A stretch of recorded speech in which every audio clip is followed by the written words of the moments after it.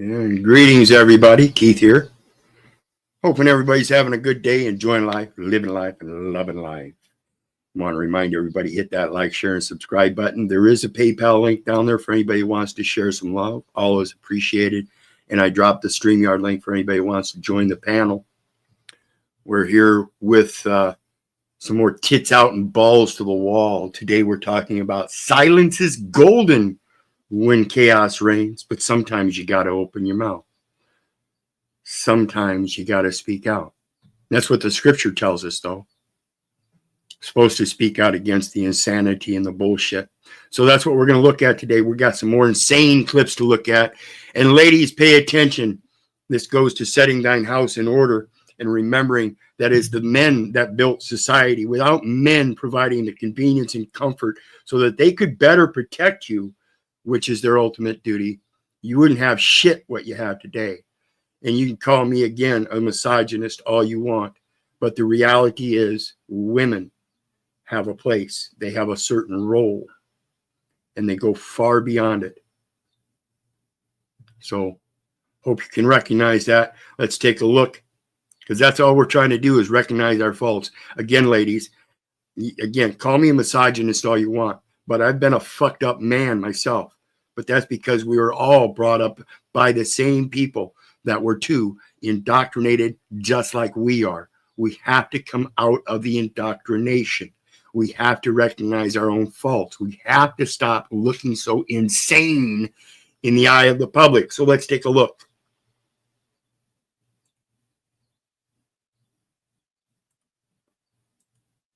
Can do this that woman can't do. You ready? Yeah, because what is it that y'all can do that we can't do? I feel like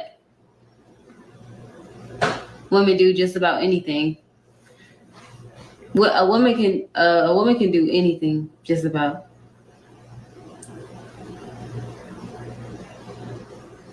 Are you gonna tell us or what?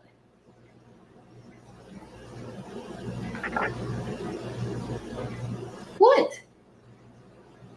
Bite your lip? Women can't bite their lip? Because I can do that. What? Act innocent? You what? You're not even freaking telling me anything. How am I supposed to freaking... I'm confused. I'm confused. Wipe your eye? Women can't wipe their eyes because I can wipe my eyes.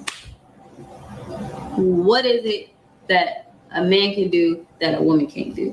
I'll wait. Tell me. You can't tell me because it ain't nothing. Why are you looking like that? Because women don't shut up. Women just keep going and going and going and going and going. You see how you were just talking that whole entire time?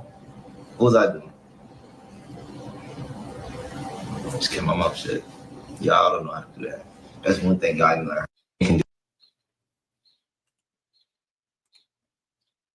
I had the same kind of similar situation with my companion in a strange perception, strange perspective, I guess, is what you would take it as. My perception is that she tells me that we don't talk much. And see, when you guys hear me speaking out, it's like I said, I speak out against the bullshit and the insanity. I don't let the falsity ride. I speak out against the bullshit. That's when you hear me. Otherwise, I'm a pretty quiet guy. I really am. You can ask my companion. She doesn't like it. But that's the problem with people. I think they need to have that little pat on the back verbally or orally so much. They have to have that communication and that connection. They can't have just a spiritual connection. Think about the people that don't know how to speak or can't hear, so they have to speak a different way. How do you communicate? See, there are many ways to communicate. Does anybody know how to communicate spiritually? Well, that's the problem, in my opinion. So let's take a look at the next one.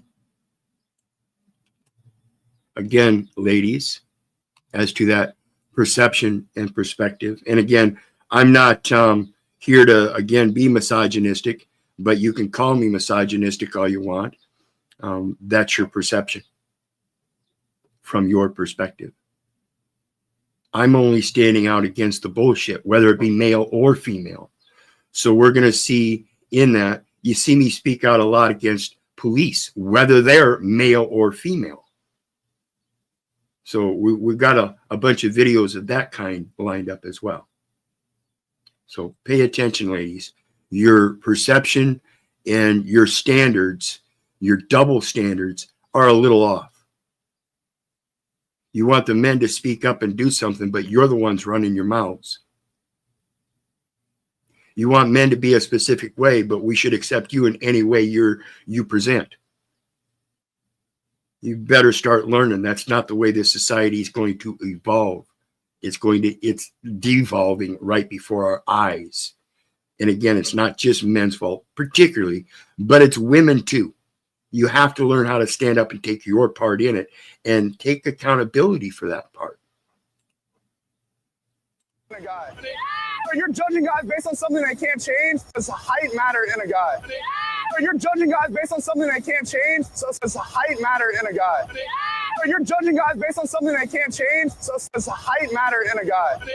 So you're judging guys based on something they can't change. So step on the scale. What? Why are you judging guys based on stuff they can't change? I guess we'll see. 180? 4 feet tall and 180 pounds. Okay, man. It's like the minion body. It's like a minion body. Normalize judging women by the same standards that they judge men. You asked for it. You're the feminist. And I think that is so spot on when we see women like this rating themselves as 10s. They're special. Somehow, because they're a girl, they're special. That's not the way it works, ladies. It's never worked that way in my life.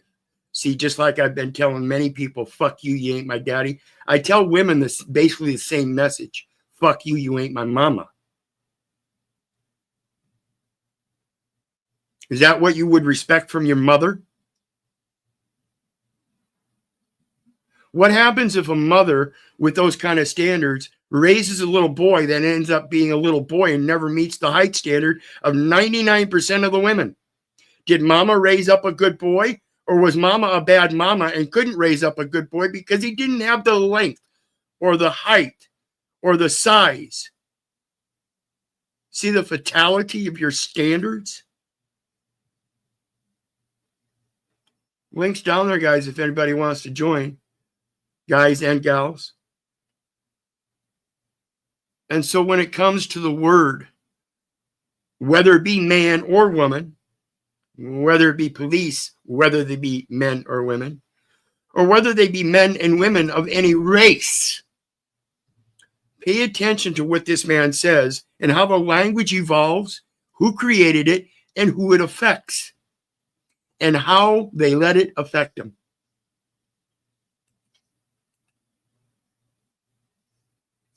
But they can't use that word. Black people can't use it? Oh, no. White people invented it. It's cultural appropriation if you use it. Stop saying the N-word, damn it. It's our word. How many times in your life have you said that word? I don't know. I haven't been keeping. You guys understand that part? If somebody else created the word and you appropriate it, you're the one that's taking on that name. Remember Toby and Kunta Kinte? Y'all fell to the same thing. Now, again, you can call me a racist all you want, just like you can call me a misogynist. I really don't care. I'm just pointing out the truth of the facts. I don't use that word.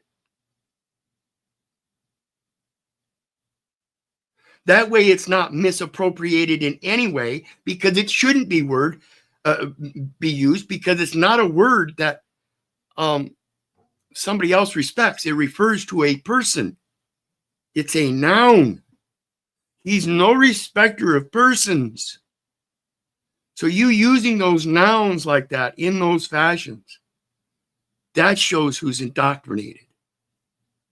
A man's intellect is limited and biased by his vocabulary. track. The darkest black person you've seen? Oh, I've seen darker. Some of you is pitch midnight to dark chocolate to regular chocolate, light bright and damn near white. On a scale of 1 through 10, how black am I? You probably a 9 though. Fortunately, since I got a suntan, I might be a 2. Describe black person with one word. A criminal at the very least. Now, see, there he changed the word again. See, they're using that connotation of the N-word as applying to black people.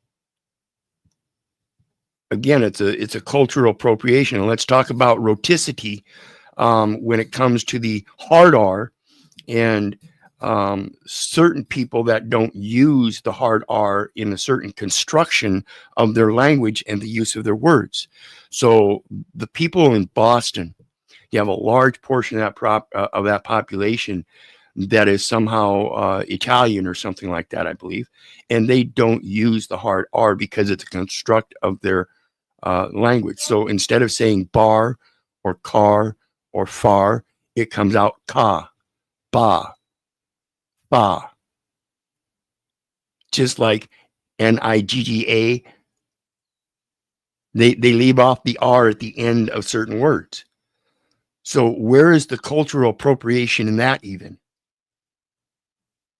So we really have to think about this language and what it's done to us and caused the babble that we consistently speak. Again, and you can quote me on this, a man's intellect is limited is limited and biased by his vocabulary. Limited and biased by his vocabulary. Your vocabulary shows your bias. And that's what limits it. Just rob a liquor store on the way. I only rob people in green clothes. Oh, damn. So regardless of the guy, quote, being a racist, he is a very capable being, obviously. If you go check the guy out, I can't remember his channel or anything, but let me see if it's there. I don't think. This is from Daily Hilarity Comedy. Daily Hilarity Comedy. Let's see if they've got comments, if they've got details. Let's go to the video. But they can't use that word. Black people can't use it. Oops, let's go to the channel. Oh, yeah, he's got a lot of interviews with this guy. There we go. So let's grab that. Hilarity Hub is what it says.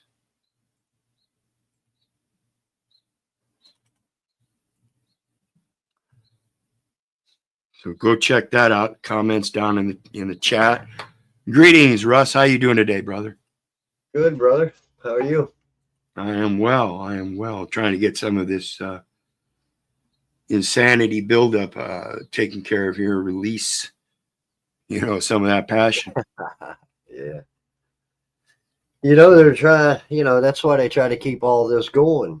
They're trying to destroy that love in the world so life itself becomes a slave to the wealthy.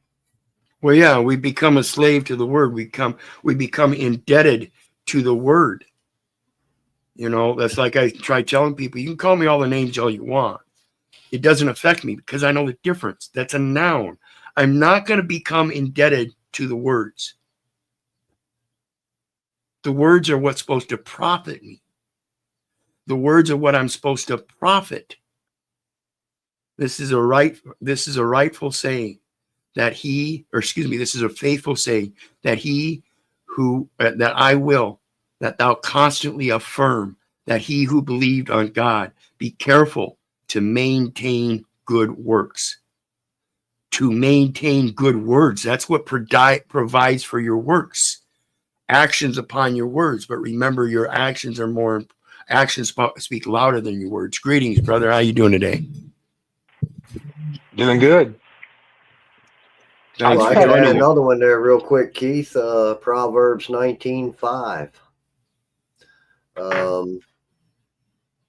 A false witness shall not go or shall not be unpunished, And he that speaketh lies shall not escape.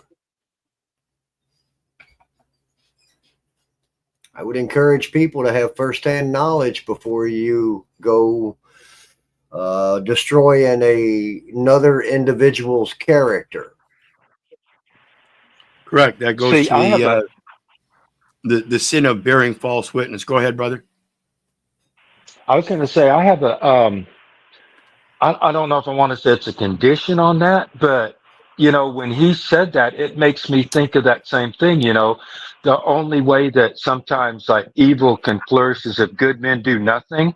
So even though you speak, you shouldn't bear false witness, as I truly believe that you shouldn't do that. But a lot of people like don't get punished for it, like the scripture says, is because good men do nothing, and they just Right. they And allow that.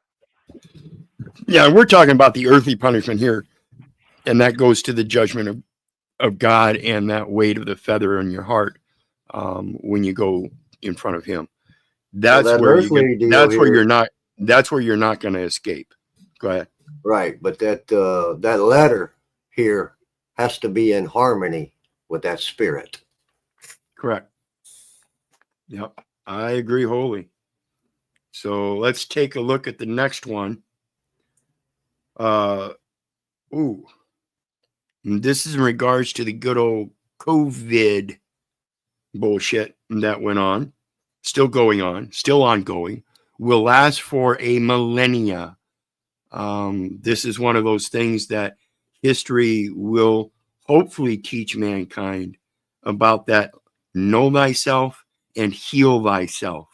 See, when this COVID thing came around, and they tried telling people to wear a mask, I refused to wear a mask.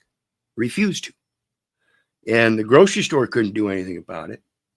And so I kept going to the grocery store as a necessity of life.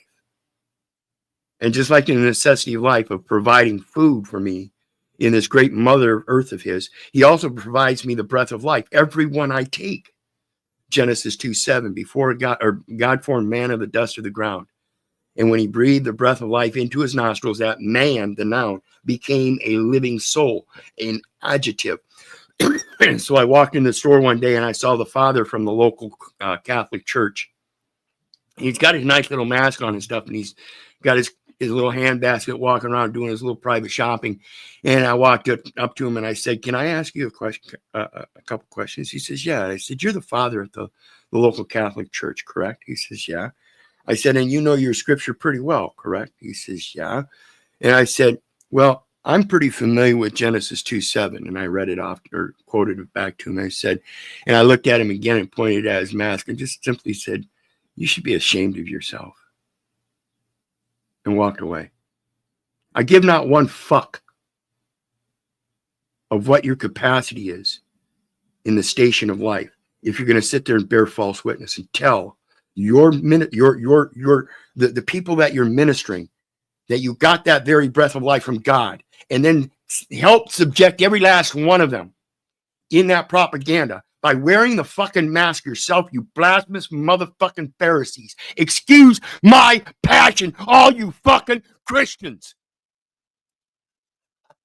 I feel you, brother. I feel you. See, that's what I was just talking about. Is a lot of people get away with it because good men do nothing and bearing that false witness. That I don't think people should bear that false witness. I don't like doing it myself, but to Absolutely see, not. but it being done and see it being done, and then choose to be quiet, thinking, somebody like that, like, well, the judgment will come for them later, and in some way, I think that it's a failure, like say within myself, if I don't speak up or bring it to attention. Yeah, and see, that's again, folks, understand I'm not a Christian. I was born in deep, deep German Catholic family, born and raised till I was 15 when I quit the church. I'm not Christian. I know those scriptures and I still study them scriptures today. I still study other scriptures too. I still study the spiritual readings of other origins, other cultures. And the same message in each and every last one of them comes down to the same root. Do unto others as you would have them do unto you. Maybe Keith are like old Festus Hagen on Gunsmoke when old Doc told him, Festus, why won't you just go ahead and learn to read so you don't have to worry about this? And Festus said, well, how would I know they wrote the right writing? I could be reading the wrong writing because they, you know what I mean? You got to clip. Yep, absolutely. So let's take a look at the next one. That's why I tell people it's a matter of getting down to the foundation element of learning how to read and write yourself. Do you comprehend what you're reading? That's what that judge asked me about in the court the one day. He says, do you understand English? And that set me on the path that I am today. Without realizing it, that was already an intended path. I was the kid that walked around with fucking dictionaries and thesauruses in my backpack. I understood then the importance of knowing what each thing meant and the context in which it was said, because the same word used in different contexts means different things. So let's take a look at it again. This one here, we've got, this is Nancy Mace, Grill's Twitter executive, and this is on the censorship of doctors that were trying to expose this shit, and the government executives ordering these private entities to censor them. Okay, that's not what the government is for. And that's when we should be throwing off the despotic government, because these are social platforms that destroys our society if they're interfered with. This is the mechanism for social advancement, is social platform. It is the First Amendment, freedom of expression. And when you start denying that as a government, you are acting in treason. Just like the fake fucking Christians, you fake government actors, filling your pockets and wallets. You ought to be ashamed of yourself. And since you're not, I'll see you at the gates. I'll be the one snitching to my daddy. On YouTube that didn't get 3 million views, 4 million views, 5 million. You got a clip. I don't know if you know this or not. It's got 61 million views. Is this the Twitter? No, this is this one. Hunter Biden? Play this 16 clip. million? No, not 16 million. 61 million views. The Hunter Biden one? Rob, can you go back and show her? She needs I thought to it was see the this. vaccine one. Can you just go back and put this on there to see this? This clip went off the charts. I did not go to medical school. Twitter one. I'm sorry. I did not go to medical school. That's what I thought. Why do you think you are? So we have somebody that didn't go to medical school acting in a corporate capacity as part of a government agency and violating, just like I said, it's my singular right to express myself. And that is a grand right. But exponentially, your right to know, everybody else's right to know, is what's being violated here. Or anyone else on Twitter had the medical expertise to. Go ahead, brother. I was going to say another bad thing about it is that's a cascading effect, right? Because once that government then infiltrates then the doctors, and the doctors are telling you bad information, claiming we went to medical school, so you should be believing us when it's all jacked. Right. And that's these medical doctors that take a Hippocratic oath to Apollo and the Greek gods, and that therefore you cannot serve two masters. So in their expression of serving two masters, what's to limit that they may not serve anybody else at their whim for a fucking paycheck? That's what this system is developed on, folks. It's not a matter of serving two masters. It's a matter of serving anybody that says they have power and authority over you, whether you believe them or not. And they're going to keep on pushing that because, God damn it, they got the government at their back. Who's the fucking government?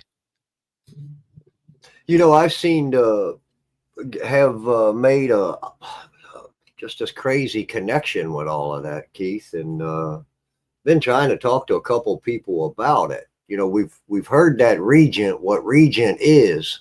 Well, the teachings of Jesus is supposed to be, Jesus was supposed to be king, right?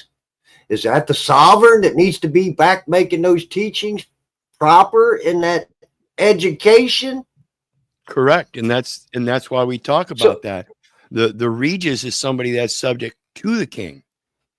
He is the registrar. He is the one that's taking the account for the king. He is but the also holder of the account. So Jesus was a master carpenter, right? Car, pen, tier. Yes. Car TER is the myth- earthly. TER is the earthly world. That's the name of Earth. The well, it's name also of the moon. attribute The name. certain attributes in form ER. The name of planet Earth is TER, as in terrestrial. Okay.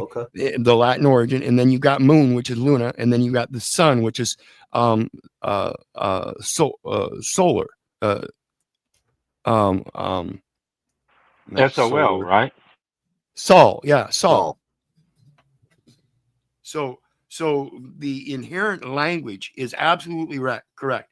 Car, as in something that motivates. Okay, it moves. It has motion. It can travel. It is vehicular, as in the English language is vehicular. So if it's vehicular, you can take it from oral and move it to literal, which is pen, carpenter. But now, when you hold on. What did everybody else do when Jesus spoke? They fucking wrote it down. Jesus didn't write it down. Poof. I bet you he didn't sell it either. I bet you he taught it. Absolutely. So let's continue on. Censor a doctor's expert opinion. Our policies regarding COVID were designed to protect individuals. Were designed to protect individuals while violating the very breath of life. How fucking ridiculous is this insanity going to get? This is 100-fold of what they did in California when they legislated on the subject of plastic straws in paper wraps. And now they're using paper straws in plastic wraps and never even detailed the fundamental issue of plastics, of which they put that plastic straw in a plastic lid in a plastic cup, using plastic condiment containers and everything else. The insanity. I know, it's kind of ironic. It makes me think about Married with Children. How love and marriage go together like a horse and carriage. Yep. You can't have one without the other. And you got to put one in front. Yeah. You got to set thine house in order, folks. But isn't it interesting? Here's the synchronicities for me. Al Bundy. And now you got, who is that? Pam Bondi or whatever her name is? Peggy. No, the Attorney General. Yeah, Pam Bundy. No. Yeah, but when she's talking and she's making that thing about because she says, how can you do that if you're not have the medical training? And she's like, well, what we did was for the safety of individuals. But how can she not be so self-aware that what she's saying is senseless? It's really, she's speaking nonsense, right? Exactly. That's the Babylonian indoctrination. I can't believe she is at this level and speaks like this in front of the world. A man's intellect is limited and biased by his vocabulary. Listen to these people.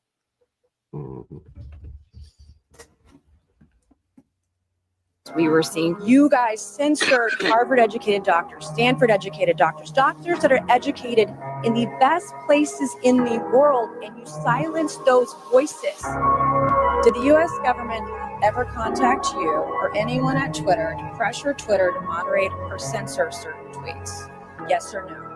received legal demands to remove content from the platform from the U.S. government and governments all around the world. from the U.S. government and all governments from all or from other governments all around the world. I. Ain't there a song like that or something all around the world? I or something. It's amazing what these people think they can get away with. But what's more amazing is that same concept we just spoke about is these evil deeds are only done because good men don't stand up. This is why I push that First Amendment, freedom of expression, but make sure to clarify that my singular independent right of expressing myself is of great magnitude, but it is far, far surmounted by the magnitude, the exponential value of everyone else's right to know. It is only through the other people's right to know that we can get a objective truth. Otherwise, we are censored into a lineated lie. Okay, the next one, let's see what we got here. When it comes to AI, understand the technology and what it's doing. And this is one of the reasons why I have so many channels and why the great ape, Mr. Paul Enslaved, saying he could excommunicate me, has failed to do so yet. And I love the fact that I'm sitting here on @Paul Jr. talking about the insanity of other people posing their standards and classifications upon you and your morality.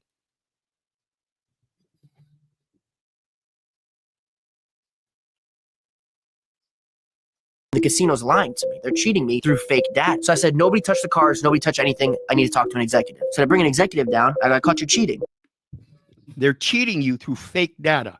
But that fake data is only because you entered the house and decided to gamble.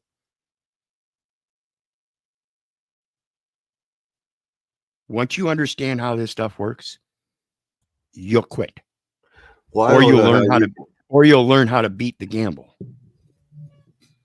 Yeah, it seems the only way to how to beat the gamble though would be to learn how to run a successful house so you can be the CEO of that 500 you open up company. You open up an equal station in life, a competitive casino. You become the house. Set thine house in order. Oh yeah. I think it's coming. Right. Oh, yeah. But it's the same thing where, like what you talk about is that enumeration at birth and that stuff like that is in some of that too. I think there's scripture that says you have to come out of that first. If you never come out of that, it's hard to set your house in order. It's like serving two masters. Right.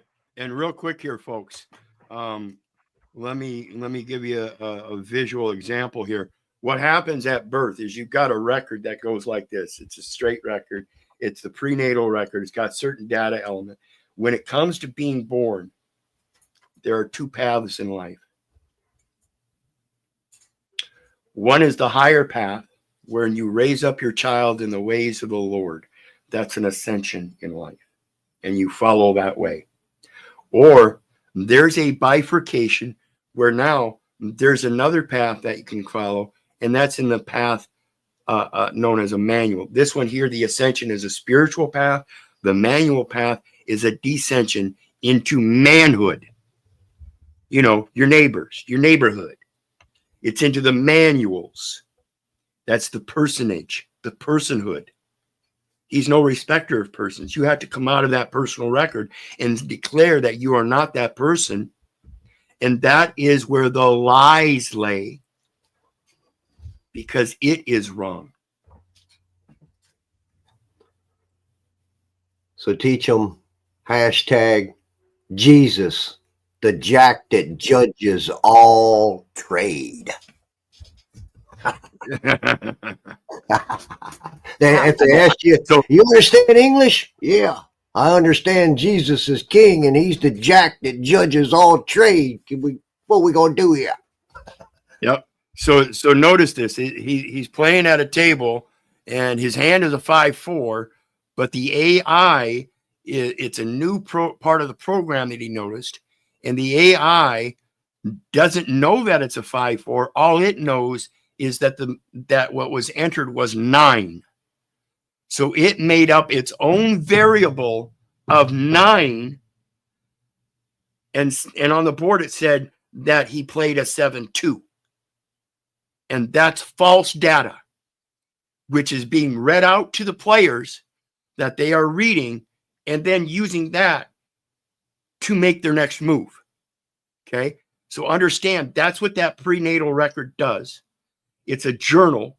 And then when they enter it into the birth records, that is a entry into a ledger. They abstract data elements and they convert them. And that's what's presented to you the rest of your life on which you make your moves in this game, this gamble, in this false patriarch, the false house. Executive down. I caught you cheating. She goes, oh yeah, how? I go, I lost to a natural 9, 5-4. Your board's telling me 7 deuce. It's making up all the data it wants. It's misguiding me. It's misrepresenting data that's going to make me lose. And that's what this game of life is doing upon enumeration at birth. It's misguiding you because of those data elements, and you're following along like a carrot, or like a horse with a carrot, but you got the cart first. So you're essentially trying to push the cart with a carrot on a string, and no wonder you're not getting anywhere. And she says you have 30 minutes to pack your bags and get out. Huh. Okay, because you didn't have a 7-2? No. And so just like I did almost 10 years ago when I exposed their cheating, 33 years, 93 cases. Then as I sat there, as they called me a belligerent soft citizen, and screamed and hollered and cussed and swore and called them every name in the book, including communist bastards, with that glare in my eye, knowing I was right, knowing I knew the truth. And when I exposed their lie, they filed a protection order against me to keep me out of the courts, and then they renewed it 4 years in a row. How dare they wouldn't let you play in them reindeer games? When you stand in the word of God and resist the test of the Satan, he runs from you. Why do you think I'm so bold as to wear this short mustache and go to city council meetings? Because now I know they will run. The only way I can make them run is sticking to the truth. In doing so, I have to not believe others. Don't believe me. Don't believe your neighbor. Don't believe the government. For crying out loud, don't believe your mother. Ladies and gentlemen, do your research so you know. Rightly dividing the word of truth. This is being careful to maintain good works. And that is what is profitable amongst men.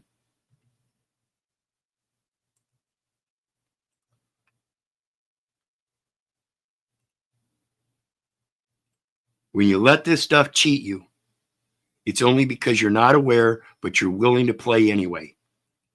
I had a 5-4. Oh. The real cards were still on the table. It said 5-4. The monitor says I had a 7 deuce. The casino's lying to me. They're cheating me through fake data. So I said, nobody touch the cards. Nobody touch anything. I need to talk to an executive. So I bring an executive down. I caught you cheating. She goes, oh yeah, how? I go, I lost to a natural 9, 5-4. Your board's telling me 7 deuce. It's making up all the data it wants. It's misguiding me. It's misrepresenting data that's going to make me lose. And she says, you have 30 minutes to pack your bag.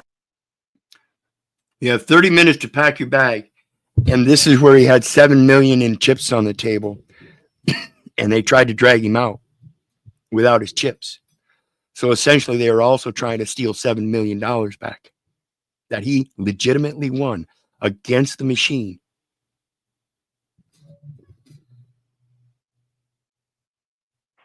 Well, you think they were trying to take it too back because he said that it was all, the machine was broke, so they weren't going to like pay him if he was claiming the machine was broke?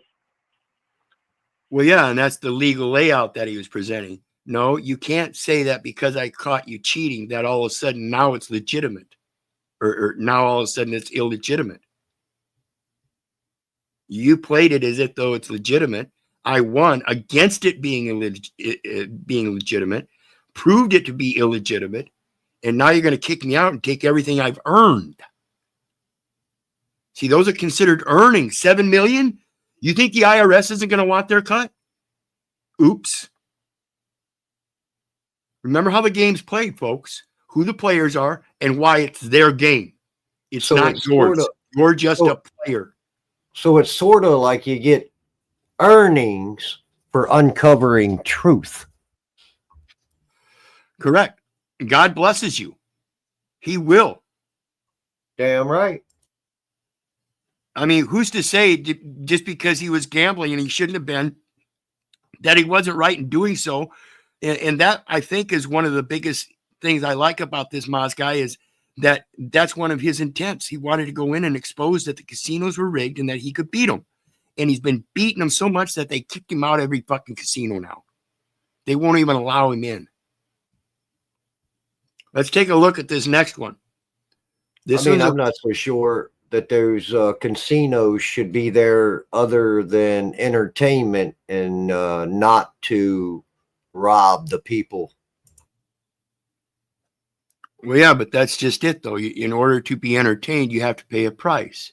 Their price, instead of a door fee to come in and have a private gambling session with free chips, is to pay you, make you pay for each chip dollar for dollar. Does that sound like a Federal Reserve note? Nope. Sounds like a railroad money. Absolutely. So let's take a look at this It one. almost sounds like it. I was going to say, it almost sounds like a government bond. That's what I'm inferring. All debts, public and private. That's a Federal Reserve note. It's a reserve currency. You walk into any house with a reserve currency and you buy chips with a reserve currency. What are you getting in return is not a national currency. It's a reserve currency. Oops. For his life in the hospital after he stole a package off of a woman's front porch, only to go back to his car, open it up, and see that it was full of black widow spiders. This woman was tired of this man coming by and stealing all of her packages before she could get home from work, so she made a little package that was just for him. When he popped that package open in his car, a bunch of spiders came flying out and they bit him all over his face, and then he started swelling up and getting nauseous, so he had to go. So, in reference to the package, let's check out the same concept here. Same concept, folks, in that if somebody was to break into your house and open that kind of package, and you had, say, 3 pit bulls, and they came running at you and bit you on your face, and you killed one of them, because that's what this guy does. He kills a spider. Right? Now, those dogs are pets. Watch this.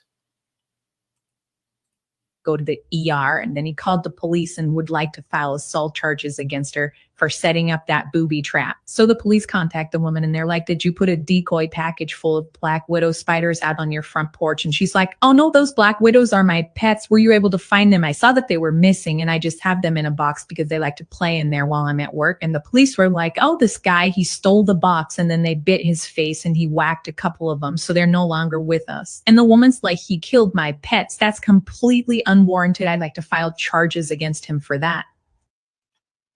So you see, folks, when it comes to the truth of the word and what we're doing in using it is very important. See, in this concept, those spiders being pets, exotic. It's kind of like the same thing if you think about it when they have these statutes about exotic cars. See, they have certain statutes in many states about exotic cars. And because it's being an exotic car, it goes by its looks. Okay, seen. Or how it sounds even, because of the exhaust and emissions. So seen and heard, eyes to see, ears to hear. And here we have a term, exotic. What is otic? Is that the hearing? Is that not hearing? Exotic?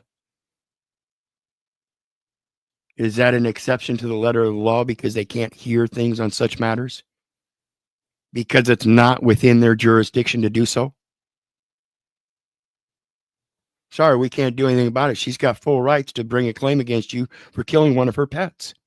She made claim that she had exotic pets. It's up to her to prove that, you killed one of her exotic pets. If she can do that, goodness gracious, you might be subject to that law. I think you're facing severe penalties, sir. You shouldn't have been taking other people's property. See, he went on somebody else's premises and took something that they had rights and interest to it and assumed rights and interest to it.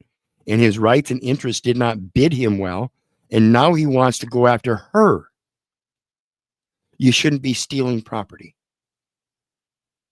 Suffer the consequences. I hope she does go after him. I mean, it's kind of facetious, but it's pointing out a great point. What do you like? Well, you learned a valuable lesson there, young man. Yep. You won't repeat that. You won't make that mistake again.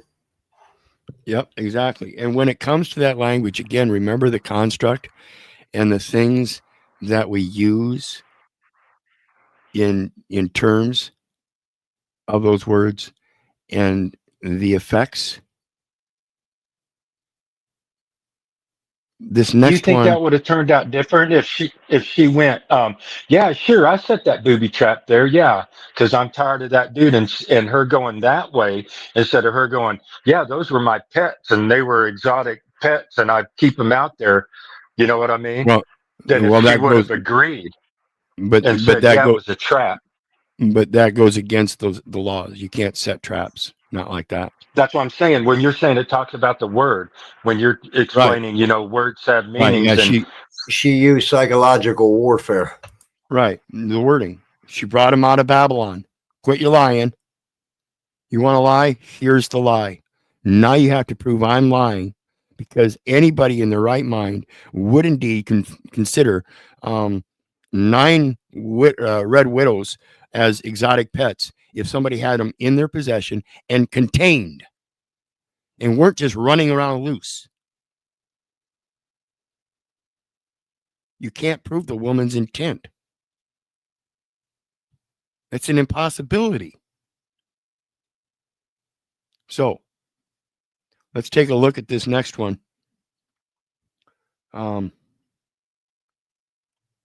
Oh, shit. They removed it. Everybody wants to be a star, man, and they don't know how to act. Man, this was okay. Since they removed it, I literally have to present this one because I remember it so well. It was one of the best videos I've seen in a long time. And it was a nerd office worker comes into a room.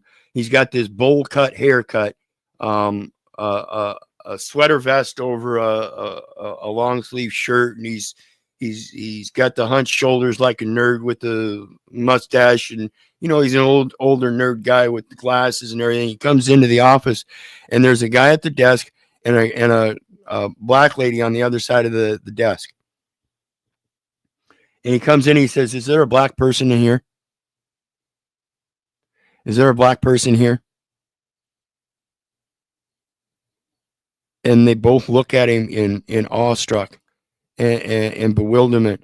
And he repeats his question. The conversation goes on, and they're both confused. And finally, she says that the colored gal admits that she's the black person. Yes, I'm a black person. I understand that. And all of a sudden, he says, "Oh, there it is." And he picks up a black purse. So his coworker had asked him to go in and see if there was a black person in the office. Black purse in the office. Black purse in the office. Not a black person, but because the language and the way we listen and how we hear things and how we say things can be confusing, and they can lead us into very strange conversations, very implicative conversations that can even cause harm. This is why the language is so important, why that hard R and the roticity of dropping that hard R in certain languages is so important to understand. Toby and Kunta, who created that word? Why are you using it? Is it viable in that use? Is it valuable in that use? Is it verbal rather than just oral? Does it make things happen? Verbal as opposed to oral. When I verbalize things, I do so with an expectation of having things accomplished. When I oralize things, it's because I'm stating things that have already been stated or done. First person, second person, third person. Was, is, or will be. So let's take a look at the next one. As it relates to those little white lies and how society is seemingly willing to accept them as supposed little white lies when they're grand lies on a massive scale. Grand lies on a massive scale.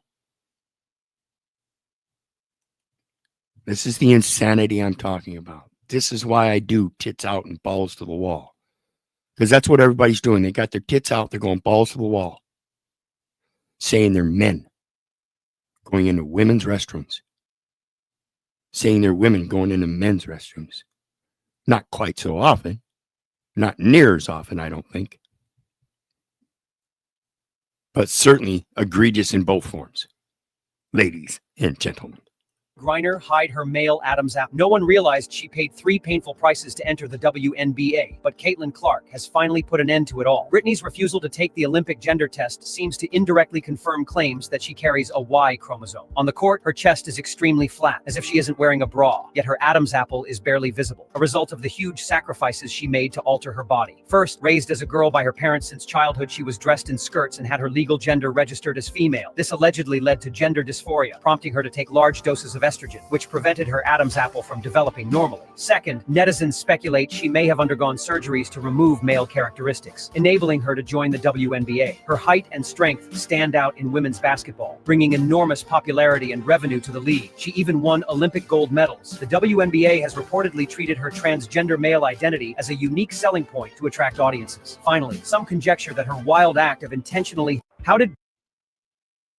And so in my own opinion, we also see a biracial male, and not to make it a racial issue, just to extend into the insanity of all the different excuses and everything and how it works. If you understand the story behind Mrs. Griner, the white gal, Caitlyn Jenner, Kate, what was her name? I can't even stay up with this stuff so much anymore. Brittany Griner hide her male Adam's apple. No one realized she paid 3 painful prices to enter the WNBA, but Caitlin Clark has finally... Caitlin Clark, there we go. I knew Jenner wasn't right. Caitlin Clark exposed it, and that's why all these women in the NBA are giving her a hard time. That's why it seems like the refs aren't calling the fouls they should be calling on her. They're trying to get her out because she's trying to stand up for women. So your women's Absolutely. rights, your women's rights are going down the drain in lieu of transgender rights that is subsuming the woman of the year, the champions, the real women. Go ahead. Sorry, I was trying not to interrupt, but it's like that you saying that it's Caitlyn and like you naming this like balls to the wall. It's like, I wonder if that, because nobody really knows about what that Griner chick actually had done. If she changed her gender, is like maybe she was brushing up against Caitlyn too much, and so she didn't like that. Well, yeah, and that's part of it. When you've got a male in there that's sexually offending another woman, or sexually offending a woman on a basketball court, I guarantee you, any daddy at any age would step up and knock them out. They'd take them out. Okay, you don't do that. So what we have here is a position on a sports court, just like the bathrooms, where that implication can be made, because we know in fact it is a male and it is refusing to identify as the male that it is, and therefore it is the insane party. And by reason and logic, it is most likely that they should not be allowed because of those kind of circumstances and effects, if it is true. So you either are willing to accept the insanity face to face and say, oh, well, I give up all my rights and acknowledge their pronouns. And I'll wear a mask to make sure that I don't breathe my germs on them while they're vaccinated. Excuse the fuck out of your insanity.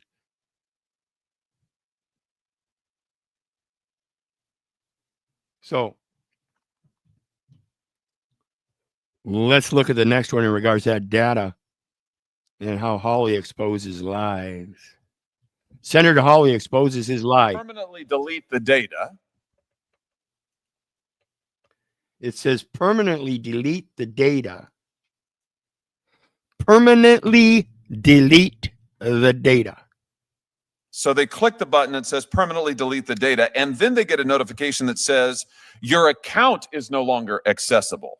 How do they know if they can't access their account anymore? How do they know their data's been deleted? Because we send them a notification that their information has been deleted. You send it one. So they send you a notice that the information has been deleted. Once, and how long does that take?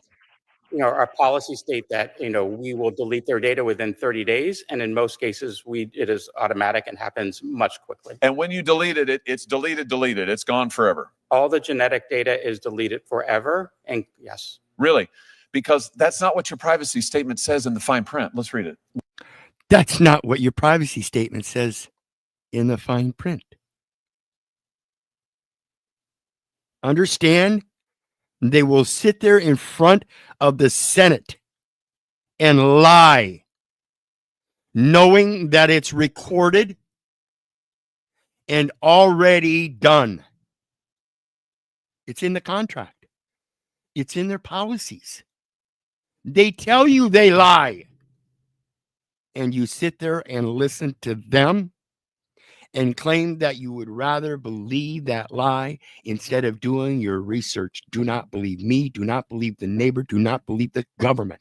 For crying out loud, do not believe your mother. Do your own goddamn research so you can rightly divide the word of truth and know it.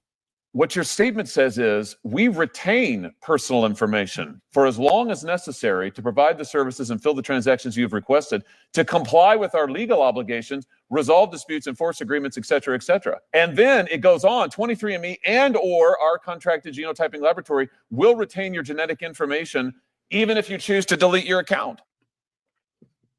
Even if you choose to delete your account. So while they're telling you that all of the information will be deleted, it's only the account that is deleted, and they maintain the information so they can keep records. You can't just give away a record. You just can't destroy the record. So again, understand, folks, when you enter that data elements, that's your liability. You did it. They can't make you. Stop it. Here's another one where they don't like winners. Sir, I need to see your ID, please. Thank you.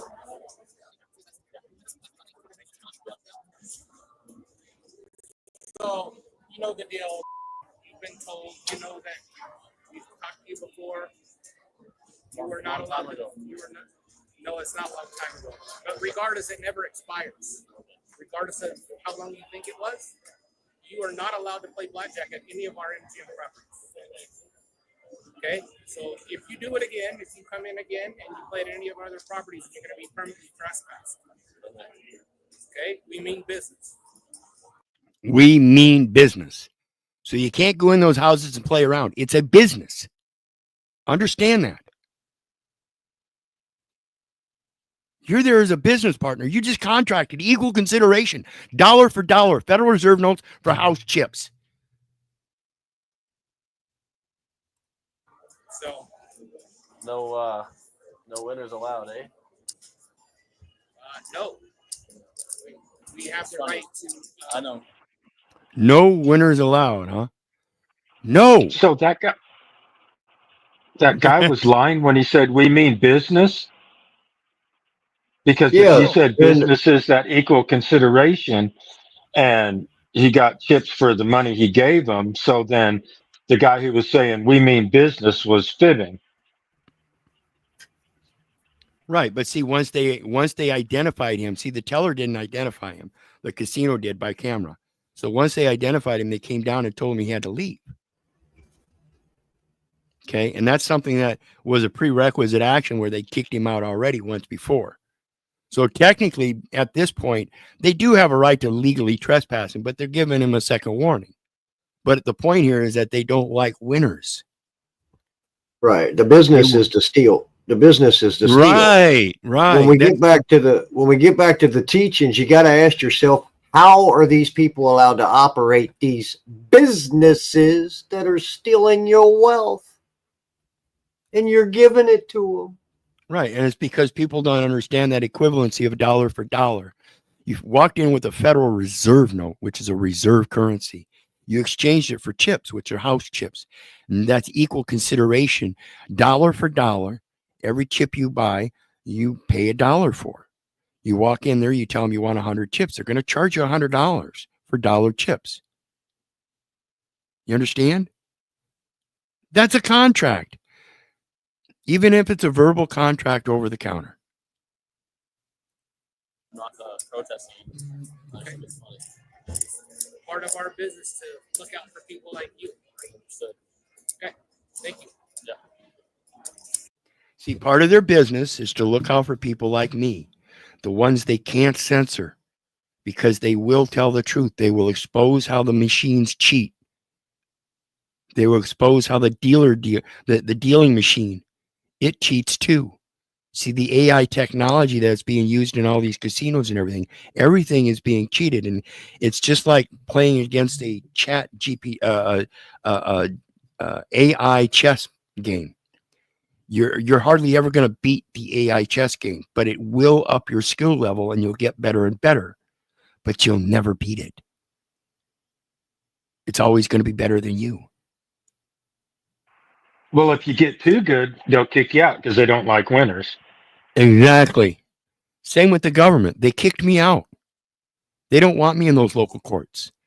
The last charge they did try, it was dismissed easily. But of course, now they now have another problem because they expressed a trust wherein I'm supposed to go to a paying agent to pay a tax.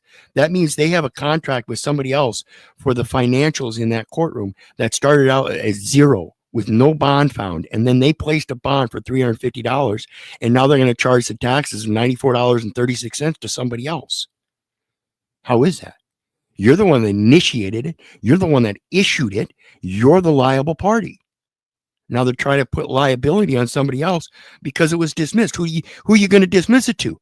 Nobody brought it but you, the judicial officer. Funny stuff.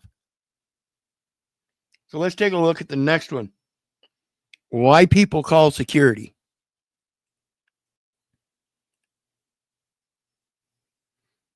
I just took a picture. I'm going to write. Look at this. Yeah. Again, talking about the AI and its effects as a communication device and what people can use it for and how it offends other people. Wow. We. Are you purchasing anything here in the department, sir? Huh? Are you purchasing anything in this department? What you sound. Are you buying anything in the department? I could. You could? Yeah. Awesome. What do you want? Why are you so aggressive? Because see, even here, you entered their house. Your intent is to exchange a reserve currency for something of equal value. Supposedly. That's why you walked in the door. It's literally a contract by action. It's a verbal contract by action. They're there for business. They're not there for you to play games. you're not buying anything, you're playing with my phones and putting pictures with words on it. But there were so many other pictures. If someone jumps off a bridge, does Yeah. that mean you should too? And see, there were so many other pictures, and that's because many people come in and do it. So now we're looking at how this guy is taking his job seriously, and evidently he wasn't around when those other people did it. But since he's around now, he's going to assert his authority, his insane authority, as if though he's the one contracting. See, this is where the part where the customer is right comes in. If you're going to have a display model out and accessible, then what's the deal? If you don't want it accessible, then put it behind a locked cage like everybody else. See, they do this so people can use these phones and get used to their use and see if they like them or not. I don't like going out and getting a car without test driving it. Same thing with anything else I get. I want to know how it works. I want to see a floor model. I want, even your mom and dads, when they buy washers and dryers, they want to see floor models in action and stuff. At least mine did, you know? So again, it comes down to that business and playing games and the interpretations thereof. If you really want my business, you'll let me scope out the product. Go ahead.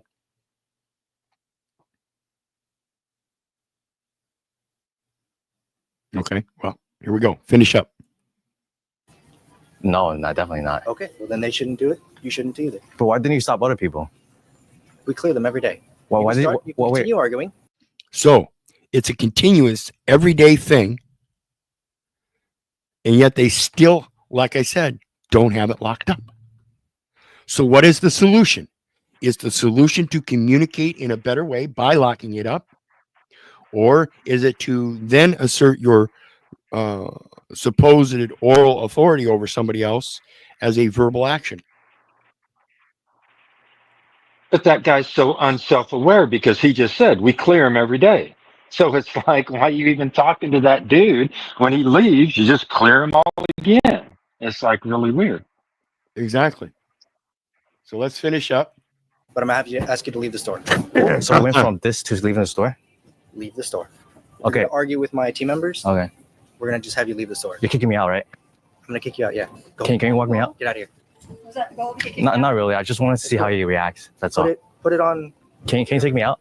Like, follow me? Asset protections. Let's go. Asset protections. See, that's what it's all about, folks. Asset protections. So if you're really, again, trying to protect the asset, put it under a fucking locked box. Okay? But who was the asset? That guy? Because Evidently. the dude himself is calling asset protection, so he's claiming he's the asset. Yeah. I guess. That's why he needs security to haul this guy out, because he's the one that needs protection. He can't haul him out because he might get into a physical altercation, and he doesn't have a security uniform on. We got two young gentlemen here causing problems here in electronics. Can you please remove them from the store? He's on his way. Dude, this is awesome. Appreciate it. Wait, what did you say? Reminds me of the casino Is that one. Professional? Would you just call me? What you're doing professional? I didn't curse. I'm a contractor. What are you gonna do? See, it reminds me of the casino ones. And just like this guy just said, I'm a contractor. What are you going to do? Like, he thinks the contract is what gives him power. No, the truth is what gives you power, because even outside of your contract, you can't defeat the truth with a lying contract. See, that's why I say truth needs no defense. So when this guy claims that he's a contractor, what are you going to do about it? That shows you that he understands the power of contract too.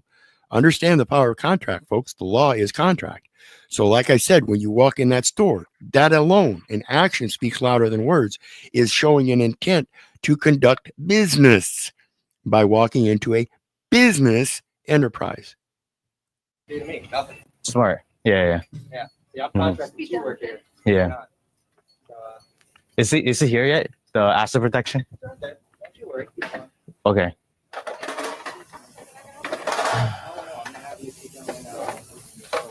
And there's asset protection. Oh, woman. What if this guy here was 6'7"? What's that asset protection going to protect against a man whose job and duty it is to protect, and therefore he has the skills to do so by his physicality alone in most cases? So this lady here, as a asset protector, going to haul out a man who could probably take her. Just saying, I hope lady. her name's Karen.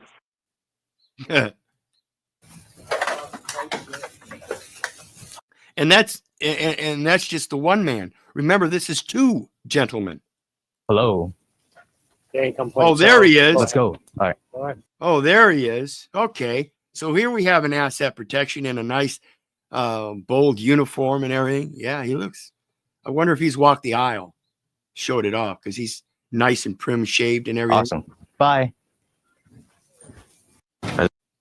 See, that's how you assert authority in contract. You push the contract. If he's not going to buy, then you push him out of the contract. You make it so he doesn't want to buy. Great tactic, folks. Great tactic. Because if that was me, not only would I not go back, but I'd make sure to write a nice letter to the corporation letting them know why. And I would certainly spout it out through my freedom of expression, exactly who they are and what they do. Let's take a look at the next one, because this comes from those police. Now we're going to get into some of the police videos and how absurd it is that they oppose authority. And like I've said many times, this system is set up so that if you're a member, then you're pretty much a member financial institution, a member bank, a member banker, and all member bankers have an agent known as a teller that operates in between, and they're supposed to be telling on each other. That's the way this law truly works, the way I see the English language. And if you don't understand what I just said, understand that you're the one that's been financed.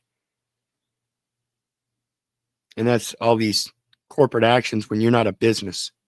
So let's take a look at this. Cops messing with the wrong FBI agent.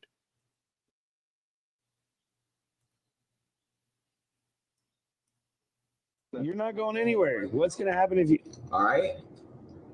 You guys need to do a little bit better. What's going on, my man? What's going on? What are you doing here? Just checking out? What am I doing here? I'm shopping. Where have you been lately? See, there's the question. Notice how he looked at him. Where have you been lately? See, this guy's on the move for a suspect. A suspect. Yeah, he's on the hunt. Sniffing him out. There he is. I can smell him by his color. How autistic do you have to be to do that, huh, folks? Excuse me? I got a call. I had a little crazy dude running around, and you fit part of the description at least, and now I'm wondering where you've been. What have you been? You fit part of the description at least. What part is that? Colored man wearing a white shirt and blue jeans. Here you got a colored man wearing black shirt and black jeans, but he fits part of the description. See how fucking stupid this shit sounds? See, I don't talk to people like that either. You can't come in the truth and reality as somebody that's supposed to be protecting and providing the truth and reality of the community.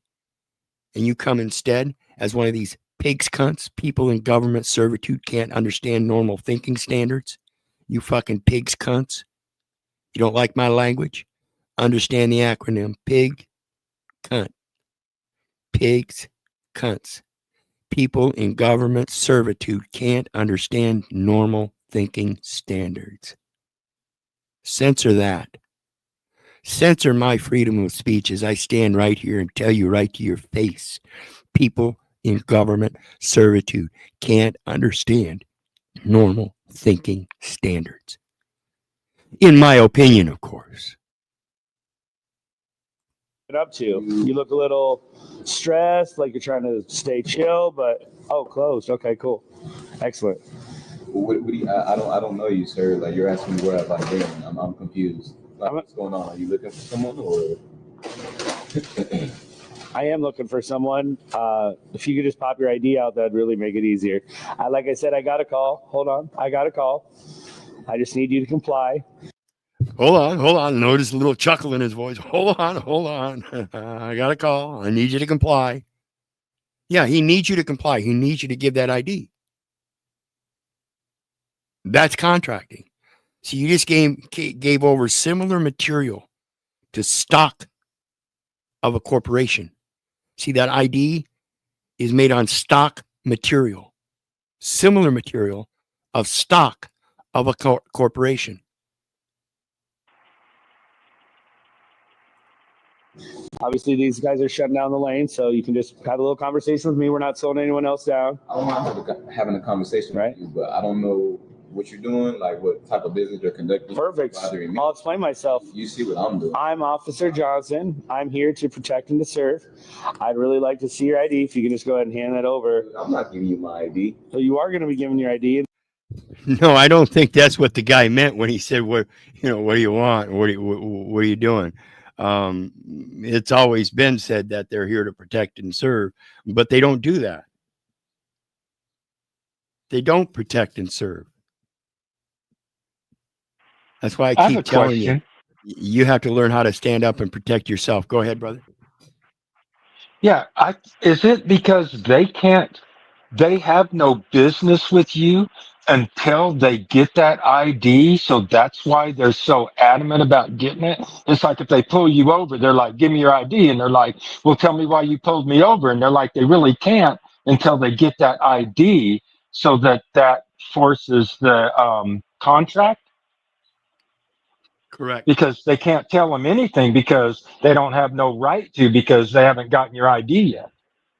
Correct. Under the statutes and codes, they run everything through the court registry investment system.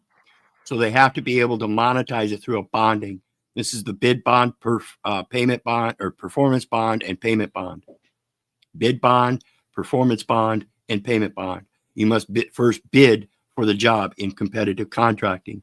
In that bid, you get a performance bond. And so long as you perform, you then get a payment.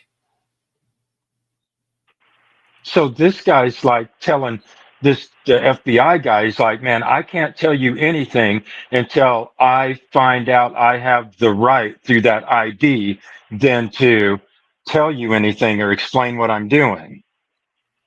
Right, because he's an FBI agent. He knows RAS, and he knows that's what he asked, what the cop was doing. And the cop says, well, I'm here to serve and protect. He already knows he's lying, so he's trying to get specifics out of him. And this dumbass is sitting there chuckling and acting like he knows the game, and he's going to play the game on this guy, right? When this guy knows the game better than him, evidently. And the more you comply, the smoother this will go. But Fine. I'm not going to give you my ID. You're a man of the law. You know how this thing works. I know how this thing works. I'm not no crazy guy. I know I'm not giving you my. I don't know you're not a crazy. I'm not a suspect. I'm not a suspect. I'm not who you're looking for. I don't know what your deal is. You walk up to me, talk about. You got a lot to say, my man. Why you got all this aggression? I mean, it seems a little passive, but I need. Why you got all this aggression? I mean, it seems a little passive, but no, it's not. It's not aggression. I didn't see any aggression there whatsoever. In fact, I see him plainly talking about the issue and then walking down on the other side of the register piece. He moved away. There's just something don't look right with all of this. I did see this. I think it's pretty cool, but I mean, the cooler looks empty. It almost looks like it's a prop. And the amount of views too tells me something. 184,000. That anything with truth, they're not gonna. You know what I mean? So right, but what I'm pointing out here is the need for that ID, the RAS, how it works, how stupid they sound when they do these things, and this is not something that's one off. This. I was hitchhiking back from New Hampshire, and I was in New Jersey at the time, and two state troopers pulled up, and these guys acted insane. I mean, they were giggling and laughing and pointing their finger at me. Oh, you're just on your way back home. We get it. We get it. Why would you react like that? Why not just act like this guy, just plain conversation, nothing big. There's nothing important going on. We just want to make sure you're safe on the highway and get you to a safer road, because that's effectively what they did. They just, instead of hitchhiking here, we're going to take you to one of the back roads. You can feel free to hitchhike back there. We just don't want you on the interstate where it's deadly. So it just again goes to the point of what they're trying to push and how they push that policy, because that's all it is. And in that, they need that ID to contract. Right. And that guy was saying that he was acting aggressive when I guess the policeman was saying, no, you're going to give it to me. When he's like, I'm not going to give you my ID. He's like, oh, yes, you are. So it was like, The copper was the one like being aggressive with his verbiage. Right. And that's why he projected that this guy was being passive aggressive. No, it was, he had no reaction to you demanding the ID except say, no, I'm not going to do that. That's not aggression. And it's certainly not passive. It's interactive. He told you boldly, no, I'm not going to do that. Passive would have been to go ahead and hand it over. That's what complying is. Need you to chill out. Show me that ID. I need you to chill out and show me that ID. He is chill. Again, if you pop, I'm not showing you my ID. you are going to show me ID, and you really started. Hold on, my man. You said you're a man of the law. You really should have stopped there. So obviously, you acknowledge the respect. You really should have stopped there. Evidently, this guy is he's totally in the dark here. Doesn't realize this is an FBI agent, has more credentials than he does, and he's telling him he really should have stopped there. See, that's the narcissism. That's the narcissism. That it doesn't matter who they confront in this private look without their badge and uniform. They're going to keep going until they prove their badge and uniform. This is why you see those videos where a judge will get out of their vehicle and storm back to the officer and let him know, you better move this, stop along and issue me that ticket if you're going to issue me a ticket. And you better know what you're doing. See, everybody thinks they know the law and they are the authority. That's a narcissist. Not that they're narcissistic, but it is a narcissistic trait. And most of them fall into the category of Dunning-Kruger because they've been taught by certain people that have been doing it for years. They think they know when in fact they've been taught wrong. And the people that have been teaching them for years have been violating people's rights for years. And all they did was teach them to violate more people's rights. Those traits are the weeds in that garden that need to be weeded. Yep. Right. So I don't understand. If you understand that I'm a man of law, why? And you're just a civilian, right? So if you're just a civilian and I'm a man. I'm a man of the law and you're just a civilian.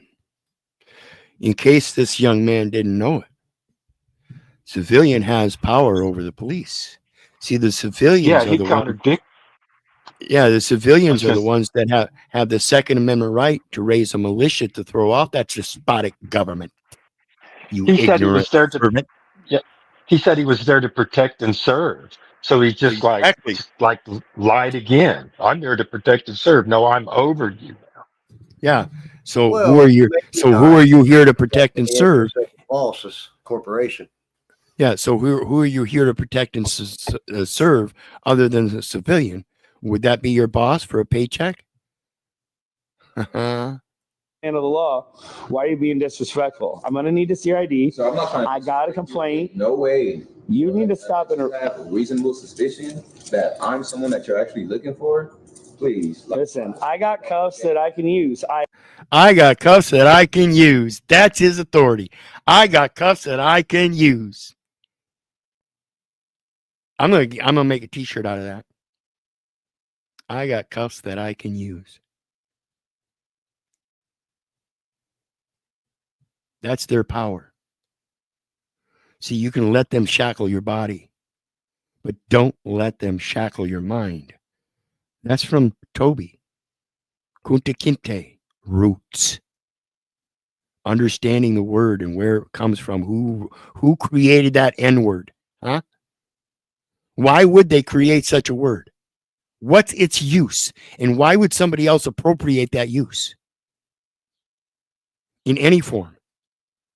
English or some form of rhoticity. Why would you appropriate that as a sense of pride even? See, this is why I speak out against Christianity and their blasphemous ways. He's no respecter of persons. Yet they, in that bifurcation, fall to the descendant, the decedent. Instead of ascending in a spiritual way, they fall to the manual way. They follow that record instead of being in the guide so the record tells us true story. Let's look at the next one where a guy refuses to ID another one. They need that ID, folks. See, that's where the liability is. And in order for them to swap the liabilities, a credit default swap, They they swap the liabilities for the credits by default because you don't know. Pulled this lady over for speeding, but when he noticed the passenger filming, his fragile feelings got instantly hurt, and the power trip began. But this time he tried to flex on the wrong guy because the passenger knew his rights and didn't even flinch when the cop started to press him. I always record. Okay. Have you got an ID with you? No, sir. Hold on 1 second. I'm just trying to find the thing. The reason I stopped is you're going 75 and a 55. We're going to Hayden, Kentucky to get a free puppy for my daughter. And the GPS said it was 65. And generally, folks, I will do my best as I've been learning along the way that when it comes to better language, El Perro, I appreciate it, Khalif L. There are no colored people, nor black people, nor white people. And so when I do make reference to those colored people, black people, white people, it's only to make a distinction that's already there so people can use it as a discernment, a point of discernment as it relates to that language. Because again, even people is a sort of noun. Okay. So I prefer even above brother and people and neighbor and sister to recognize you as a living soul. In that, please show me the diplomatic etiquette of what you would prefer that I call yourself. And that's why we see these things. Khalif L. That's what he would prefer people to call him here on this platform. So he is the creator of his own calling here. And that's what we're talking about. Appreciate your comment. And he goes on to say credit default swap. Good game. Yes. They took the mortgage default swap from the 80s Enron fraud scandal, of which they reimbursed the bankers so they could set them back up instead of the people. And now they're still robbing the people, but they're doing it through credit default swaps for signatures on pieces of paper that those people make outside of mortgages. Anything that they need credence for. In other words, anything they need to swap their liability with for a credit. That means an application, even if it's a job application down at McDonald's. It's being securitized and you're not being given credit for it in return as an equal consideration in that contract.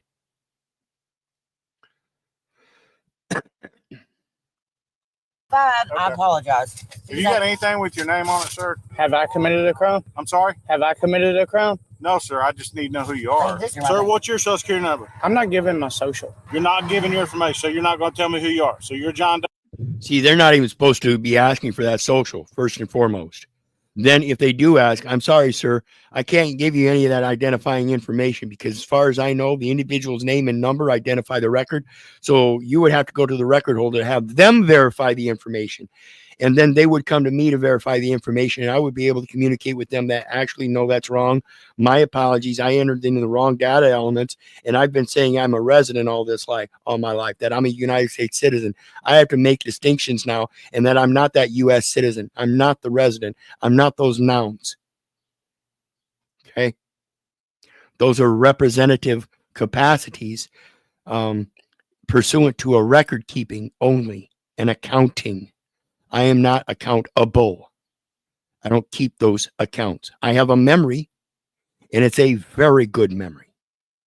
My apologies if it's a distraction to you and your idiocy and your limitations and bias in your vocabulary. But I will rightly divide that word so you can come to correction because I believe I'm already there in most senses. I'm not perfect, so I'm sure I'll find more of my own errors. But as I go, like I said, I'm learning and I'm growing and I'm fixing those errors in myself. I'm not trying to change the world. I'm changing myself. No, right now, because I'm trying to find out who you are. I mean, if you have any warrants on you or anything. Well, in the state of Kentucky, you only have the ID if you committed a crime being lawfully arrested. I know my rights. Don't give your... See, he's not even supposed to be addressing the passenger. This is a traffic stop. The only one at issue is the driver. No, are you okay, sir? I'm fine. Because I'm pulling her over for several violations and you're telling her not to give me information. So Social security numbers are private. I mean, you can get her name and birthday. This cop pulled. See? When you tell the truth and expose their lies, what did he do? He ran as soon as he heard the truth that he knows. And he was testing both of these people on. He is Shaitan. He is Satan. He is the devil testing you in the desert. He is Matthew 11, 1 through 14.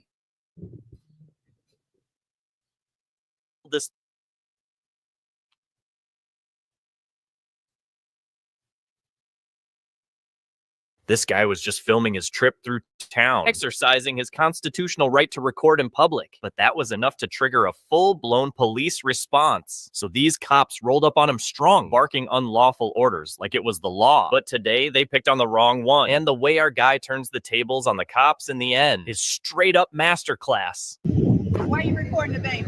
I'm just shooting a video. I'm making a lot of people. Why are you recording the bank? I'm just shooting a video. You making a lot of people nervous. Okay, now what we gonna do? I ain't on that property. Now what are we gonna do? You made a lot of people uncomfortable. Now what are we gonna do? You're gonna get off the property. I'm sorry. Well, what's your reasonable articulable suspicion to have me removed? Because even in trespass, you have to find that I've violated some kind of policy even that you would consider internal law. And see, their internal law as policy as a bank to be uncomfortable doesn't mean squat in public. It's public sidewalk. This property too. You need to leave the Is area. this the property right here? You need to leave the area before you go to jail. I'm saying like that. You sure? Yes, sir. Leave the area, sir. I'm gonna stand right here. Hey, how you doing, sir? You got any idea? You need to leave the area, you're going to go to jail. I say it like that. I'll say it like that. Meet me outside. Come get some. Fucking ghetto shit.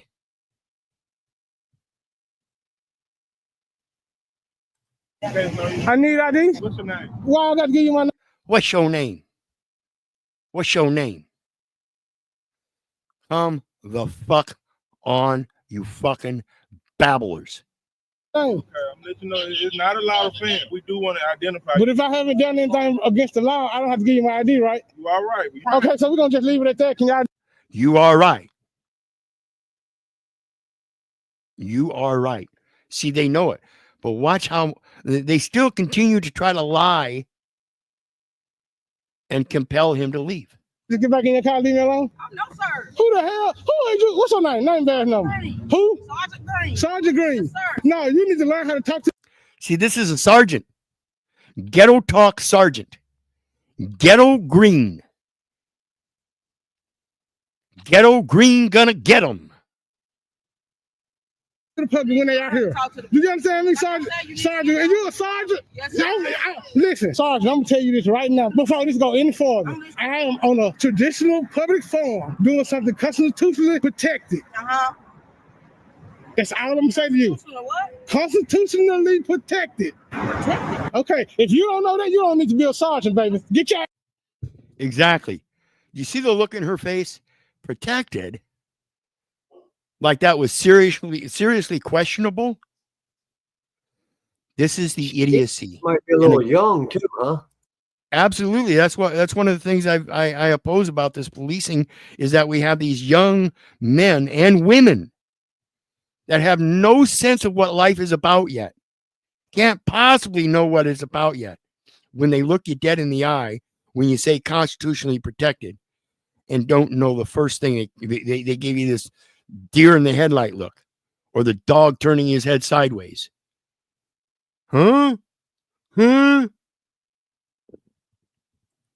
Ask out the car, come do your job. Yeah, educate her, because she's a sergeant and don't know. How the motherfucking sergeant ain't educated on our rights?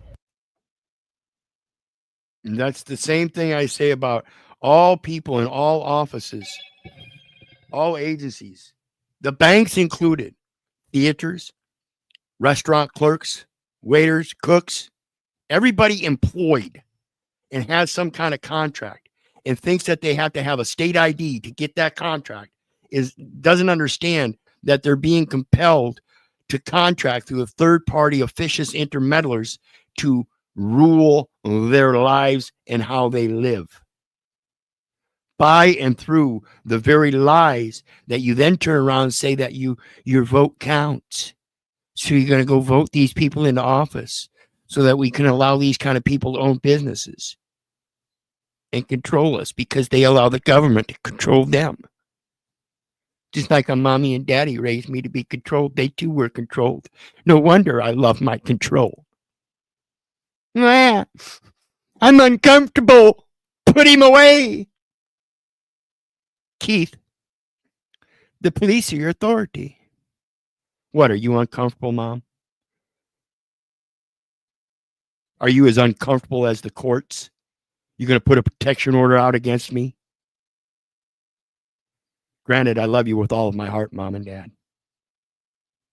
But I ain't going to put up with your bullshit either. Keith, the police are your authority. That's bullshit. You and I both know it. We're both children of God, even if I'm not your child. Let's go on to the next one. Only in Florida. Some kind of seemingly righteous things coming out of Florida lately, but I don't know why, and I don't care. Again, I'm not talking about the people. I'm talking about the message. Or not. I got pulled over the same exact spot. I got the I.E.D.S. sticker made. Seatbelts were on. It's a new truck, so all my lights work. There's nothing wrong with this. Why am I getting pulled over? Do you have any weapons on you? Step out. Pulled over, and he walked up, hey, believe it or not, I got pulled over the same exact spot. I got the I.E.D.S. sticker made. Seatbelts were on. It's a new truck, so all my lights work. Got pulled over for a sticker in his truck that says, I eat ass. 3 words that offended and made somebody uncomfortable, particularly somebody that is supposed to be a first responder and be able to competently have control during uncomfortable and even exigent and extreme emergent circumstances. Somehow, people don't see this insanity. They back the blue until it happens to you. How many times are you going to let people get away with trying to censor people, either on the internet or in real life? A man's intellect is limited and biased by his vocabulary. Let him tell the world, I eat ass. Why would it bother you? There's nothing wrong with this. Why am I getting pulled over? Do you have any weapons on you? Step out. Pulled over, and he walked up, hey, do you know the reason I pulled you over? I was just, no, why? Like, your sticker's derogatory, and I was just, really? I have 4 kids. If my 6-year-old was I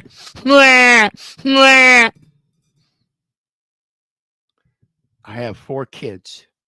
If my 6-year-old was to look at me and ask me that, I'd tell him the truth. Evidently, the guy likes to eat ass. I wouldn't suggest it, but, evidently he likes it. Don't make a big deal of it. The kid will grow up and it won't dement his mind. It's only when you instill in his mind that dementia, without reason or logic, and by showing him emotions, he too will grow up in those emotions. So just be truthful and honest with him. Evidently, the guy likes to eat ass. I don't know what else I can do about it. I wouldn't suggest doing it myself. If one of my youngins asked me, I'd be hell, son, I don't know, but it sounds shitty. Yeah, absolutely. Make humor of it. Exactly. Don't let it destroy his mentality and his spirituality. That's basically what we're doing. Like I said, we're indoctrinating our children to be uncomfortable by telling them it's uncomfortable, and then he believes it's uncomfortable instead of humorous. to look at me and like, Dad, what does I.E. ask me? Okay, I'd be furious. And then he's like, want me to take a letter off? I'm like, no, you're not doing that, but I just spent $35 on it. I'm taking it off. So he's trying to censor him. Where do you get your authority to violate the First Amendment right through censorship? I'm going to have you take off one of those letters so that the word... You're not infringing my First Amendment right. You're not doing that. I'm going to need a copy of your ID too. It's all on that ticket right there. So, all right, hang tight right there for me then. Resisting an officer without violence is a first-degree misdemeanor under Florida law, which means it's punishable by up to a year in jail. So they're saying he resisted an officer by not complying with taking off a letter. Funny stuff. Funny stuff. First spoke with Dylan, I thought there had to be more to the story. So he got back in the car, called a supervisor. I asked him to take one of the letters off so that it is no longer derogatory, and he is refusing. Is that not resisting? Well, what are you charging him with? I'm charging him with obscene writing on a vehicle. Is it a citable offense? Is it a citable offense? In other words, do they have a state statute where he can name and cite him for such offensive language in public? Watch this. It's like traffic citation? No, it's a misdemeanor. Like it's in the quick reference. It's in the quick reference guide. Let's see what it's referencing. There's no alternative motivation for pulling him over. It was purely the speech, and that's what the deputy said himself. If I would have took that sticker off, I basically would have said, First Amendment, throw it in the trash. Don't need it. But this is a real issue. Happens every day. Dylan was entirely justified in refusing. It says, I eat ass. It literally says, all in capital letters, I eat ass. All right, make sure you take pictures of all of that. Arrest him, take him to jail, tow his shit. That way. All right, make sure you take pictures of all that. Arrest him, take him to jail, tow his shit. That was his commanding officer. Okay? This is the guy that's training him. Again, indoctrinating his officers. And this is what they do oftentimes. When they get in that squad car and they have particulars that they need to figure out, they're calling their commander. And they're getting advice, legal advice, mind you, pursuant to their policies. And that's the indoctrination. See, none of these guys know the law. And their commanding officer Well, which sitting one in do an you office. think? The commanding officer is sitting in an office giving his personal opinion about a situation he has not the firsthand evidence of or firsthand experience of. He's taking it firsthand from a second person involved in his interpretation, which is skewed. Right. So doesn't. Oh, because I was going to say that's opinion, that's hearsay. Because Exactly. what makes it derogatory? What makes it obscene? Like, which one is it? Is it derogatory or is it obscene? And who's going to claim, what that means to who? Well, and see, also another point he has here that isn't mentioned in this video is that the officer can't be the complainant. So what the officer's done is he's made a traffic stop, stopped him in traffic to be a complainant, to then be the censor as complainant in something he has no authority. And now he's asking for commander's advice due to a policy reference. I misunderstood it. I thought he was making some children the complainant. Like he's saying, well, if my child sees, so he's like making somebody a complainant that isn't even there, like a child. If a child sees that, what are you going to say? Well, So that's what he was asking this guy. Well, what if I've got 4 children. What if my 6-year-old saw that and asked me, well, I don't know. What would you do? I don't know. And that's why I say I would just tell him, hey, the guy has the right to let people know. And if he likes to eat an ass, then so be it. But I wouldn't recommend it. Make it humorous. Yeah. Don't send your children into this uncomfortable state, believing that anytime they see something like that, they have to be uncomfortable. It's pathetic. He could have a donkey farm. Now, here's another one. How can this happen? Just leave this here for anyone who thinks mainstream media actually tells the truth. And of course, if you enjoy this, go and check out my other videos. And this is this is what I talk about with the lies. When we look at these medias, local, national, international medias, and who's controlling the narrative there, understand the one we saw earlier with the COVID and how the governments were censoring the medical society. If you think they don't censor the media first and foremost, what do you think censorship is about? CNN claimed Nancy Sinatra was not happy her father's song was played at Trump's inauguration. Nancy Sinatra responded, "That's not true. I never said that. Why do you lie, CNN?" The New York Times Magazine and CNN shared a story showing children illegally brought into the U.S. supposedly in cages. But the article and photos were actually from the Obama administration. Imagine that. CNN also edited a video to make it seem like Trump impatiently dumped fish food in the water at Japan's palace, but he followed the lead of Japan's prime minister. Time falsely claimed Trump removed the bust statue of Martin Luther King from the Oval Office. TMZ reported Trump changed Black History Month to African American History Month, but Presidents Obama, Bush, and Clinton had all called it African American History Month. Oh, no. Let's not. Come on, guys. See, if you haven't been paying attention and you listen to the lies now being fomented, you will believe them. But when you go back and walk through and realize the things that have been going on in front of you and that they're now lying about now, why would you continue to believe what they're saying? So was it what they said back then a lie, or is it what they say now a lie? And is it what those people said back then a lie back then, or was that the truth? How does it change over time, and why? And what is your interpretation of it, and why do you put so much stock into it? BBC, The Guardian, and others reported that Trump wasn't bothering to listen to a speech by Italy's prime minister since he wasn't wearing translation headphones. Turns out he was wearing a translation earpiece. The New York Times and others implied Trump hadn't paid income taxes for 18 years, but the record shows he'd paid a higher rate than Democrats Bernie Sanders and President Obama. Several news outlets featured an empty podium at Trump's 4th of July celebration in 2019 and said he didn't draw crowds, but the photo was taken before the event. The actual crowd was huge. Imagine that. See, they propagandize everything through the media. So when they want you to vote because you think the other party is winning and therefore you want to just be on the winning side, because you really don't know what your vote means, you just know that it should count. Fucking bitch-ass slaves. The UK Telegraph apologized for at least 8 mistakes in an article criticizing Melania Trump. 8 mistakes in one article? Do you think they were mistakes? Do you really think they were mistakes the way they've been posing the media over the last decades?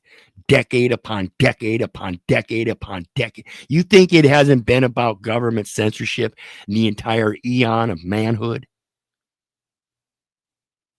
In 2018, NBC incorrectly reported that Trump stayed home at Christmas time, the first U.S. president since 2002 to skip visiting the troops. The news went global, but it wasn't true. The media had jumped the gun. Trump and First Lady Melania left the White House Christmas Day to visit U.S. soldiers in Iraq. On Thanksgiving, Newsweek made a similar error, falsely reporting that Trump was spending the holiday golfing at Mar-a-Lago in Florida. But the reporter had fabricated the golf story. Trump flew to Afghanistan on Thanksgiving to again be with the troops, making Trump the only president in U.S. history to visit troops in a combat zone both on Thanksgiving and so close to Christmas, though the press never reported that. So again, was the truth back then, or is what we're hearing today the truth? Is it President Trump? Was it President Kennedy, Lincoln, Washington? Where is that truth? Is it in them, or is it in the people? And why isn't not the people standing up for the truth? Greetings, John. How you doing today, brother? Long time no see. Hello, Keith. How you doing? I'm in my usual passionate mode. Okay, that's good. That's good to hear. Yeah, I'll just say that, as bad as, I don't know if you can see my face here, but all right, I'll just try this. As bad as we are, Keith, it's still worse in China. They censor everything there. It's terrible. So oh, yeah. We should be a little grateful despite all the negatives, Well, and there are things to be grateful in a system like that too, that we can also see and learn from. And sometimes censorship can be a good thing, as in students in a college taking a test, it's a good idea to censor them from everybody around them so they can't cheat. Okay. So they have to go on their own mind, their own source. You're not censoring their mind. You're censoring everybody else around them so they can't interfere with their mind while they're taking a test. And this is, again, relative to Matthew 11, 1 through 14, where in that test in the desert, you know, you have to understand to stand in the word of God and to only tell the truth. So even on any kind of educational test, you're compelled to tell the truth because that's the result of the test is going to tell you how much you know. It's interesting aspect of it, and many people won't see that. So again, while I'm against censorship in most arenas, there are some arenas that censorship is useful. Go ahead. What I don't like about the testing, it's like it's a type of censorship. When you look at the multiple choice tests they give kids in school, they're giving them 3 out of 4 false answers. I mean, you know, they're called distractors, by the way. And it's like, you know, you're trying to search for the truth, but when you're surrounded by, you know, false information, it's like, is that a way to learn? That's a form of censorship, I think. Well, yeah, it's asking you to remember instead of trying to instill in you to be autodidactic and come to other sources, uses and effects and stuff. And I'll explain this here with a little 6-year-old that I know. He's no longer 6 years old. Back then he was 6 years old. And he's autistic. And in preschool, they had the little table with all the different shapes cut out and the little blocks that you were supposed to shove through the holes. And it was supposed to get, you know, instruct you to remember the shape thing. But the effect that they wanted, of course, this child in his autism understood that it was supposed to go in the box. So rather than putting the shapes in the shaped holes to get them in the box, he just lifted the top of the box up and put them all in the box at once. And the teacher told him, no, that's wrong.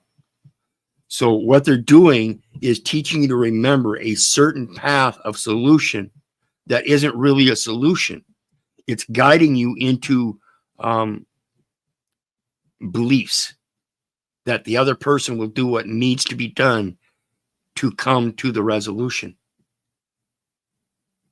And that's why being autodidactic is so important and why we need to instill that into our children and get them out of that public education system. It will indoctrinate them the same way it indoctrinated our parents to just remember things instead of doing your research so you can learn. Wow, so like that kid was telling that teacher, no, you're just wasting time and beating around the bush. Yep. That's a good way of looking at it, Keith. Absolutely. Wow.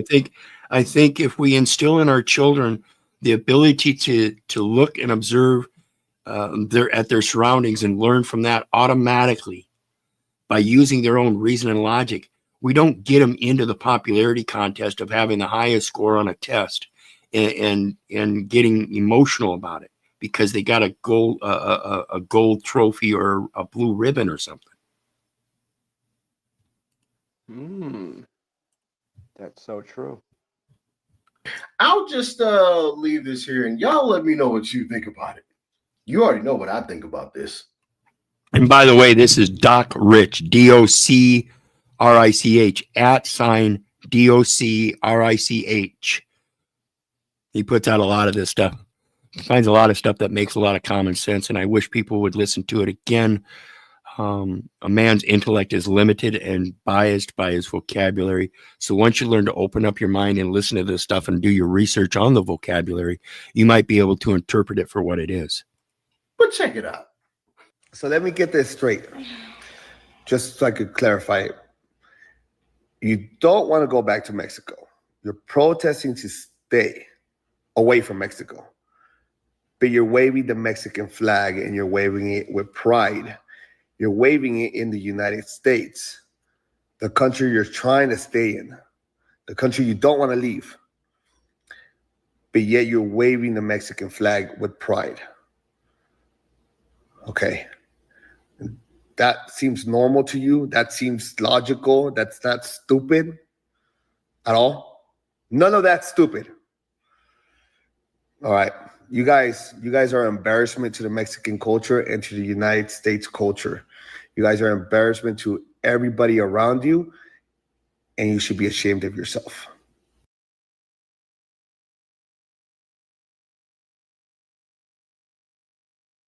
Now I'm going to say the same thing about all you fucking Americans, just like the fucking Christians.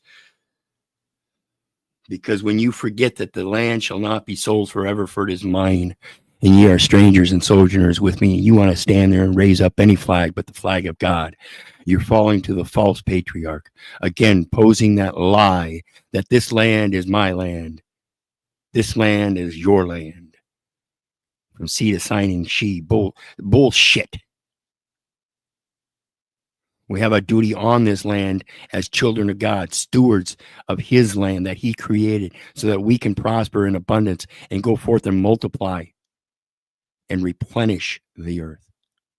And everybody wants to stand around raising flags and fighting about plastic straws and gender and transgender and everything. Ladies, you lost your feminine rights already. You just don't know it yet. Men and women, we both got to stand up together to get them back from these insane lunatics. Yep, from flags to feminism. They're just cutting us up and just sitting back and laughing at us, probably, Keith. Yeah, well, it's all part of that popularity contest. Who has the best flag? What flag represents the best nation or country or this and that? Make America great again. Again, I pose make the people great again. It's the people that make the nation. So in order to make make God great again. Well, yeah, that's where I'm going, because I pose that if you want to make America great again, and it stands on the principles of the laws of nature and her God under the law of nations, and then professes under Public Law 97-280 that the foundational principles of the Constitution are founded in the scriptures,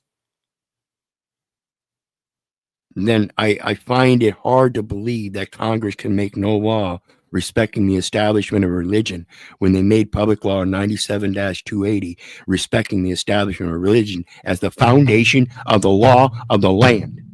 The land shall not be sold forever, for it is mine. There's only one supreme. What the hell don't they get about that? And they're the ones that believe. Again, I'm not Christian. I use that word against them for their own blasphemy, for their own beliefs, without knowing and comprehending. Now, this is another guy that gets it. This is a message I can get behind 1000%. Watch this next clip until the end. Check it out. I'm at the gym minding my own business. This older white guy comes up to me, pointing to my shirt, and he said, "Let me talk to you real quick." So I walk over there. I'm like, "What's up, man?" He said, "You shouldn't be wearing that shirt right now. You're going to offend a lot of people." I was like, Who am I going to offend? He said, "Immigrants." I started laughing. I'm like, oh, no. I eat ass. They're uncomfortable because I'm videoing outside. See, all these emotional responses lead to those altercations, those insane clips of Karens and Kens that we see out in public, assaulting people, all these rights activists blocking traffic as if though they have the right to prevent somebody else's freedom of movement along the common way. Even commercial people that are contracted and have deadlines to meet. Where do you think you get off posing that you have such great right that when you're uncomfortable, you get to violate other people's rights? That you get to create altercations of insanity because of your emotions? It's pathetic. You ought to fucking grow up. But the guy came up to him going, "I wouldn't be wearing that shirt." It's like, so don't wear it. You know what I mean? But Exactly. he's telling the other guy, right? So he's like speaking some kind of truth within himself that how does he not understand? It's like more nonsense, because I'm going to stop this guy and tell him I wouldn't be wearing that shirt right now. It's like, okay, that's because Yeah, I am. You know what I mean? well, yeah, and It's that's the like, projection. That's the projection that I listen to when I say, literally, a man's intellect is limited and biased by his vocabulary. So again, even in vocabulary, that's a language. So actions speak louder than words. So when I see the father from the local Catholic church wearing a mask, he is making a statement. Eyes to see, ears to hear. Like, I'm an immigrant. I support the president. He's like, no, you're not. I was like, yeah, born and raised in Iran, man. He gets all confused and he's like, well, how about the soldiers, military's being deployed to target protesters? I was like, I like law and order too. I like stores that are not looted. I like taxi cabs that are not burned. I don't know about you. I support him on that. And he's like, well, a lot of people in the military don't. They're speaking out. They're walking away. And I was like, well, guess what, man? I'm a veteran too. And the first thing they teach you in the military that you obey the chain of command. And guess who's at the top of that chain? It's the commander-in-chief, the president of the United States. So I told him this. If you are talking about immigrants, you're wrong. You're talking about illegal immigrants. I spent 3 years in a refugee. Very distinct difference. Immigrants versus illegal immigrants. So there's a process. And if you don't follow that process, then why would you expect due process of law? That's the insanity of these people. They think just because you somehow came from a worse country that you don't have to follow the law. There are no excuses. I don't care how uncomfortable your country was. I don't give one fuck how uncomfortable your country was. Camp in Turkey, waited my turn with no source of education, no source of income, because we knew what was on the other side. I mean, when we got here, we didn't raise the Iranian flag. We raised the American flag and the Texas flag, and we still do today. So you're not talking about immigrants. You're talking about. So we have a guy that came from Iran. You know, the ones that were bombing. You suppose he has some say against that? I mean, I don't think so, because he became a United States citizen and assimilated. That's why he moved here. He knew Iran was fucked up, you think? But illegal immigrants, those people who invaded this country, and anybody in the military that have a problem with this, or like this guy, or those foreigners that are raising the foreign flag, you all are more than welcome to get the hell out and go find another place. Absolutely. Go enter Iran illegally. Go enter Syria illegally. Go be an illegal immigrant where they will do something about it themselves. They won't send you back to El Salvador. They won't send you back to Mexico. They'll take care of you their self.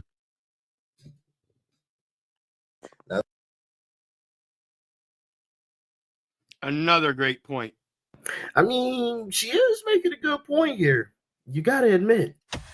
Liberals say if confiscating all guns saves just one life, it would be worth it. So if deporting all illegal aliens saves just one life, wouldn't that be worth it? I mean, she is making a good point here. You got to admit. Liberals say if confiscating all guns saves just one life, it would be worth it. So if deporting all illegal aliens saves just one life, wouldn't that be worth it? I mean, how many times do you guys want to listen to this? I mean, what doesn't make sense about it? That's their excuse if it saves one life.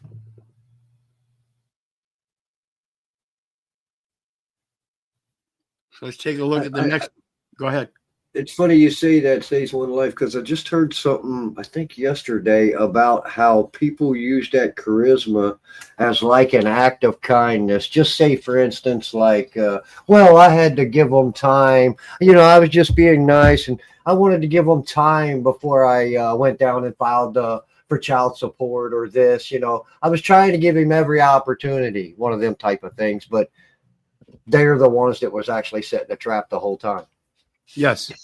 Yes. And trying to cover it up with the visual act of kindness, but they don't cut your head off behind the scenes.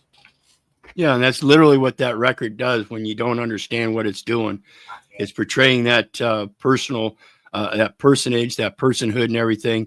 And people think that they're living their own life when that record is what's guiding them, because everybody else in this public forum your medical society, your legal society, the commercial society, the banks, creditors, all that. They have all that information, and they're the ones that use the court system to their advantage because of your ignorance.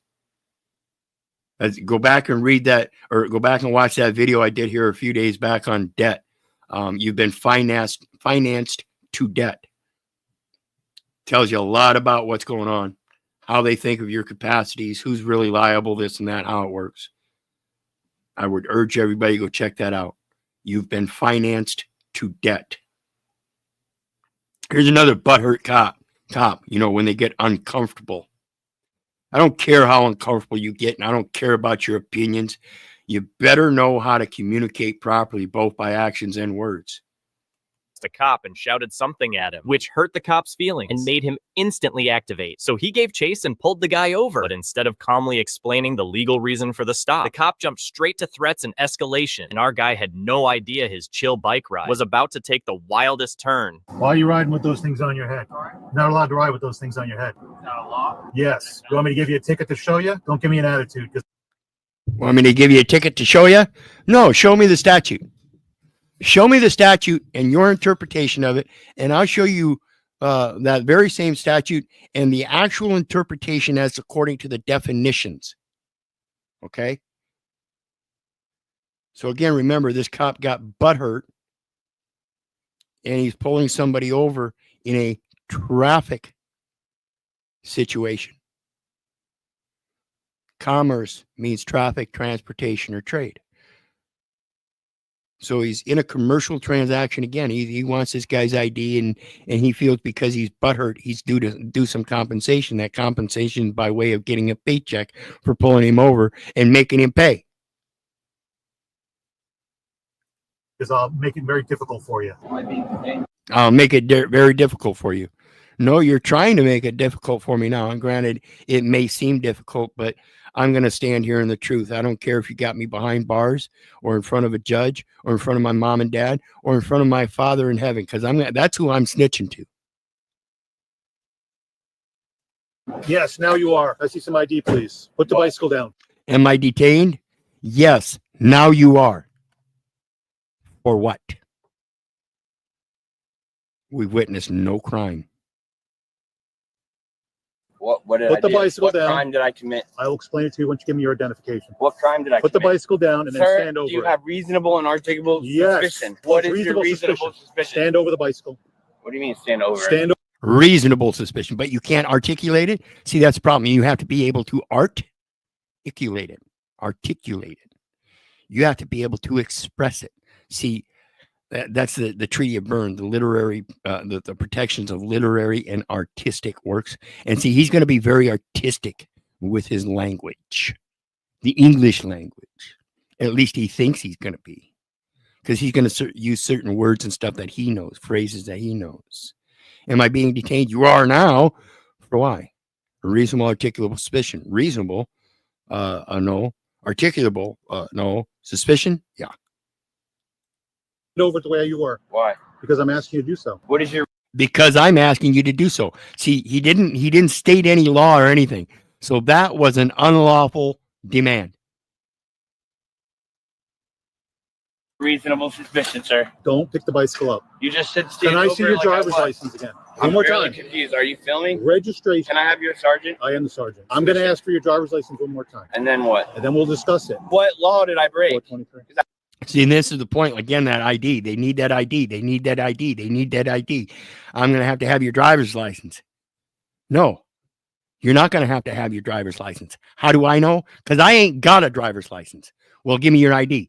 I ain't got an ID. Well, what's your name? I don't have a name. Everybody's got a name. No, only persons have name. Real men have a calling. I've been called Keith all my life. If my mom and dad got mad at me, they might call me Keith Orland. And I hail from the family little, and I hear I was born around August 20th. And you're sitting here asking me for a first and last name, which I don't have, and you're asking me for a birth date that I don't have. If you can't take the information I have and look up the records you need, then that's on you. And if you look up certain records by converting that information, then that would be accessing records unlawfully. because I never gave you a first and last name. I never gave you a birth date. Therefore, again, if you convert that information to look up records that have a first and last name and a birth date and use that information as if though they are the same, which they may very well be, but your use of it is not the same. See? See, the use of what I've been called all my life and your use of it as a name are two different things. I am a living soul. I am not the name. And I do not have a name. You can look all over my body. You will not see any tattoos with a name or a number on me. The individual's name and social security number identify the record. Therefore, the individual's name and birth date identify the birth record. The individual's name and driver's license number identify the driving record. It will never identify myself. Therefore, you can go fuck off with your looking for a name. You already have it. If you don't know what it is, then that would be on you. I had headphones on while I was riding a bike. That's a law. That's a law. Can you cite? I will once you give me your ID. No, sir. I'm not going to. I will once you give me an ID. No. No. That's not good faith and fair dealing. You're supposed to tell him why you stopped him with a reasonable, articulable suspicion to ask him for that ID, and that has to be a criminal offense, and you're trying to placate a civil action. Federal Rules of Civil Procedure, rule number 2. There is one form of action. Civil. Understand, folks? This guy cannot be a claimant. He cannot give this man a citation for hurting his feelers. There was no crime. I'm going to give you ID if you don't tell me what law I broke. Grab a seat on the ground. Grab Is a that seat. a lawful order? Yes. Or Sit arrest, are you? down. At this time, sir, I will arrest you for obstruction. So I'm asking you now to sit down, please, because you're making me nervous. Is that a lawful order? Yes. Under the threat of arrest? Yes. This is against my constitutional rights.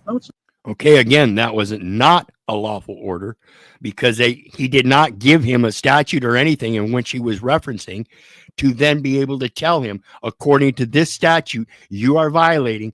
Now I have lawful command to give you a lawful order. He couldn't reasonably articulate it, and therefore he did not have it. I have the right to detain you. I'm sorry?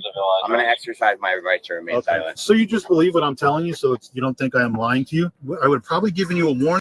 So you just believe what I'm telling you. See, they want you to believe. And then they're gonna give you their source and their interpretation. Do not believe me. Do not believe the neighbor. Do not believe the government. For crying out loud, do not believe your mother. Do your research so you know. And that research is to the language and everything. That's why I point out you have to start looking up these definitions. That's your first step. Learn the definitions according to the different jurisdictions they're using. And none of this would have happened. But you decided to be obstinate and wouldn't give me any information. Just exercise my rights. What right? You decided to be obstinate and wouldn't give me any information. Am I obligated by law to give you any information? Even if you can claim that you have reasonable articulable suspicion, I still have the Fifth Amendment to remain silent. You dumb fucking slaves.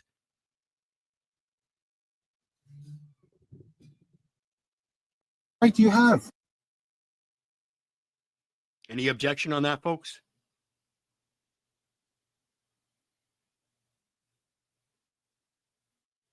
Then we'll move on to the next one. Officer arrests mail carrier. Check this out.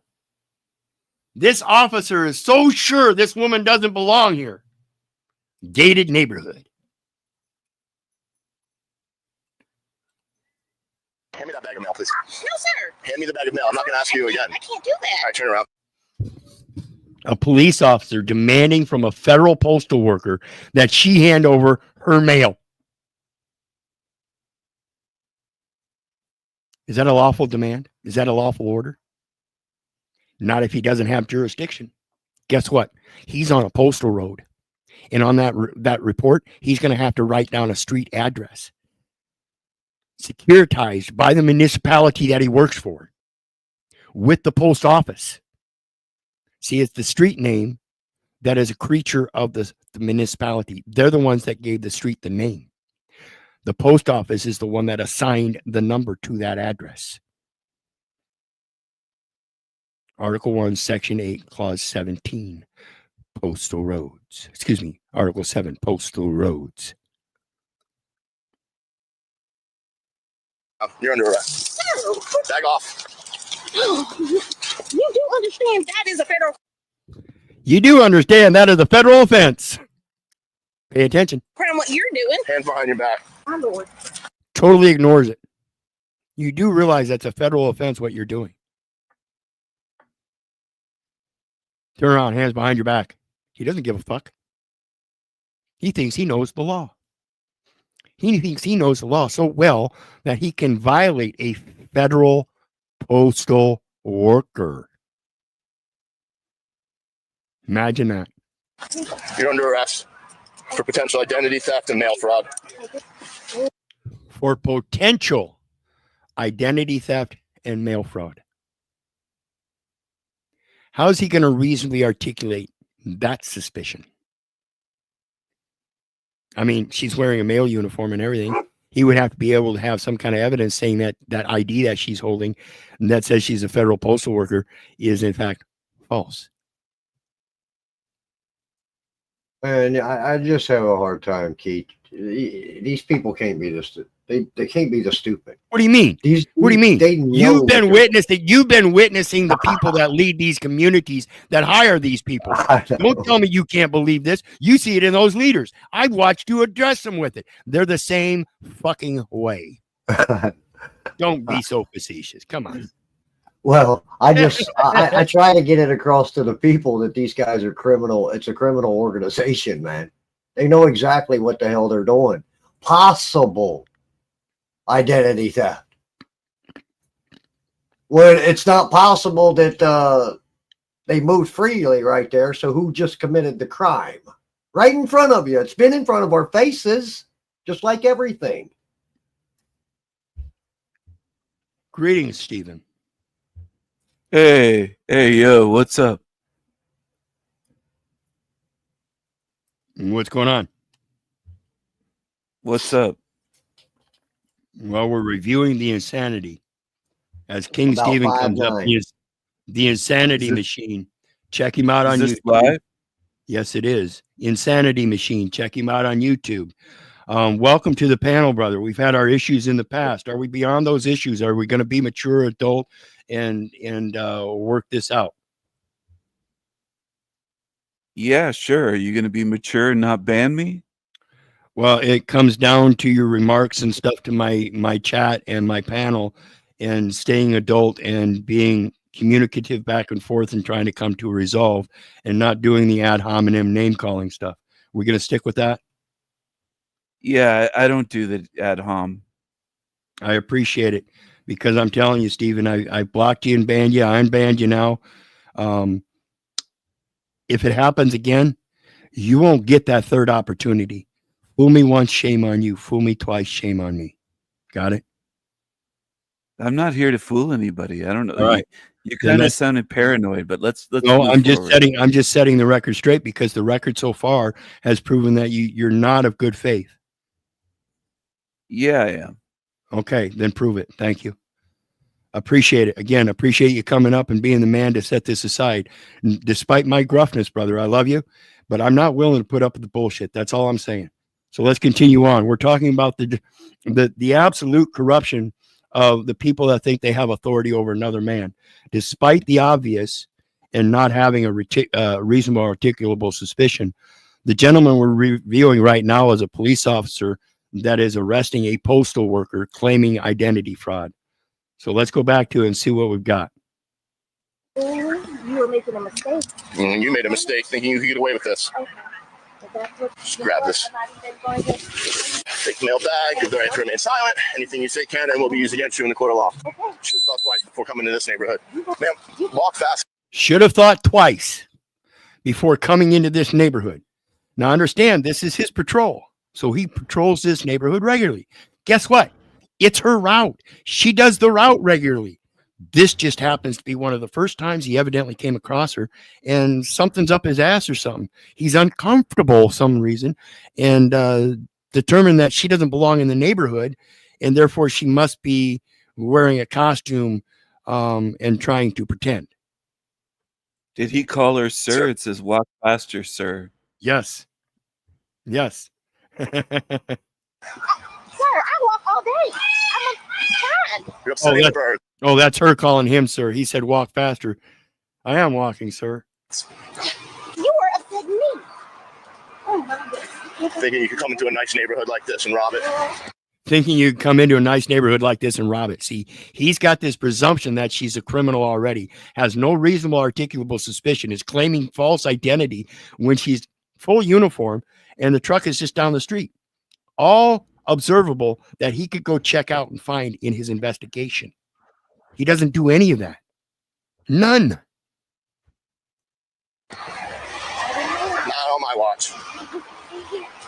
There you go. You're doing just fine.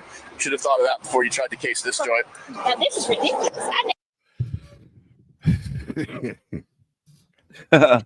Wow.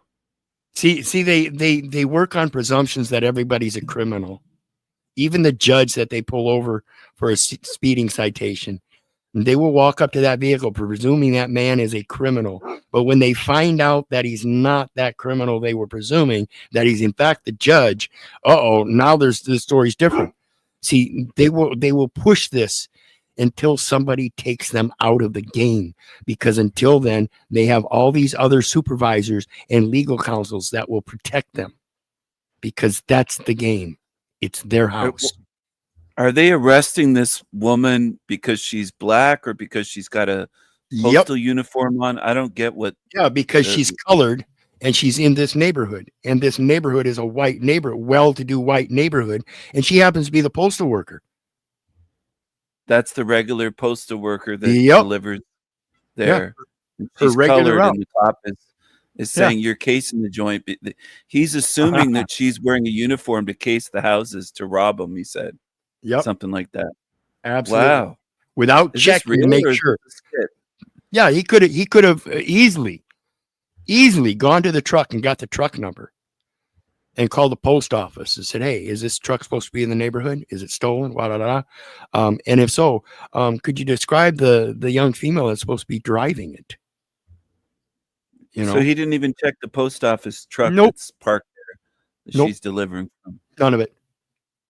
They fail to do their their proper investigations. They fail reasonable articulable suspicion. They're operating on their feelers and presumptions only in all facets. And then they will talk to their commanding officer and get their opinion on what to do next. I'm losing my glasses. Can you get my glasses? No problem. I'll check them into evidence with the other stuff. In the back. See a snide comment? No problem. I'll check him into evidence with everything else. See, he's already set that he's taking her to jail and has done no investigation whatsoever. Do we really have this? Dead in the car. Mail truck's right up the street. You can see it. Ma'am, time for talking is done. I had your chance to tell me the truth, and you did. What are the charges? Taking time her to jail. But yeah, exactly. What did he charge her with? Time for talking is done. Talking isn't a crime. Identity theft. Well, and he says, time for talking is done. You could have told me the truth before. She was telling him the truth. I'm the postal worker. What you're doing is committing a federal crime. He's saying that she's not a postal worker and is not investigating whether she's a postal worker or not. So he just blatantly is claiming identity theft and taking her to jail without any investigation. None. I told you the truth. Now, see, you're going to regret this. Sir, is this really necessary? I am going to lose my job over this. Are we still sticking to this Sir, lady story? I have a family I got to support. I am an No one's buying it. You haven't spoken to anybody else. You're the only one that's not buying it. See how they project? No one's buying that. Ain't no one even know about this. What the hell is this cop clown uniform doing? Why would he arrest her? Put her in cuffs? I don't know. That's why we're talking about this insanity, because that's what it is. It's insanity. And people are not standing up against it. hardworking person. This is just unnecessary. Sir. You should have thought your plan through a little more clear. I figured it out. I can't believe this. Should have thought your plan out through a little bit more, a little bit further, because I figured it out. Oh, you I figured it can't out believe so that's much. real. Is this fiction or is this really? He filmed all this. She's filmed on camera, sitting there in the cruiser. Well, no, this would be the inside dash cam. Okay.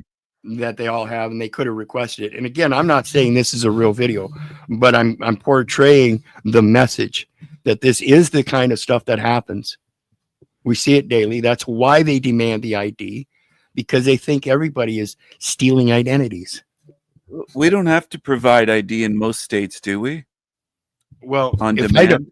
if I don't have an ID, how can you demand that I give you an ID? You can't. Well, that's what I mean. They come along and say, show me your papers. We can say, well, I haven't committed a crime. Why do I have to show you anything? Exactly. I don't have to show them anything, do I? Yeah, and that's the sense that I'm trying to put out is you don't have to pay tribute to this false patriarch. And when you bow down and have those minimum state contacts, as if though that is your daddy, that's what they will imply in that record. And that's what they will use to guide you in everything in life and say what you can and can't do. And that's the thing. You have to come out of that. Know thyself. You don't need that identity. You have to learn how to identify yourself and not some person. He's no respecter of person. Yeah. I can't believe this is happening. Goodness. No. Are you gonna? I don't even know where to start. Steal all their stuff, so they're working hard. Sir, I told you my vehicle's back there. At least just go back, lock it up, so someone don't steal everything. Like you were planning to do? Sir, this is ridiculous. I told you I've been here for 4 years. You can ask them. So again, not saying that the video is real, but they're portraying that she's been there for 4 years. And so the implication here is, again, I'm telling you that even though it may not be real, the reality is real. If this stuff does happen, maybe not this exact story, but they do these insane things where they're required to have reasonable articulable suspicion of a crime. And instead of having that, they bypass that and any investigation and will arrest people on feelers, whether they're theirs or somebody else. All they need is a call to the dispatch and they're in contract. You're going to get away with it. I can't believe I'm doing this. Here we are in these days, and you got me in this mess. It's okay, because I ain't do nothing wrong. Tell it to the judge. Who knew working while black can get you in trouble? Hand me that. Working while black can get you in trouble. So it's because she's dark. He wouldn't arrest a white mailman in that neighborhood with those houses. He would have thought, oh, he's the regular guy. Is that what it is? Yeah. And again, I'm not saying this particular story is true, but I'm passing on the message that it very likely is possible because I've seen the same kinds of things so many times. Have you guys not seen the same kinds of things? Yeah, but is this in Beverly Hills or where was this? I don't know. It didn't say. Because the house behind her, it looks like a rich neighborhood. Oh yeah, it absolutely looks like a nice gated type of community where these people have nice extravagant fences around their property, huge front lawns, and she's on a long walkway up to the house and plenty of space in between houses. Yeah. So it's certainly a prideful neighborhood. And I could certainly understand somebody being suspicious of somebody that doesn't look like they belong there. But again, the eyes to see, ears to hear, and what is your interpretation of what you're seeing? See, this guy is interpreting black people as criminals because of where they're at. A lot of people see him that way these days, I would say. If his beat was downtown Brooklyn, he wouldn't think a second thing about this male woman. Not one. Yeah. However, or Detroit or Baltimore or somewhere. However, what would be the aspect then in his mentality of needing to protect white people, if he saw a white postal woman in Brooklyn, would he go up and give her private escort service along the route, thinking that she needs protection from all these criminals that she's amongst? Maybe. I don't know. So when does the insanity stop? When it hits far left or far right? I don't know. I just think we're in a. As soon as we cut it off right down the middle. At this point. Yeah. We're in a racist society. Most people are racist, I think. Would you agree? Absolutely. I think we're in a nationalist society and a worldview too.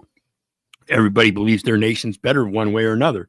Iran thinks they're better than America and thinks that they're going to tout that they're going to beat America's ass since we bombed. Oh, they do?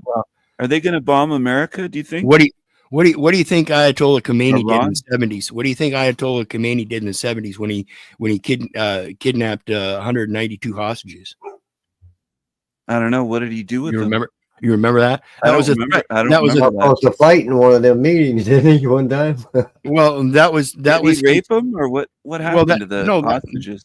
No, that was him standing up to the world saying, "I will do what I want to any citizen of any nation. Come to this country and fuck around and find out." But what happened to the hostages? They cut his mic too, and you can still hear his ass going off on him. Did they kill him? What happened to him? No, they eventually released him, but it was under somebody else's watch instead of Carter's. Carter was the president, and then he got kicked out of the White House. Yeah, and I think and I think it was under Reagan that they were actually released. So Reagan got him back, got the hostages released. Yep. Oh, okay. But essentially, why did Khomeini do that? What was the purpose? Well, that was his stance against the world, saying that Iran, as small as it is, has power in this international venue. Come fuck around, find out. And they're still saying it today. So do you think that Iran will bomb? Well, do you think they'll bomb America? Do you think it's going to be a full-on war over this, or what do you think will happen? No, I think it's. Go ahead, Keith.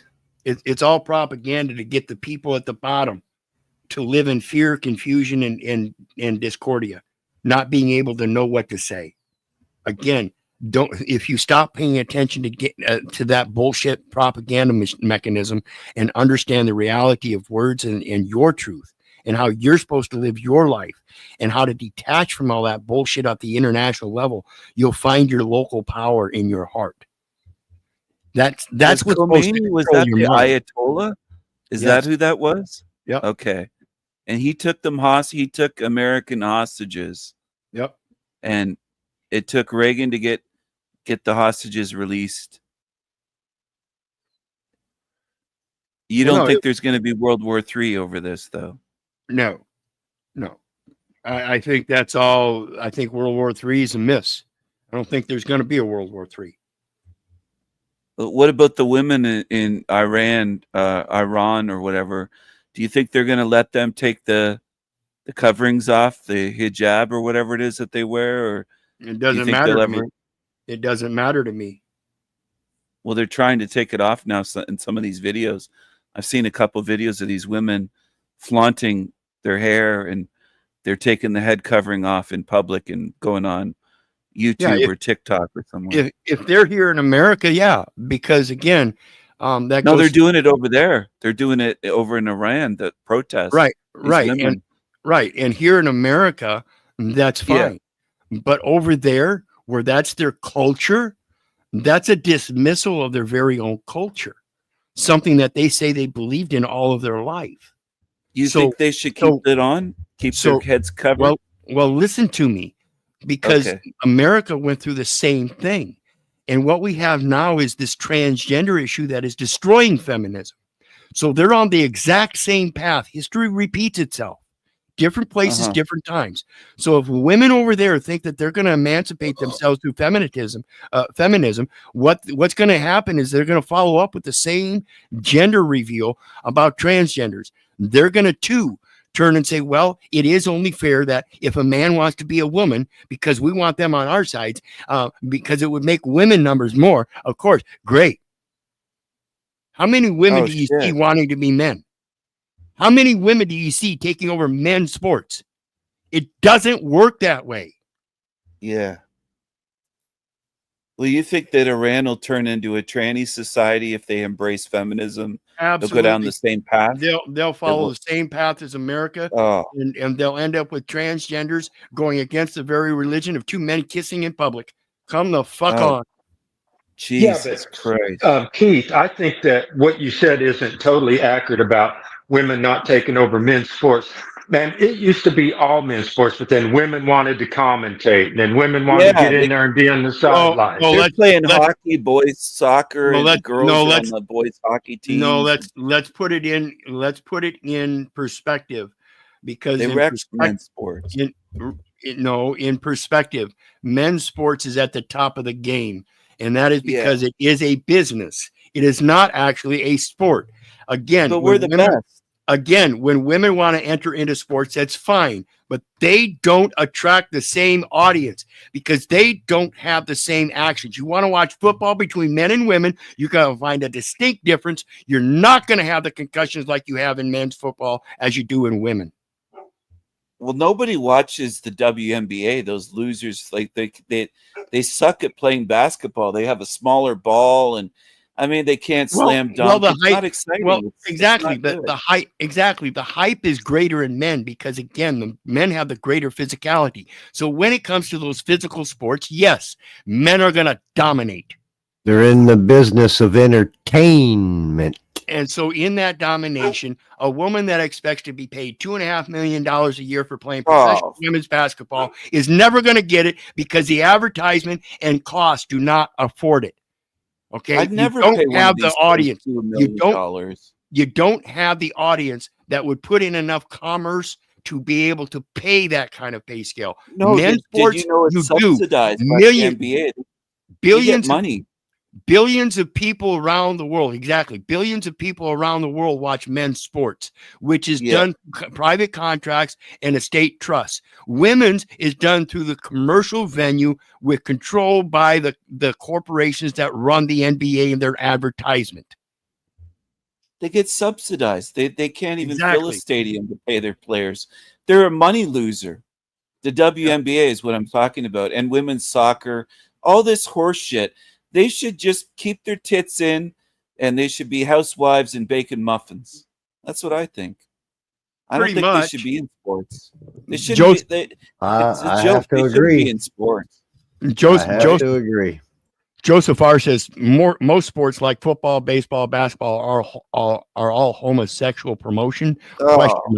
Question mark. Jeez. And I would pose that the way it's going, it is turning that way. Like I mentioned earlier, when you've got Mrs. Griner on a basketball field with other women, when she is in fact a man who went through estrogen treatments as a child because mom and dad wanted to raise him as a girl, and then gets on a basketball field with other women and starts groping women around the breasts, okay, and doesn't get those fouls called on him. Is that sexual assault? Yeah, I would have to say it is. I don't know who that person is, but I would call it sexual assault. That's what we're getting at. The insanity of allowing sexual assault to be advertised and marketed as a sports propaganda. It's a fucking insanity. Is that because they're the teacher's pet? Sports entertainment. Sports entertainment. Well, do you think that if they go with this feminism in Iran and they let these women take the veil, the covering off, that they'll be driving cars and turning into hoes, like showing their ass and titties and just everything that happens in America, that's going to go on over there in the Middle East? Absolutely. You're going to have people doing the exact same stuff that we've already been through and seen and are still experiencing now. How are we going to stop it? But these religious women in Iran. Okay. How are we going to stop it if this nation is supposedly built on Christianity? Well, we can't. We can't stop what's already. How do you think Iran's going to do it? I don't know. I'm just saying, could they possibly stop it now before it's too late? Do you think that they could force these women to keep their heads covered? and stop them from going on OnlyFans and becoming whores and you know, making these porn movies and living that way. They Just truly believe, stop them from working. if they truly believe in set thine house in order, they would do so. Again, call me a misogynist all you want, folks. I'm merely stating the simple truths that I see. And if you don't see them, that's okay. I can't force you to be right. I thought misogyny was the hatred of women. I don't hate women. I'm No, trying to but protect them from going down an evil, degenerate path of becoming whores and losing all their value. Like, exactly. And that's what I'm saying. If you think I'm a misogynist, that's fine with me. I don't care about your ad hominem attacks. If that's what you think, that's okay with me, because that's not what I'm saying. What I'm saying again, folks, ladies and gentlemen, men and women, is that when you set your house in order, it is essentially, even in nature, in mankind, it is the man's role to protect. Okay. So if a man can't protect his woman because she consistently keeps going out in public and demanding her feminist equality amongst other men, it's only because she wants her man to step up and protect her. If that's the issue, then the man has to step up and protect her, not by allowing her to go out into public, but making sure she understands her position in the house so that he can protect her in public by being with her in public only. you got to keep her in check. That's why they had chaperones in these countries Exactly. for women, and why they'd spank them on the ass and stuff like that if they got out of hand, because everything's getting out of fucking control in this world. And that's that's why I think it's I'm convinced, and I wholeheartedly mean this. I'm convinced it's psychological warfare. They're trying to destroy love. And how do you do that? You have to divide the man and the woman, because who's going to bring that house into order? Right. It's what you That think World divine War order? III really would be. Like, Right, what do you define World War III as being as in a world war? Because it could be going on right now. Mm-hmm. What kind of You know, dog how is you that, look at it. Captain? Above me. And that's why I mentioned the thing earlier about bringing a child up in the ways of the Lord and keeping your wife protected, and therefore be ye, or therefore what is it? Therefore ye take on ye the whole armor of God, because this false patriarch is not going to protect you. It thinks of itself as a service provider, and it is not supposed to be a provider. You are supposed to provide for yourself. And that, again, is the problem. People took upon the public education as a provision. You shouldn't do that. You should be bringing your children up in the ways of the Lord so they shall not falter. And the first thing we do is hand them over to that Babylonian king, that false patriarch that demands that we educate our children in that public forum. Bullshit. Just See, I chilling at believe home this war's playing. been going on for a very long time. It's never ended. It's always been behind the scene, because that's what it is there for, to destroy that family unit. Yep. It's demonic. Now, here's another one about standing up against that false patriarch. These are the kind of people we need to be able to learn how to set that house in order and let the law ride, and not your interpretation of law, or I'm a man of the law and you're just a civilian, as we heard earlier. Okay. Understand your power as that civilian in the Second Amendment to be able to take up arms in your armorial bearing. Armorial bearing. Therefore, take on ye the armor of God. His music when these cops passed by, and without a single complaint or neighbor calling, the cops decided to make it a problem and teach him a thing or two. But they picked on the wrong guy this time. He said my address on camera. He said stand by. That means they're already trying to instigate an action. I heard all that. I'm going to tell you. Where's your complaint? What's the warning? Is that you can't be a complaint. It's too loud. It's against city ordinance. See, he's going to come forth as a complainant and say that it's too loud, the city ordinance, and yet he doesn't have the decibel meter to determine whether it's too loud by that city ordinance. Then along with that, listen to what this guy says. And the neighborhood that we're in, like we talked about earlier, the upscale gated white community that they arrested the colored lady for identity theft. Here, it's in a what most people would call a ghetto community, I guess. But this is more like a neighborhood where everybody is kind of like the same culture and they like the same kind of music and they like blaring it loud. So he's not the only one. It is. There are bars downtown that have louder music than this when you roll down the street. That's fine. City ordinance. That's fine. Says that any Where's your decimal reader? It doesn't have to be a decimal reader. So it's your experience? Yes. Okay. Go ahead. I will make a video Is that evidence. you turn it Please down. pay attention, my brother. I will make a video documentary of the loud noise around my neighborhood every day that no one complains about, and how an officer told me mine is too loud. Yes. Which you can't be a complainant. And I don't know if you know that or not. I'm a constitutionalist. Tell me what I don't know. So if they have a loud music complaint from one of the civilians, then they can go forth and say, hey, we had somebody over here at this specific place complain. But they never do that.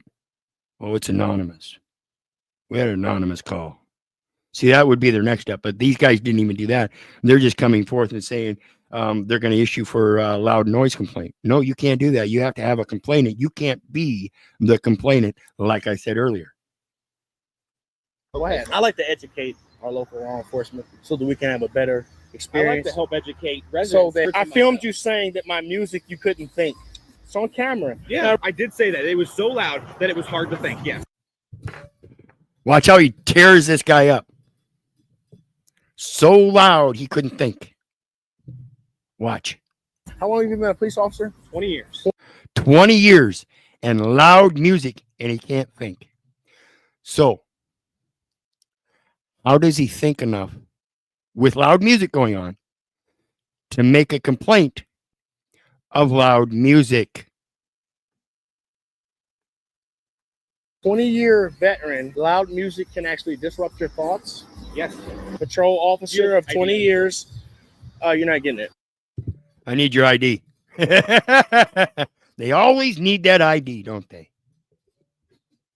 So you're in violation of the city Go ordinance? ahead and arrest me. I'm ready to go. I don't care. I'll go. I want to go to jail. If you write me a ticket, you're taking me to jail. It's not. I want to go. If not, leave me alone. You're taking me to jail, or you're not bothering me. You better not touch anything of mine. I'm gonna close this so I can see your. No, you're not. You better not touch my private property. Fourth Amendment. I'm secure in my persons and property and self. Do not touch my property. Notice he's at the gate line. See, this guy knows what's going on in certain aspects. He knows he's not supposed to be. This guy already told him that's private property. You ain't touching it. You can't touch my private property for your investigation unless you get a fucking warrant. On private property, keep out. Stepping to my. So the other guy that was with him walked up and shut it. See, this is like I said earlier. You want a first name and last name and a birth date so you can write it down in your record and make a record against me. I ain't going to give you that information. I'm not required to. Fifth Amendment. Not required to participate in your investigation.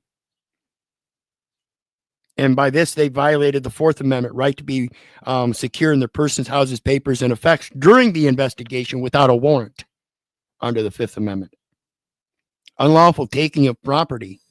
Unlawful taking of property is the identification information, the data elements. They took it without his permission and did so by going up and using or touching and moving his personal property, his private property, by entering onto his private property. Property, trying to video cam. Back up on my property. Back up. No, you're on my property. You're not even supposed to be on here. You back the fuck up. Take me down and arrest me. I need you to provide your And ID. you are. No, I don't care. I need you to provide your ID. I'm sorry, I don't have ID. So your need is not able to be met. There is an exception at law called an impossibility where you are required to get my identification and I can't give it to you because it's not mine. You're asking the wrong motherfucker for identification. Go ahead, brother. You know, I was just thinking, you know, we see all of these examples of these bad law enforcement, making examples out of citizens and beating them down and killing them in the streets. I'm just wondering when they're going to show us the example of the flip of that. They show us this shit all the time. When they going to show us? When they going to show us something fucking real? Is this real? So let's take another look at an epic ID refusal.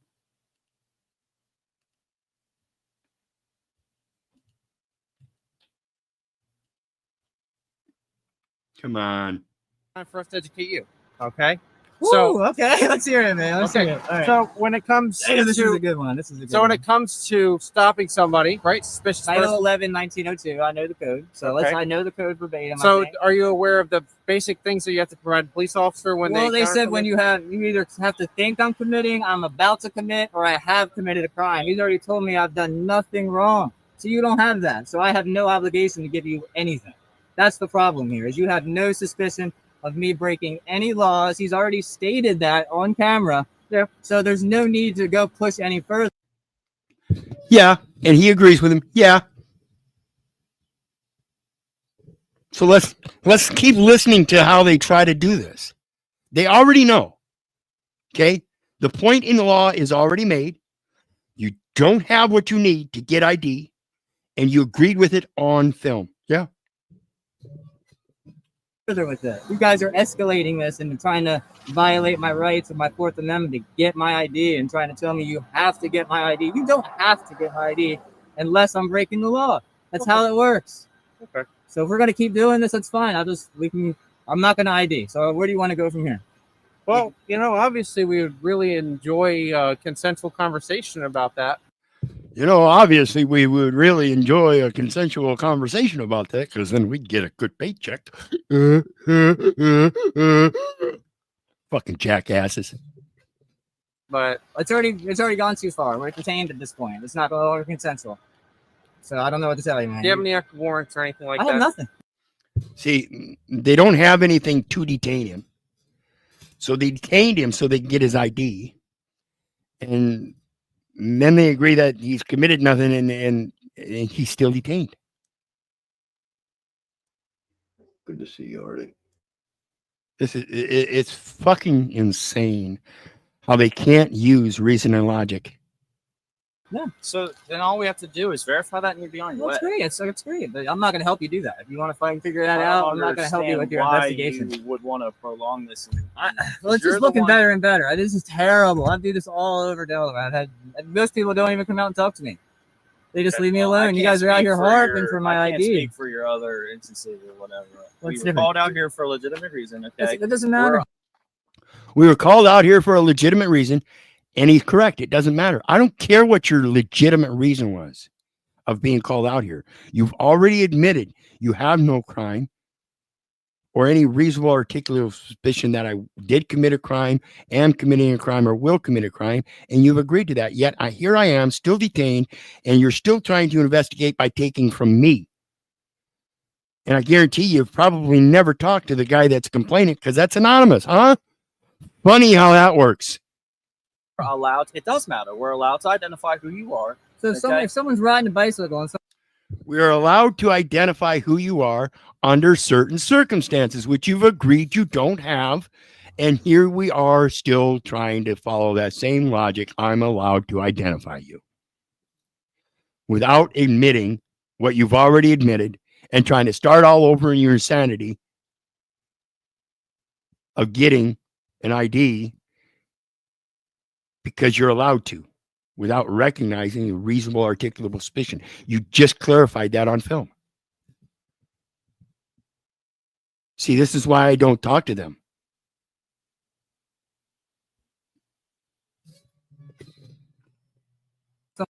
You do what you're going to do with the information you've got. I'm going to stand right here. You can't compel me to do anything under the Fifth Amendment.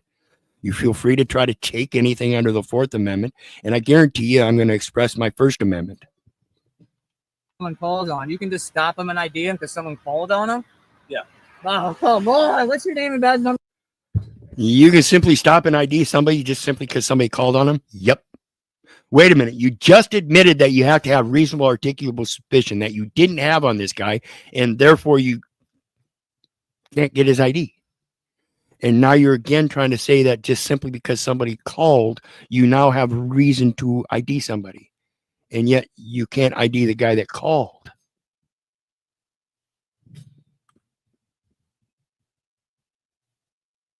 Number, sir? D.S. Milner? Yep. What's your badge number? 1088. Woo! Man, this is great stuff.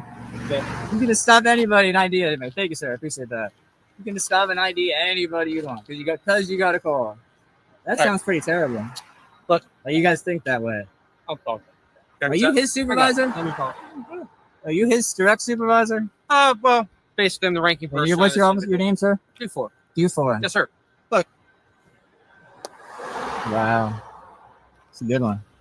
What?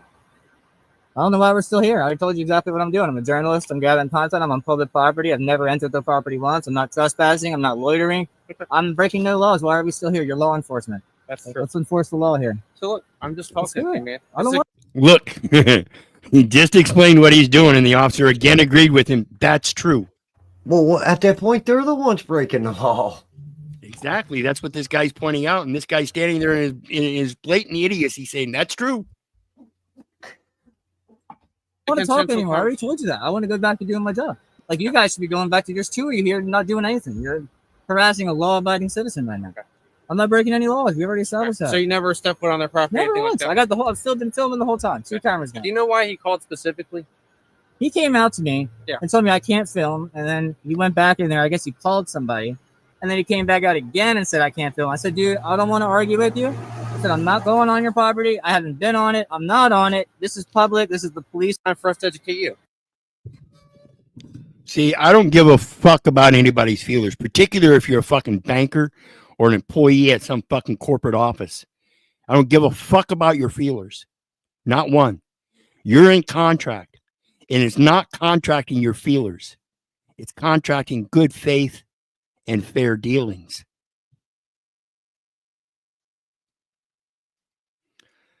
Another one.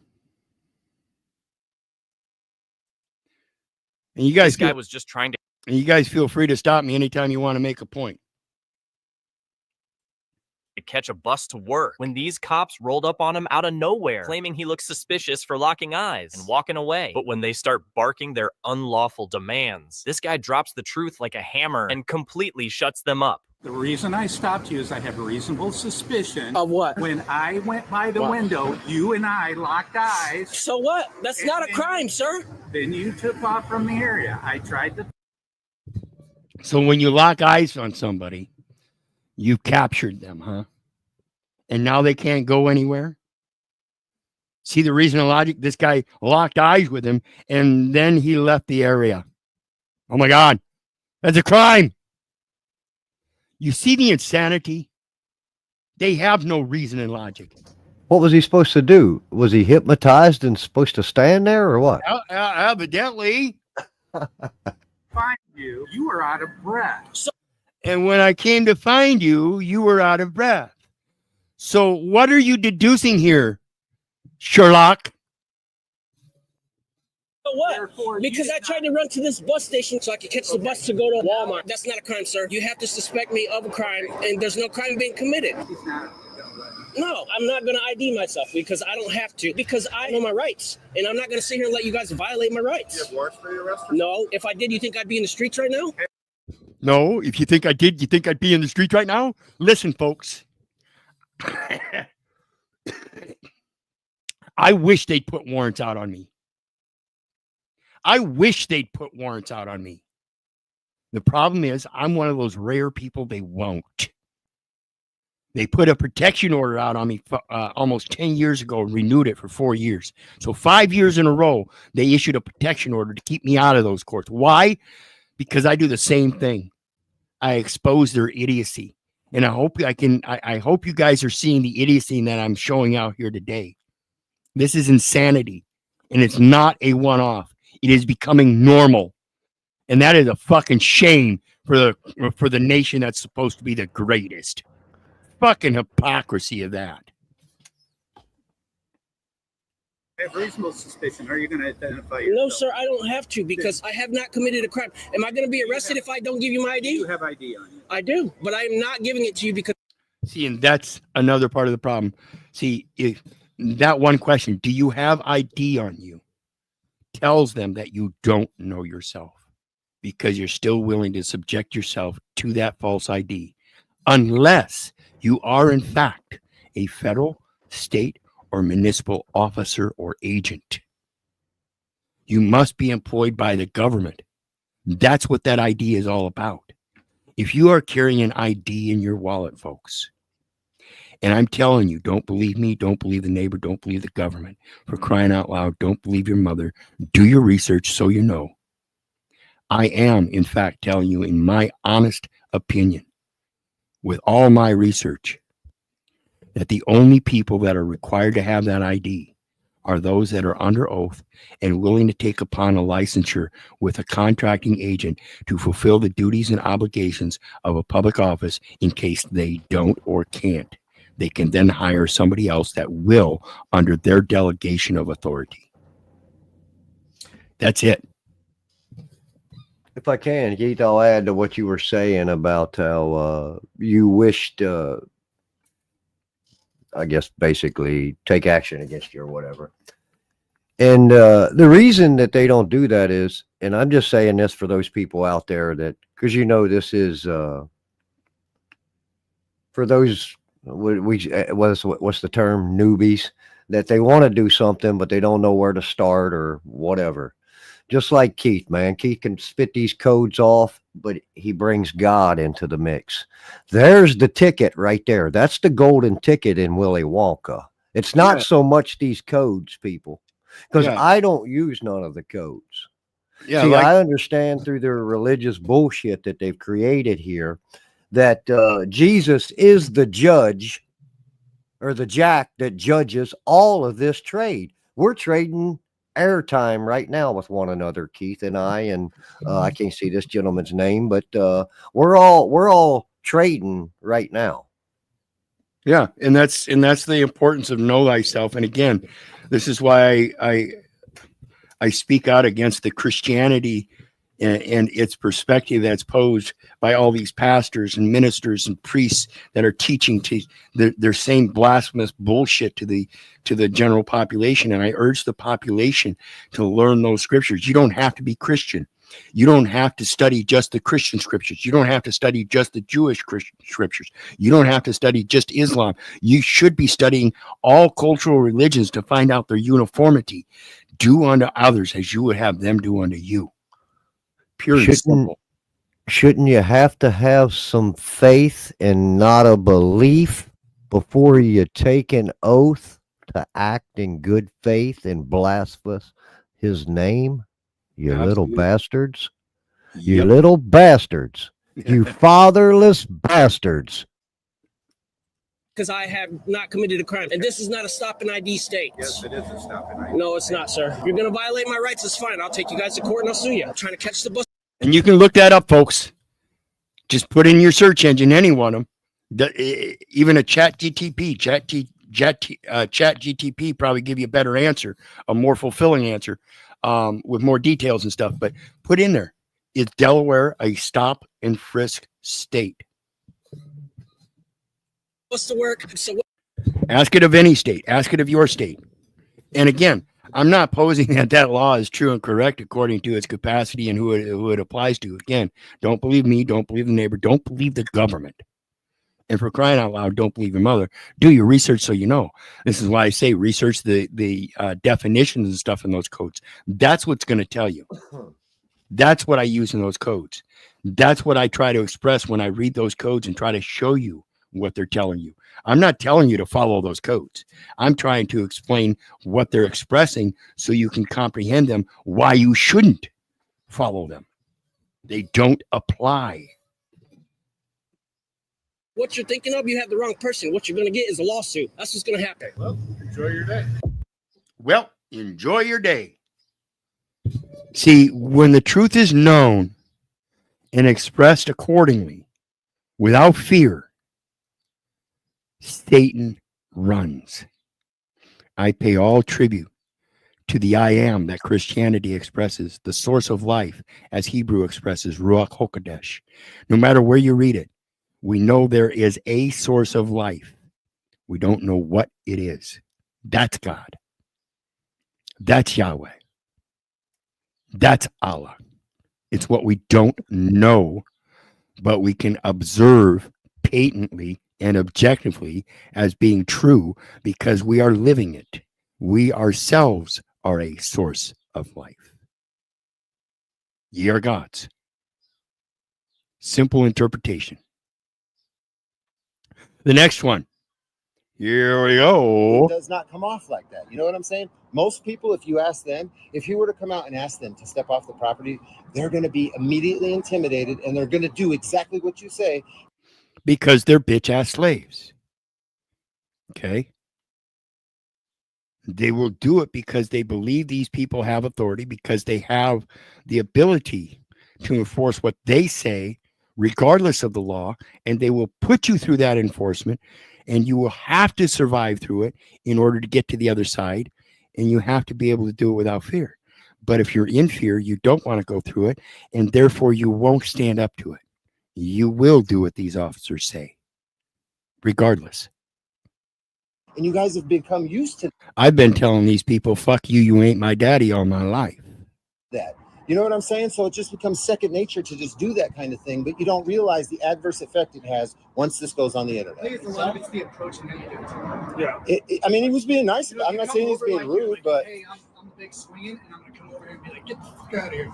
That's one thing. And see, this goes to their presentment, because even if they don't come off all gruff and bully and tell you to get the fuck out of here, and they just tell you, hey, I need you to leave the area. No, that's still posing authority. They're just doing in a menial way to try to make it comfortable. If they have no reason to have you move, then they have no lawful reason to give you a lawful order to move.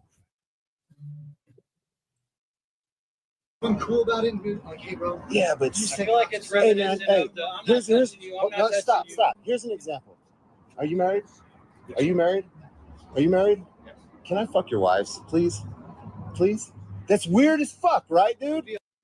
Yes, it's weird as fuck to ask another man to give you authority over something that's yours.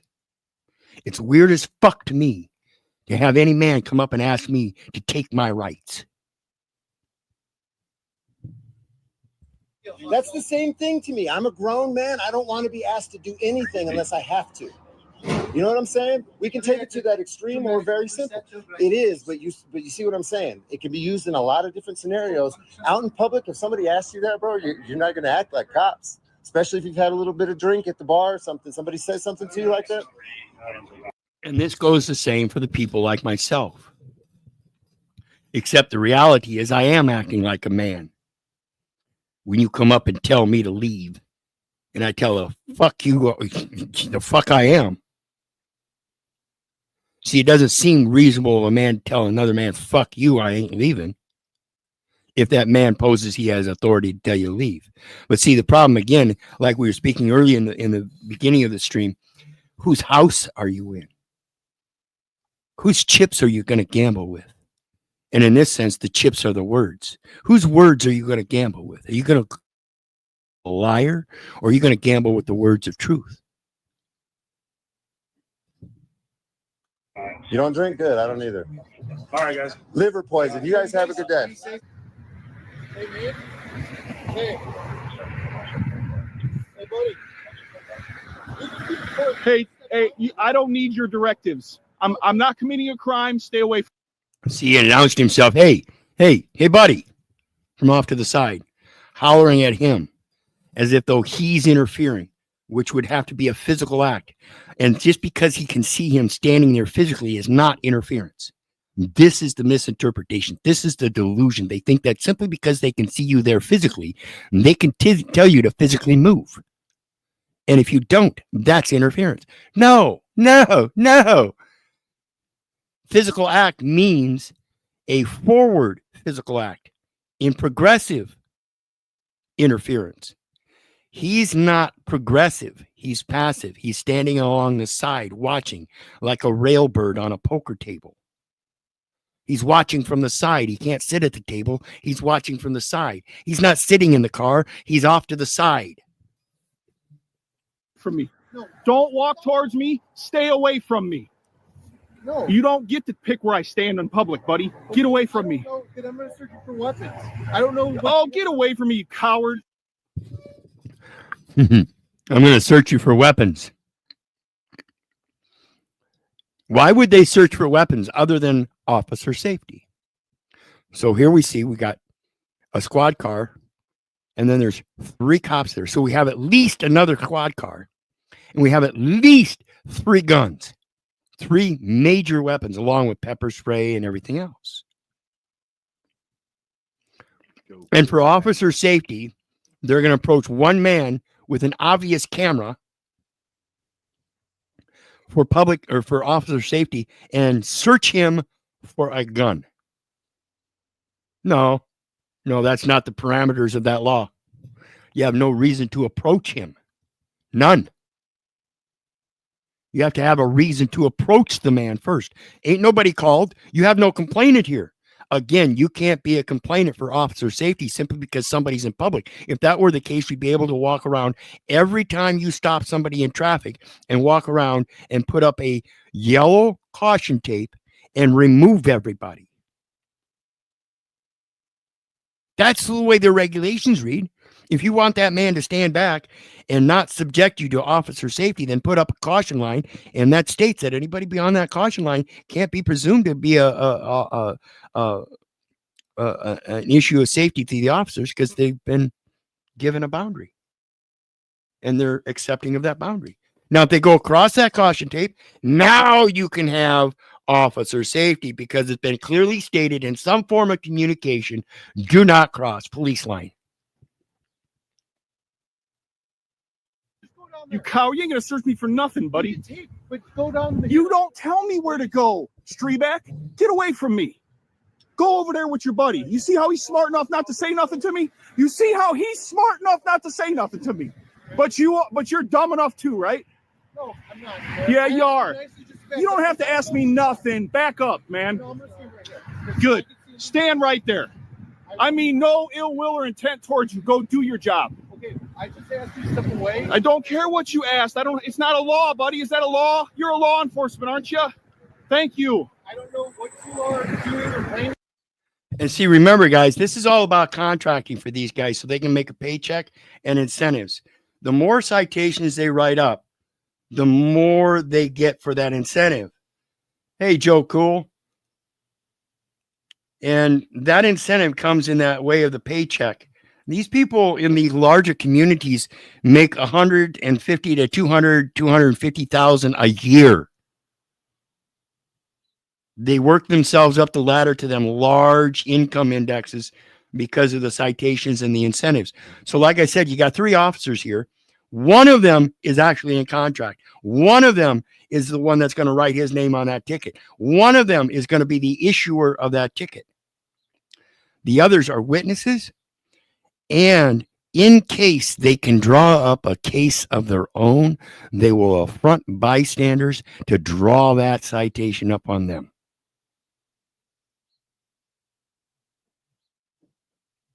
It's pathetic. I'm standing here with the camera in my hand, genius. Well, I can stand here just as you can stand there then. Yeah, well, I didn't say you couldn't stand there. I didn't try to tell you to go somewhere like you did me, jackass. Yeah, I got freedom of speech too, by the way, buddy. Yeah, I know you know, and you look at your disdain towards me because you can't stand it. No, it's because yeah. It's proper, that's all. And see, one of the things I want to point out here is if they don't interfere, what happens is people like this auditor can stand there and communicate with the guy that they're trying to give a citation to and help fill them in on their rights. So when they come up and start interfering with the guy recording, it's a good tactic for them to try to prevent us people like myself and this auditor from expressing the truth in real time to these people and showing them that we're standing in the law. Okay. This is a matter of that First Amendment right, freedom of expression. Again, I have a singular important right, and it's a grand right. It's a major right, and to be able to express myself. But exponentially, everybody else's right to know is so much more important. And that's what they're trying to stop, is the passing on of the education. Understand that. Proper would have been leave me alone when I walk up to you. That's what have been proper. That's why the public can't stand you scumbags. Always trying to tell people what lawfully they can and can't do. I said you could tape to scoot it down. I don't need your permission, though. That's where you're wrong. Giving me permission to tape. It does not come off. Greetings, Joe. How you doing, brother? What's going on, man? It's like I was meant to stop over here today. I see what you're doing over here. Like God sent me or something. This is right up my alley. Yeah, I wish you'd join more often. Anytime you see one of my titles, Tits Out and Balls to the Wall, that's what we're doing here. We're going over the Kens and Karens and all the police insanity and government corruption. Perfect time. I think I just changed my little jingle there, Wizard, after I looked up the word jack in etymology. So it's no longer Jesus, the Jack that judges all trade. It'd be Jesus, the John that judges all trade, because that stems from Jacob, Old Testament patriarch, son of Isaac and Rebekah, and father of the founders of the 12 tribes. Yep. Ooh, baby. That's why I talk about the 12 And what tribes. was Sean John Combs? And that's why I talk about the 12 tribes of Israel and being the 12 sons of Jacob. And when you understand how to interpret the meanings of the names and read them out, you will find out it's spelling out a literal birthright. I'm going to get that microphone. You watch and see what I'm telling you. So let's take a look at another one where a white cop lies about black woman in court. Now, this is, again, one of those videos that I'm not saying it's real, but this is the kind of stuff that happens. So we're talking about the message that it's portraying. Okay. And, again, it's not a one-off. This kind of shit happens all the time. And this is why the Brady list is so important. Once you get an officer placed on the Brady list, they are no longer allowed to testify in court.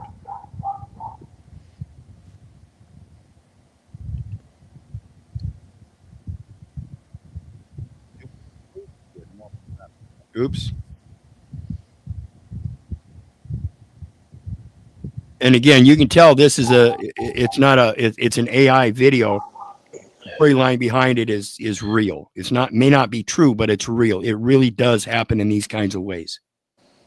Officer Mark Dalton pulled over a black SUV for what he claimed was reckless driving.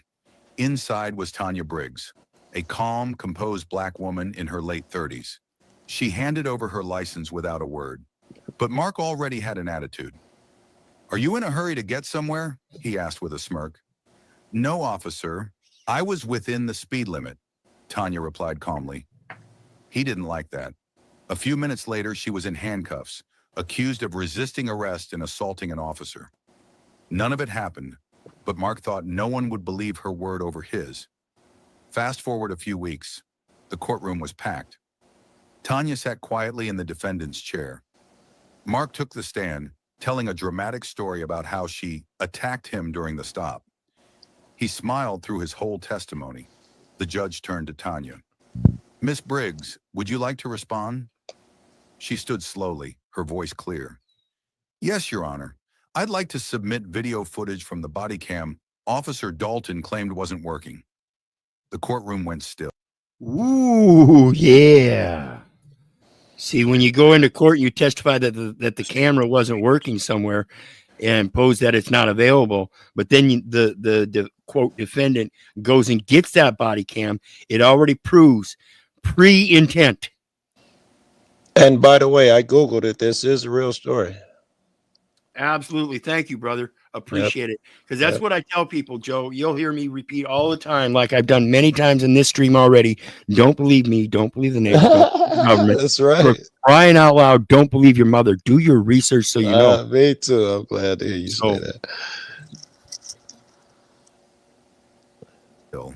Her lawyer hit play. The video showed the truth. Tanya calm, cooperative, polite, and Mark lying, escalating the situation without cause. Gasps echoed. Then Tanya stepped forward again. For the record, I am Lieutenant Commander Tanya Briggs, United States Navy SEAL. Imagine that. Remember the video we watched earlier where the local municipal officer tried to arrest an FBI agent? And in his narcissistic view, posed that he knew he was a criminal because he had a description of a suspect that he partially fulfilled. This is the insanity that these people work under, and as long as you keep believing that they have authority in that sanity, you will keep falling to that same insanity. Know thyself. Was it not now? It ain't the time, but at some point, I would love to ask you, how do we break them out of that believing that, you know, these people get to mistreat them and all of that, that whatever magic spell they're under with. When you put on a uniform, it's okay to mistreat them, other people, their family. I don't understand what that shit is, and I'm trying to talk people out of it. Well, yeah, that's the same here. You know, another thing I tell people all the time is I've been telling people all my life, fuck you, you ain't my daddy. You know, and that's what it comes down to. In not only knowing your father, you also have to know yourself. And there's but one Father which art in heaven. And in order to know yourself, know thy God, and he will tell you who you are. Before I formed thee in the belly, I knew thee. It's logical. Special Reconnaissance Division. Everyone froze. Even the judge leaned back, stunned. I've served 4 tours. I protected this country with my life, and I will not be disrespected in the very system I swore to defend. And just like the FBI agent, I'm sure this guy presented himself as somebody that was protecting and serving the community against such a violent and despotic criminal. Right. Someone with an expired tag or something, as opposed to her putting herself in real harm's way. Exactly. The judge cleared his throat. All charges dismissed. Officer Dalton, please remain seated. By the end of the hearing, Mark wasn't smiling anymore. Internal affairs were already waiting outside. Because see, when it comes to making them look bad like this, they do have internal affairs and will do something about it.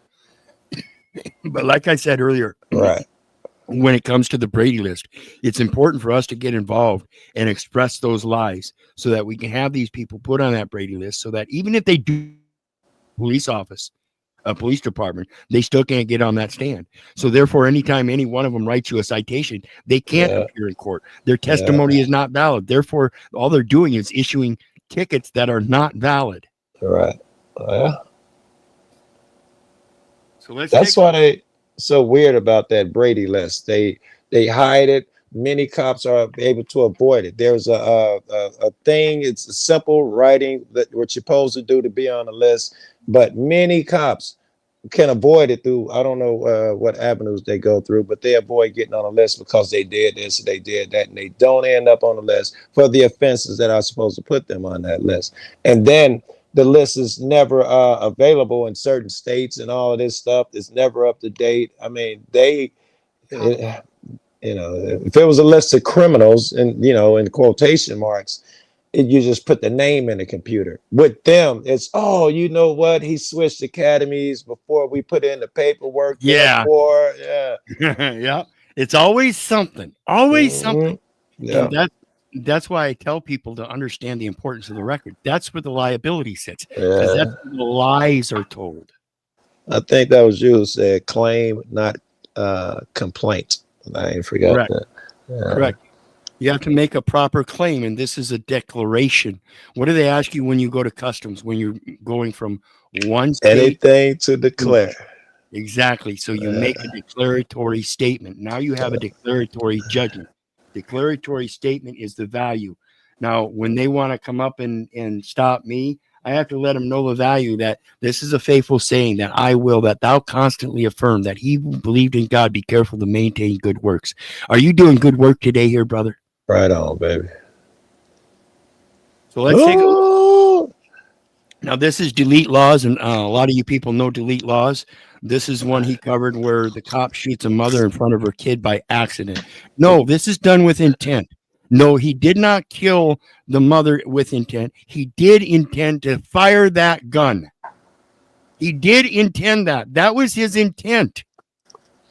If you have to go to such extreme chaos to come to a peaceful resolution, then I suggest that you don't know what the fuck you're doing to begin with, and will never come to a peaceful resolution.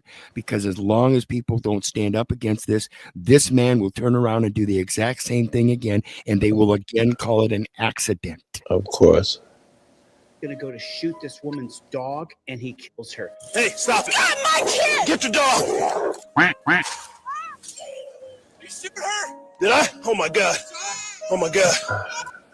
Pay attention to what this man says. This is the egregious part. This is the one that tells you where their heart is and isn't.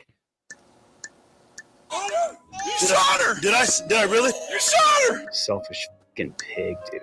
Dog attacked me. I pulled my gun and shot it, and I hit her. You could go to your city council and pass a citywide ordinance that cops are not allowed to shoot the dogs in your community, and then they won't be murdering the mother of children in the streets. Tim. Tim. I'm going to prison, Tim. Oh, man. She ain't even fucking cold yet, and he worried about what's going to happen to him. Exactly. That's a selfish, self-pointed, I'm just doing my job. I have to have a paycheck to take home to my wife and children so I can keep them alive. Fuck you and your life. I don't care about your life. I care about whether I'm going to prison and have to have my wife and children visit me in prison. Yeah. I literally could have just shot you in the head. And my first thought is, what's going to happen to me? Wow. It's insane, folks. These people don't give one rat's ass about you. Whether they claim it's an accident or they do it with intent, because that's their job. Why do you think they carry those weapons? That's their job. Right. And it's brownie points. When they do that shit, they brag on the takedowns, the bodies. They brag on the ones who are looked up in a department, the ones who physically put hands on motherfuckers. What's up, Flo? Absolutely. That's the incentive. The more people you arrest, no matter what it takes, by any means necessary. That's a military term. By any means necessary. And that's what they pull, because the necessity is officer safety. That's right. Officer safety above everything. Right. So let's take a look at this one. Another delete laws. That's my man. That's my man. When I had legal's advice, that's him and Roll got the two motherfuckers I called. And this is the despicable part is that they have intent, and they don't care where you're at, what you're doing. Their intent under officer safety is to kill. Get up, watches him throw the guns away, and then he shoots him anyway. I was watching this yesterday. Hey, boss, what are you doing? Come on. So granted, this guy's got guns on him. Yes. We have a right in this country. I'm about to say, me and you, we don't have an issue. You're supposed to be able to have guns. He got two of them. And I was just watching this yesterday. He throws the guns on the other side of the gate. So they're nowhere near him on the other side of a gate. And then he take off running, the police kill him. Well, and the funniest part of that is, notice this guy climbs over the fence first and then throws the guns back over the fence. Yes, he's trying to show that, I'm gonna get rid of the guns, catch me fair and square. Yes, he's de-escalating. Very good. Very good. Very observable. Very good. De-escalating. He's de-escalating. I love it. I must admit, I thought to myself that the cop was being nice. He says to the guy, come on, jump over. And then the guy decides he's going to run away, and the cop doesn't shoot him. What you doing, bro? So at first I was watching this and I thought to myself, we have a reasonable officer on the scene. So he throws one gun away. Then he throws a second gun away. De-escalating. Right. So we have one incident of de-escalating. We have the incident of compliance where he could have just turned around and ran the other way and faced the same action of being shot in the back as he's running away from the other side of the fence. Or he can comply and de-escalate things the best he can. I think this man is. I would say 2 incidents of de-escalation. That when you just said just coming back on the other side of the gate should count as one of the de-escalations. He could have kept running and shit and throwing the guns away. That's definitely de-escalation. Right. And notice the guns are still on this side of the fence. So once the altercation is broken up and they separate, the escalation's still there. You know, they're still in fight mode. Right. While he's in fight mode, he still has the conscious ability to go over to the guns in that separation. And again, make sure to de-escalate by throwing them across the fence, of which he just brought them back over. Right. So I cannot get to them. I've thrown them over a gate. You know, I cannot touch those guns. That's clearly, you know, I don't want no smoke, man. I don't want to fucking be out here trying to hurt you. When he probably should have used his taser when he was getting his ass kicked. He didn't.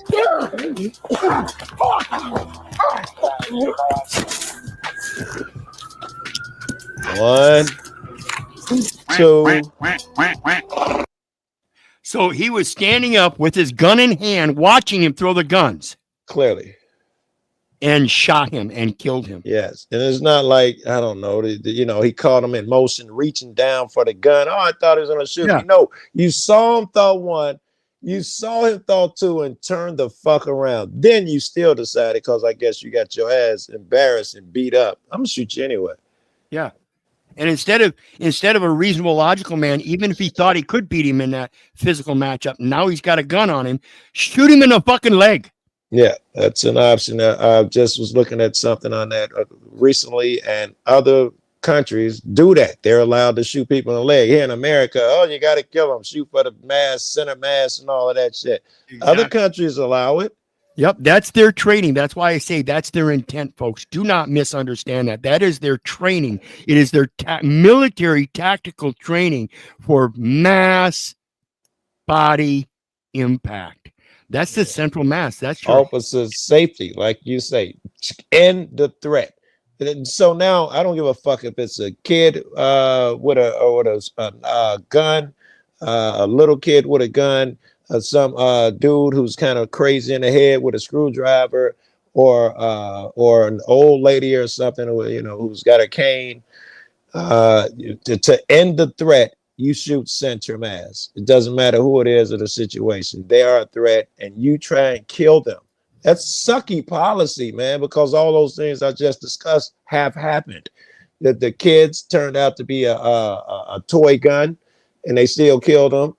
The guy with the screwdriver, they killed him. And the old lady.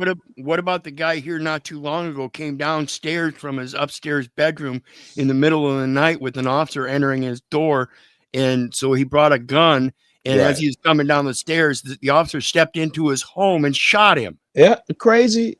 You know, I've seen a couple, and I'm sure you've seen these because if you haven't recently, where the guy opens his door, someone's banging on it with his gun in his hand. No threat, holding it down and all of that shit. And the officers immediately just raise their guns and start shooting at the guy. Well, you know, it's the middle of the night. I'm going to answer my door with my gun in my hand. It's logical. Yeah. Your police safety and the immunity that follows does not expand around that bubble of your 3 foot of presence. Anywhere you go, you have to mind the bounds of law. And when you enter under the other people's property or shoot into their property when they haven't exited and pose no threat, you are the one that's committing the crime. And you are certainly risking everything and everybody in the process, you know, because we see that you missed a dog and kill a woman. You know, you're shooting into the man's house. You ain't just violating him. You're risking everybody and everything in the crib. Well, you're risking defunding the police en masse by that Second Amendment, where people are going to start taking up their arms against you. Yeah, I'll be wondering when we gonna come to that fucking day, bro. I only think we'd have to pull a fucking trick. I think when these motherfuckers, if they saw us serious, because I see these protests, when the numbers come out, they're scared to death. I seen them get on their knees, apologize, chant with us when they're afraid. if people was that had came out with numbers and they were armed, you know, I think they'd be like, okay, you right. Yep, absolutely. So let's finish it up. He clearly had thrown the gun away and then he shot him. You could say it's a split-second decision, but that split second was him fully conscious and aware and able to see that that man had thrown the gun over the fence. And that's the point. He actually observed the man throwing those guns off or on the other side of the fence. He knew the man was no longer armed. And he shot him anyway.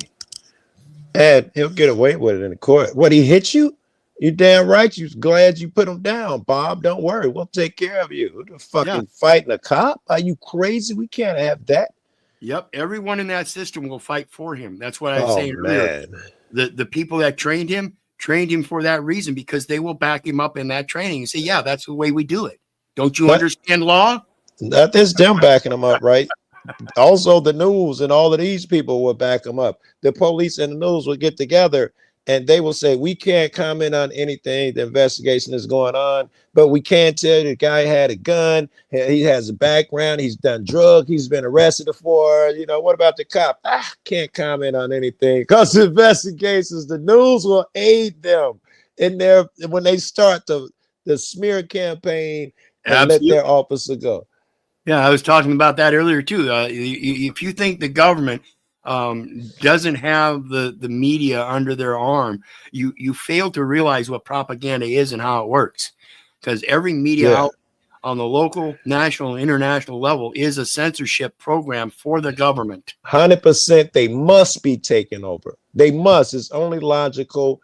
They must. That's why you also know that we as a social media would be the biggest threat, because they've been able, everything what you would call regular media, they've found a pathway to do that a long time ago, and they've taken them all over. And me and you, I know we think even the small ones, but you know, the NBCs and the Foxes and the big legacy shit, CBS, that shit's obvious. But all of them, man, all of them, when they get to a certain area of size, Russell Brand, Joe Rogan, all these niggas are approached at some point. Yep. And that's what we're going to talk about next. We got a couple from Joe Rogan speaking of on wokeness and delusion here. So let's take a look at this first one as he talks about a congresswoman getting destroyed by her racist bait tactics. Okay. Please. He said, what? Please keep Dr. Martin Luther King Jr.'s name out of your mouths. Shit. He was a proud and unapologetic Black man fighting for equality for Black Americans and all marginalized I hate people. this I shit. appreciate my Democrat colleague for exemplifying exactly the kind of oppression of freedoms that we're referencing. How about we'll quote whoever we want to quote? How about that's my First Amendment right? How dare a white Republican quote Martin Luther King? We actually had a congressman say that just now. Thank you, lady, for once again exemplifying the type of oppression that we stand against. We will quote who we please, and we will continue to speak freely. I'm a veteran. That's the country that I serve. That's the Constitution I swore an allegiance to, and that oath has no expiration date. I will fight for it with my last life's blood, for my right to speak freely and yours. Oh, he killed that, right? And she said something really stupid, so I'm glad he didn't lay down and let that shit just lay in the air and let people believe it. I'm glad he crushed it and crushed it thoroughly. Yep. You would have liked the one earlier if you'd have been here. I had a guy, what was it? I posted the link earlier. Let me pull it up. I'll repost it here. But this guy had a take on the N-word that most people don't consider. And so I relegate it to Kunta Kinte and Toby in Roots. Right. Yeah. Wherein Kunta Kinte wouldn't take on the name that was given by the slave master. He wouldn't take the name Toby, right? Right. What's happened in today's society is that man created a word, the N-word, and started calling Black people the N-word. Right. Now, Black people have appropriated that N-word from the white culture into their own. Yeah, and that's one now way of looking at it. and now say white man can't use it. Yeah, that part's weird. But the first part, Exactly. So wait, let me say with the first part though. I got a little different way of saying that because first it was just negress and negro, meaning dark skinned people, and then the white people took it and put that hard R on it and turned it to a shitty thingy, and then we with the soft A invented our own word to troll them. And No. go ahead. Yeah. No. I explained that too. NIGGA, the dropping of the R, Right. was not an appropriation of colored society. It was a roticity in language. In other words, there is a culture that already in their language has a construction where they drop the R at the end, known as a hard R. You know, people, when you go to Boston and you listen to the people in Boston, they don't say car, bar, or far. They say ah, ba, and fa. They drop it. So again, the appropriation of nigga was again a cultural appropriation from a subculture that has a different construct that doesn't naturally say the hard R. Yeah, I'll give you that the Boston niggas invented it. And I don't know that they did, but let's say they did. We still took it and made it cool and mean something else. And that's just what happens to words. They progress. We can't say the Celtics used it like this. This is the meaning. That's not a thing. Chill now means to take it easy. Nigga means my best friend.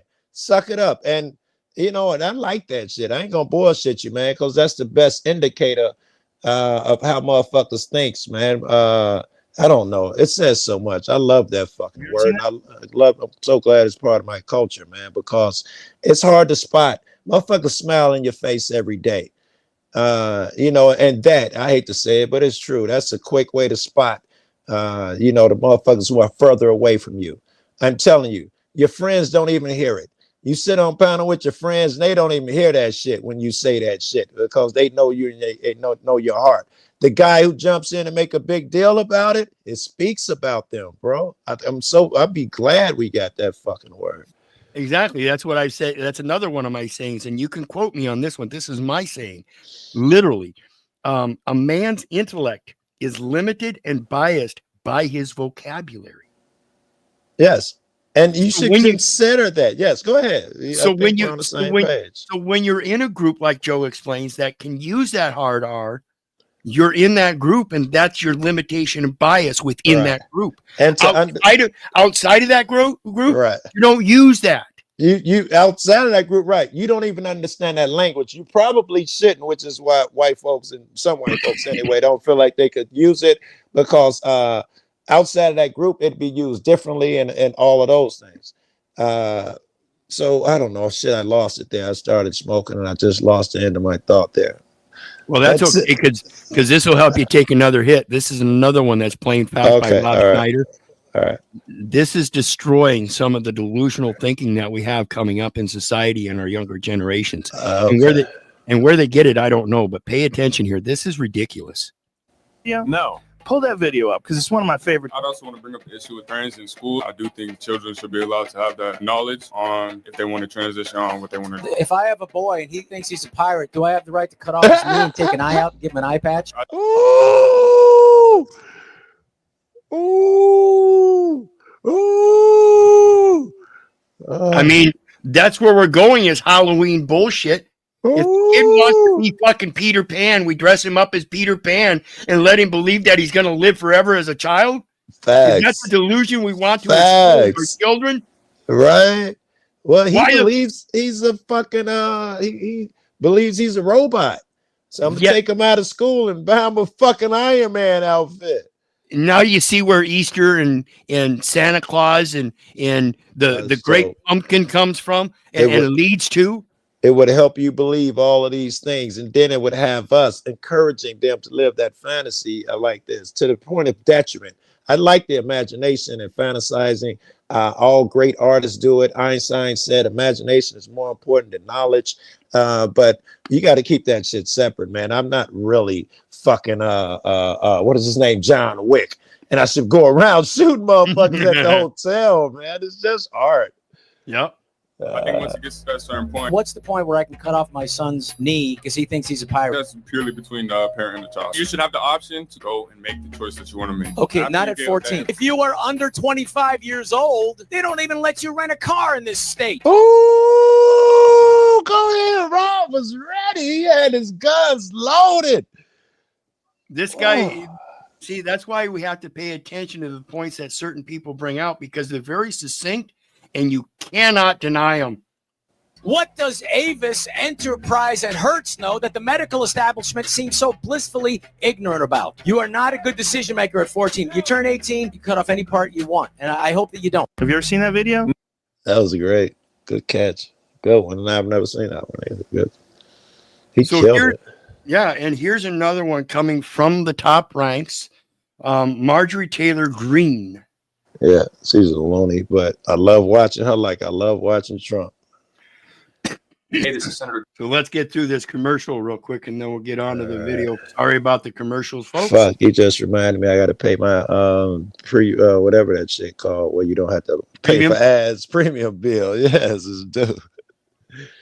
So this is the House Oversight Committee, and they're having a hearing on the locking in the doji cuts. Okay. And this is in relations to various different research projects that are Yeah, I was funded. about to say some of these Doge shits are just really not well thought out. Yeah, you can look at the title and understand the insanity. I now recognize myself for 5 minutes of questions. The Doge website details much of the wasteful spending and it hits the brakes on, and it has an incredible list of top hits.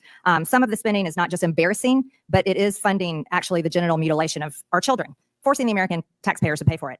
A $620,000 HHS grant for #Transcendent Health, adapting an LGBT plus inclusive teen prevention program for transgender boys. $620,000 from HHS. It's absurd. This is disgusting, and it facilitates. I don't know what a trans prevention team is. I don't even know what that is. I tried to come up with something in my head, but I know they ain't trying to prevent it for real. I know because they always pushing it forward. I don't know what that would be. Well, I think it's a prevention against bullying or something, or discrimination of some sort. Yeah, it had to be. I mean, that'd be the best logical thing I can come up with. And that has to do with the DEI, diversity, equity, and inclusion. Yeah. And like I said, folks, your feminist movement, ladies, destroyed your feminism. You now have men overtaking the sports arena, women of the year, all kinds of things. Do you see women do the same thing, obversely, equally in the men's arena? No. So where did your equality go, ladies? I don't see that. I see all of that last part of what you said. I agree with, but DEI in particular, I see that, and that one critical race theory. I thought those were our two great hopes. We needed them desperately. People rephrased them and said they were things that they weren't. They said that DEI, hired people over other people. That wasn't true. DEI don't get to hire anyone.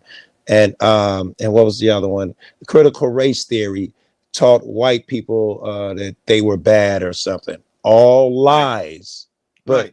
And I think the important aspect, and I wish people would really understand the true thing about the brotherhood, the Aryan nation, the Aryan brotherhood is not racist. Okay, they are not discriminators. What they are doing in their message is a preservation of race.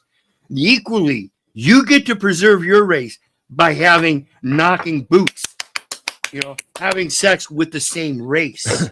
That's how you carry on that race. By perpetually intermixing, we are destroying those races. I hear people say that, and I'm absolutely sure that some people believe that. I even got buddies who I think that when they join that type of stuff, but that's how they think. They want to preserve their race, proud of their race, and that type of shit. That part I can't be mad at.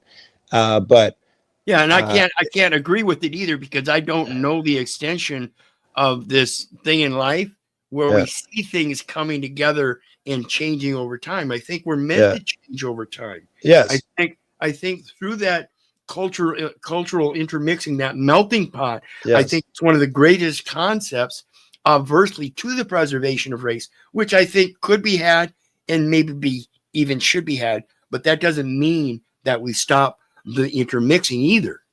That's go ahead. That's what's going to allow us to have that diversity and the prosperity of knowing what those diversities coming together mean, Right. whether it be detrimental or progressive. I'm to the point where I'd be glad if we just turn into a mud race. But I'm black, and I've been at the lower end of a caste society. Whether people want to believe it or not, it sucks. And not just me as Joe Cool in this year in time.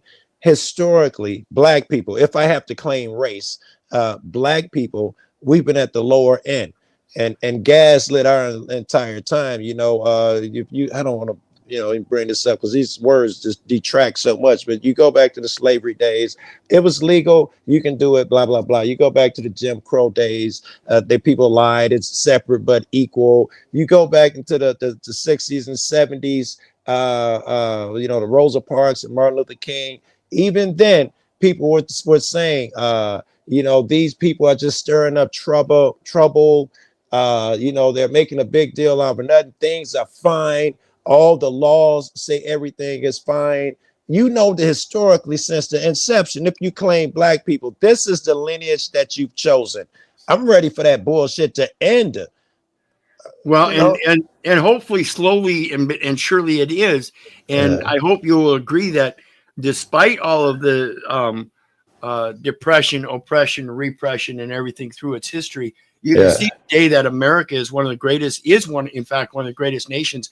And that the result is that we have some of the brightest, richest, most powerful black people, women and I got a better argument. The entire world. I got a better argument because rich and powerful, that shit don't impress me. What does impress me is the shit that me and you are doing right now.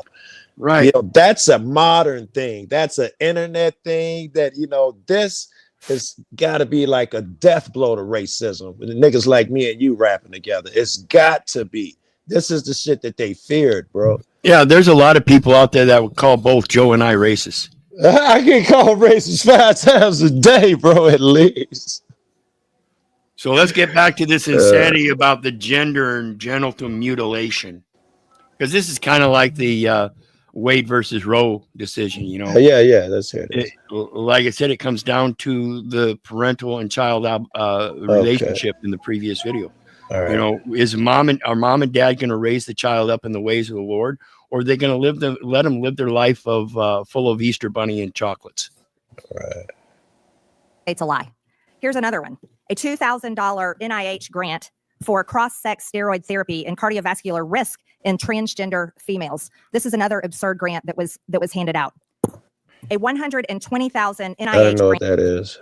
Understand, folks, in order to do these research programs and fund them, they have to entice people to admit that they are those classes of people so that they can then can study them. Very good. So and I don't even know what these are. These studies are by the name. I don't really feel like it's a waste of bread because I think they're obfuscating them purposely because by naming them with these ridiculous ass titles, it avoids whatever the fuck it is that they really do. Well, this is the underhanded aspect of the DEI that I was pointing out. Not that DEI does any hiring or anything, but the fact that the idea of diversity, equity, inclusion, it helps foment certain laws. So what we see here is a research project to induce people to be that classified person so they can do the research. So then they can provide the protections and service provisions of protecting those diverse kinds of people in society. That's where I was going. I never finished my thought with the with my buddies who joined our organizations, who I don't think minds are too fucked up. Is that everybody around them uses it, misuses it for their own agenda, you know, to say we're better than other people. Because my people who were part of that shit would never say that they thought they were better. We just doing our own thing, the way you black motherfuckers do your own thing, Joe. But everybody around them suddenly thinks that it means that you're better than them or they're less than you, and it really gets perverted quick. DI was the same thing. Someone probably had a good idea, and it was pimped on and, you know, prophetized, transformed.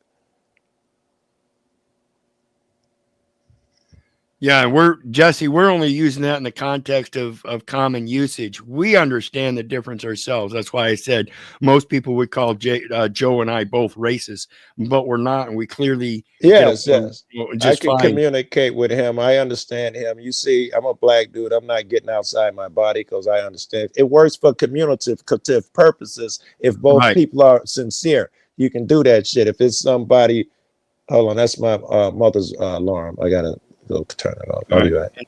And so we have to stop using derogatory words to describe ourselves. This is what I was talking about earlier in the stream. Most people identify as a noun, the person, wherein it says in the Christian scriptures that he's no respecter of persons. Therefore, shouldn't be identifying as the noun. And this is clearly expressed in Genesis 2:7. God formed man of the dust of the ground. When he breathed the breath of life into his nostrils, man became a living soul. So he's no longer supposed to identify as a man, but as a living soul. He's no longer supposed to identify as the noun, but as an adjective. So we look for the best adjectives to describe ourselves. And according to the scripture, I choose to use living soul.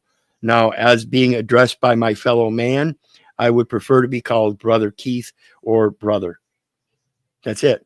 So that's the extent of my identity in knowing thyself, in a commonality. And when God calls me, I am sure I will hear his calling. So yeah, by our own language, we are sometimes induced into using derogatory words to describe certain things. And that's what nouns are. They're descriptions. But remember, we're not supposed to be identifying as a noun, in my opinion, but rather as the adjective, the living soul.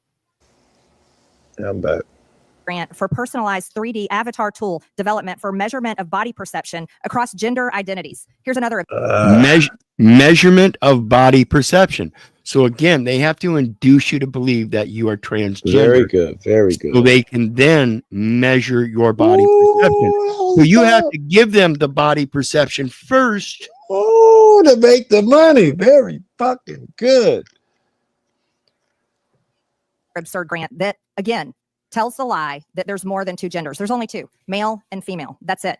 Something else that the American people should know about these radical extremist judges that are playing politics from the bench. A judge ruled that this has to be protected. This is You'll like this one, Joe. This is a HHS program for gender affirming care in young people. Again, the only thing that affirms gender is the fact that there's only two sexes, male and female. And the American. So how long do you need gender affirming care if once you are born, you affirm the gender? Isn't the gender part of the birth registration documentation? I'm trying to give them the widest possible latitude here. What could they be using it as? Gender, or I don't know what the fuck they're trying to do. Gender cannot mean sex.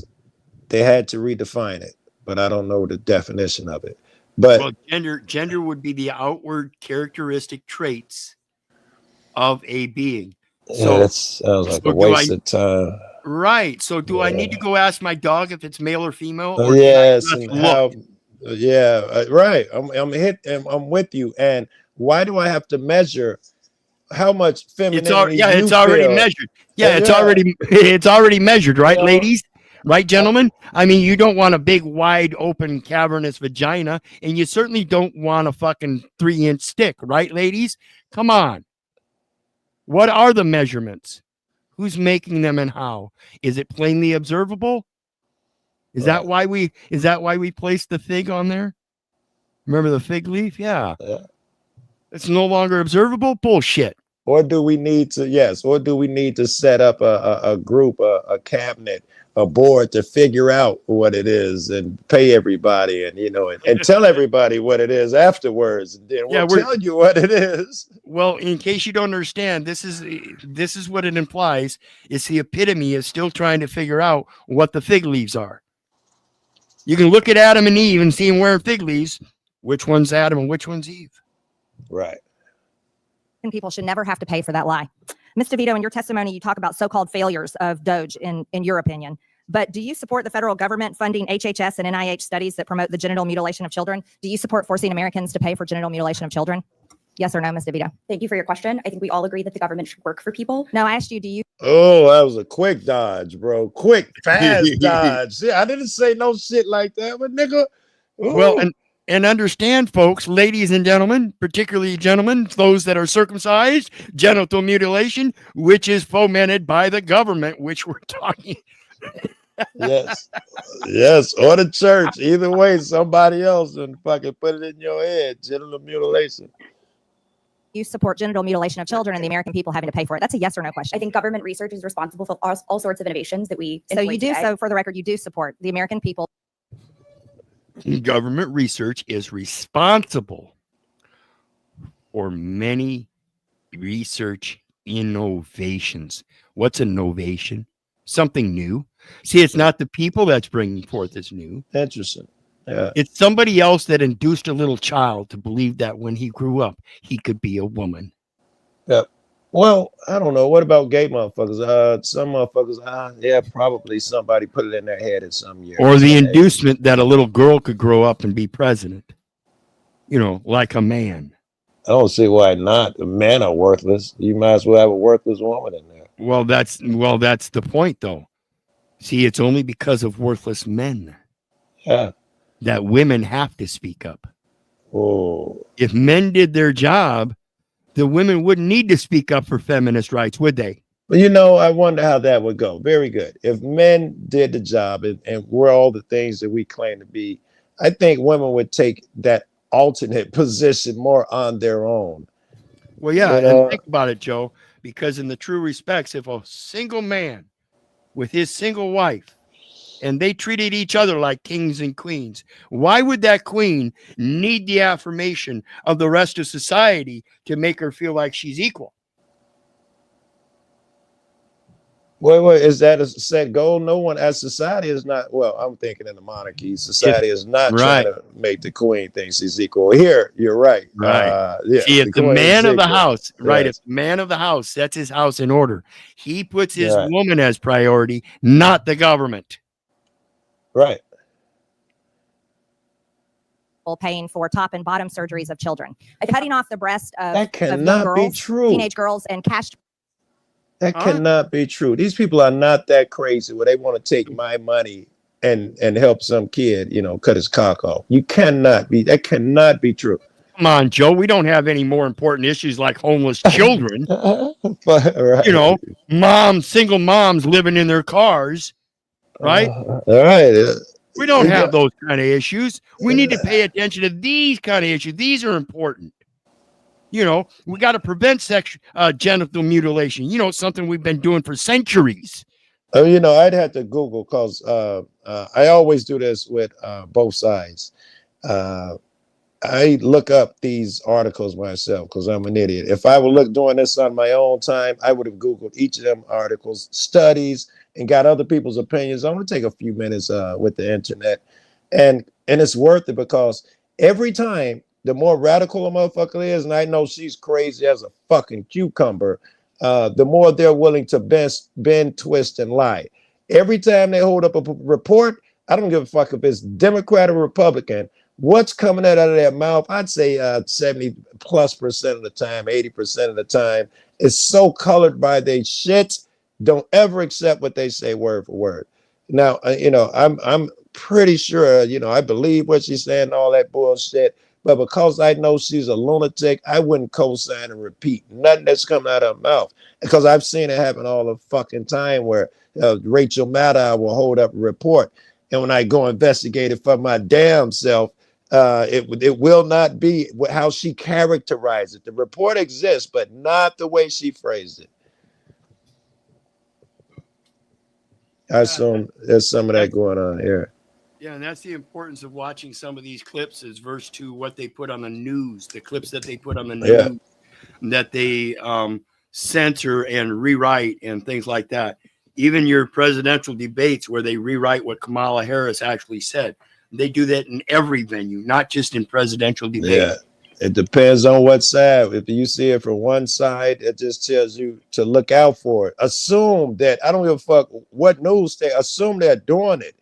You know, so go in there and look out for it and assume when you're getting knowledge from them that they have done this thing. No matter if it's, especially if it's any big motherfuckers. You know, I watch a lot of mainstream media.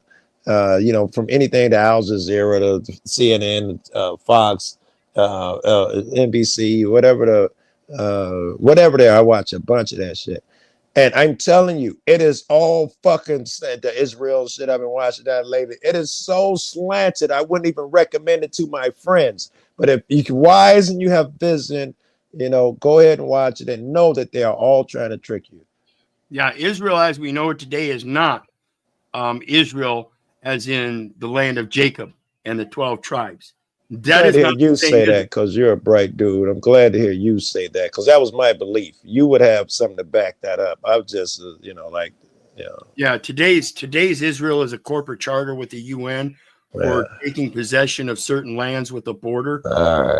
In those lands, again, even in their Judaism, the Old Testament, Leviticus 25, verse 23 says, the land shall not be sold forever, for it is mine. So why are all these nations making claims to the land? I don't know. That was dope. Frustrating teenage boys. You support the American people paying for that. I think government research is incredibly important. That's not for research, overall Ms. innovation. DeVito. That's mutilating kids' bodies before they're old enough to vote, before they're old enough to join the military, before they're old. See what's being done here. Like I said, She's trying to rephrase shit, and yeah, it's a research of measurement of body presentation. So you have to first present the body, and then they can experiment on your body. Yes, I dig it.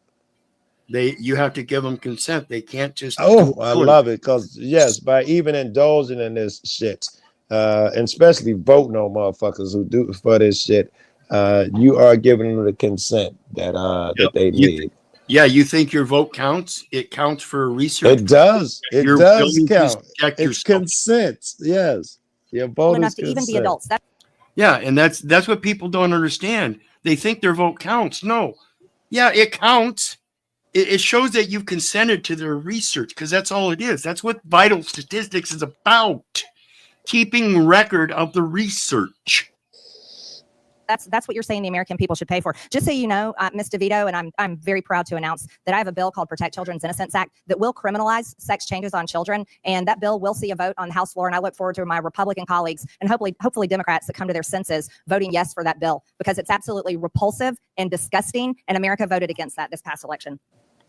That's something else that when I see Mr. emotion Dickerson. and shit, you know, my ears perk up. I immediately I toughen myself and dull myself. You know, I don't know if it's good or bad, but 9 times out of 10, motherfuckers are, what about the kids? We're tired of this. When you see that fucking emotion, they trying to snow you, and my ears perk up. Yeah, and that's, you know, I mentioned earlier on Jack's stream, I mentioned Isaiah 54 of the King James Version of the Bible, in the first verse speaks about sing, O barren mothers, though thou that did not travail with children, for there are more children of the desolate than there are of the married wife. And this is talking about the children and how we're supposed to speak out for them. Right. Consequently, the verse 17, the last verse of that same scripture, says no tongue shall, or no, what is it? It's not tongue. I screwed that up earlier too. I gotta. Okay, Isaiah 54 verse 17 says, "No weapon that is formed against thee shall prosper, and every tongue that shall rise against thee in judgment thou shalt condemn." So, in order to condemn those words, you have to know those words. Oh, slow down. Learn the Slow language. down. I want you to repeat it. The no weapon formed against me shall prosper. I literally have that over my door here. Right. I didn't know the words after that. And say them and explain them again, what they meant. And every tongue shall rise against thee in judgment thou shalt condemn. This is talking about Babylon. Every son that shall rise against thee. And it's the different tongues, no matter what language they speak, no matter where they come from. If they are making judgment against you, That's not their place to do. That's his place. We're not supposed to be judging each other. Right. Every We tongue are that should rise up against you shall what? in judgment thou shalt condemn. Thou I'm shalt not condemn. What's that mean? I shall condemn it, or Jesus never gonna take right. care of it? I shall condemn it. I shall condemn it as a lie, as a bearing false witness, because I am convicted to truth in the word of the Lord, not in your tongue. All right, so every motherfucker who every tongue who says something against me, I should condemn. The way I see it, I'm reading is that God now will take care of that for you. They'll condemn it. No weapon against me shall prosper, and any words shall fail too. I'll condemn them, meaning God will take care of it. That's what I would have thought. But it doesn't say I, it says thou. It says, no weapon that is formed against thee shall prosper. That's his part. He's not going to let it prosper. Your part, faith without works is dead. So in order to make sure that the record is bearing truth and not as a false witness, you rise up and it says Thou every shalt tongue. condemn. Yeah, and it says every tongue that shall rise against thee in judgment, thou shalt condemn. All right. Okay. Well, yes. Yes. It does sound like he's giving you the power through truth or whatever. That's the First Amendment, Joe. Yeah. And how do we implement cuts and appropriations moving forward to prevent these agencies from ever being able to fund these studies that promote the mutilation of children's bodies ever again? I think what you need to do is ensure those writers are included in the appropriations bills that are passed to clarify to the agencies that even though they have never actually received authorization for these, so they shouldn't have actually done it in the first. What? That's dope. What? Yeah. No, they never received authorization in the first place. They still did it. All right. Who's your authority and where is their authority if they're doing shit that they ain't got authority to do and decide to do it anyway? And then what happens when they do it? Who's accountable? First place, but if they need that funding rider to restrict American taxpayer funds for going to those terribly divisive and harmful things. Yeah, permanently, right? Exactly. Thank you. Other egregious abuses of funds, a $10 million Department of Education grant to the Virginia Commonwealth University for faculty workshops on decolonizing the curriculum, a nearly $700,000 National Science Foundation grant to the University of Tennessee for Black and Latinx parents leading reform and advancing racial justice in elementary mathematics. A project that could provide a model for other communities and schools seeking to advance racial justice in mathematics and education. All right, This pause. is insane. Pause. See, the way she says it, it's funny. It sounds like, but I believe it's misleading. I hope, this is why I look at the studies myself. I hope it is that other races get shitty teaching and for a host of reasons. And they're going to look into it in mathematics and see why is it that these races get shitty. We know why it is. Our teachers are really horrible here. It's really, really, really bad. I could spend forever talking about it. It's a pay scale. I'm versed from the police who, as they make more, prove that they are the worst officers. Yes, they come to my neighborhood. Teachers that get very low pay scales often are not the best teachers. And they come with my neighborhood as well, because this is the lowest price and shittiest place you could find. And I hope that they're saying a study to even that out. But I don't know that. I do know that this nigga is not to be trusted on her. Nothing she says to be taken at face value. Well, right. And that's what absurd. That's another thing I'm pointing out is the false patriarch and this government. Okay. You have to have the mentality to govern your own thoughts. Right. And if you think the government means mind control and that they're controlling your mind. She does.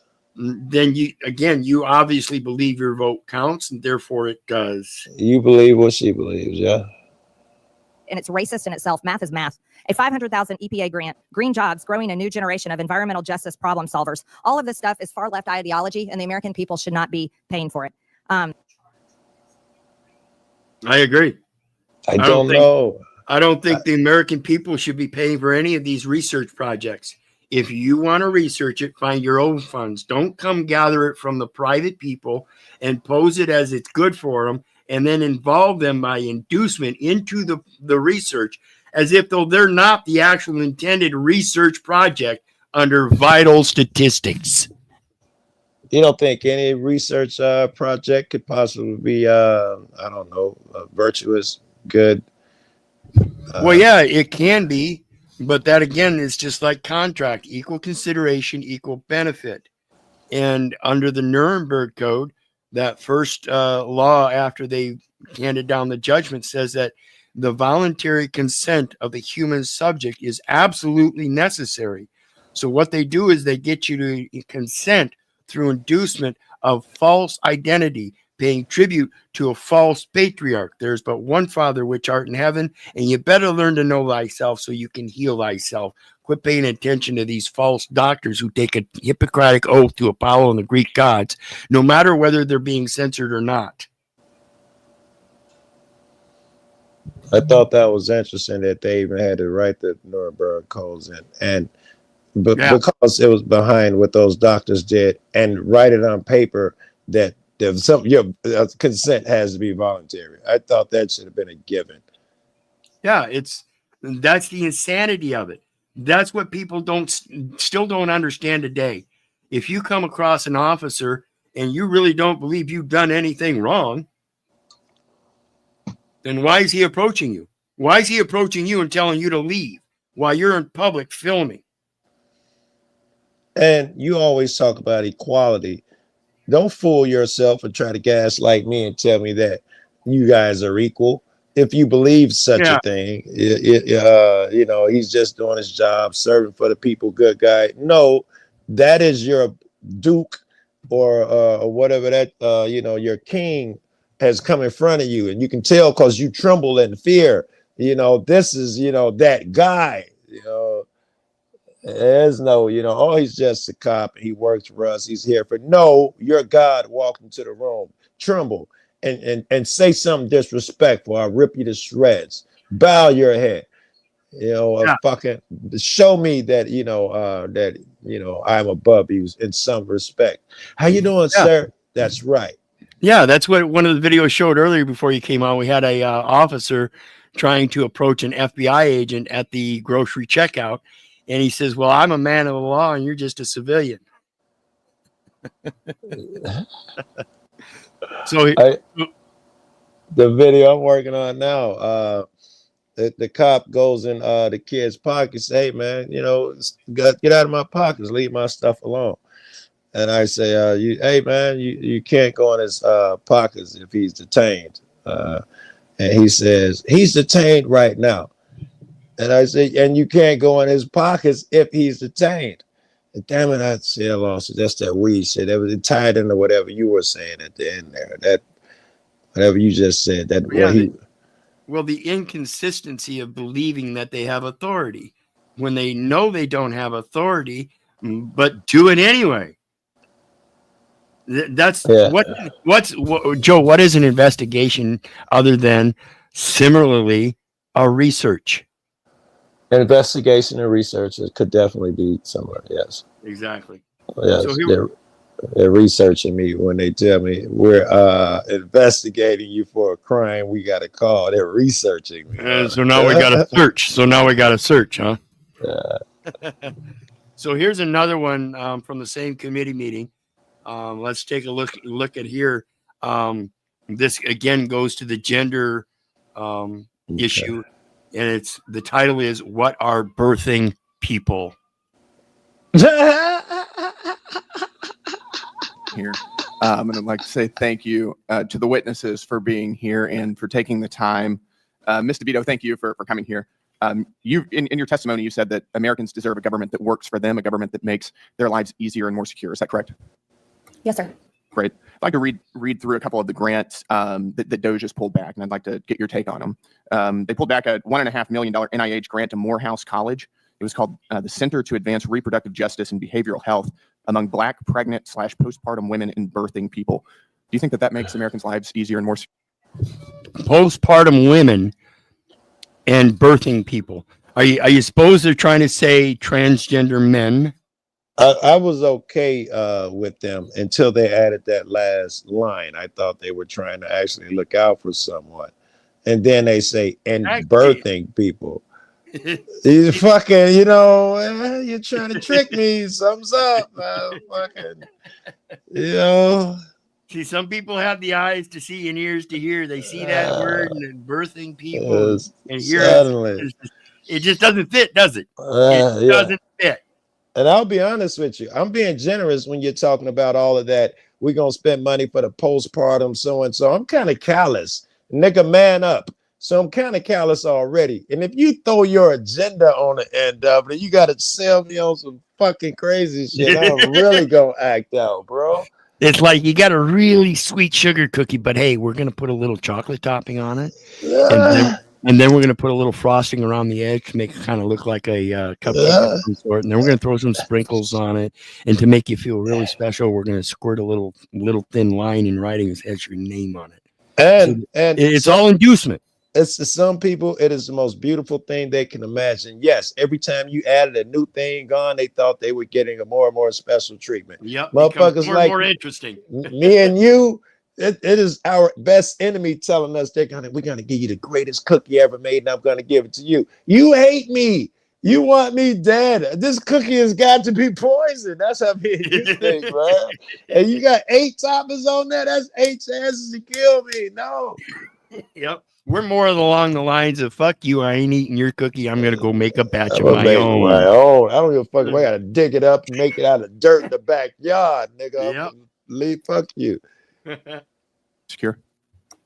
I think that medical and scientific research of all types. Do you think that constitutes critical research? According to your testimony, NIH grants are critical research, I think that government research of all types in the medical, including birthing people.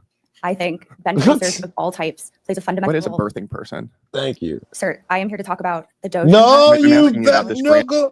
Don't you dodge, dude. Girl. She gonna act like she didn't even hear that. Yep. And he does a great job at that. You know, he Good. catches her several times. Drag her back. Very And you're good. defending it. So I'm asking you, who is birthing people? I am not familiar with this grant. Mhm. I take a position that all kinds of government research, medical, Is a pharmaceutical, birthing person a woman? Is that biological. another?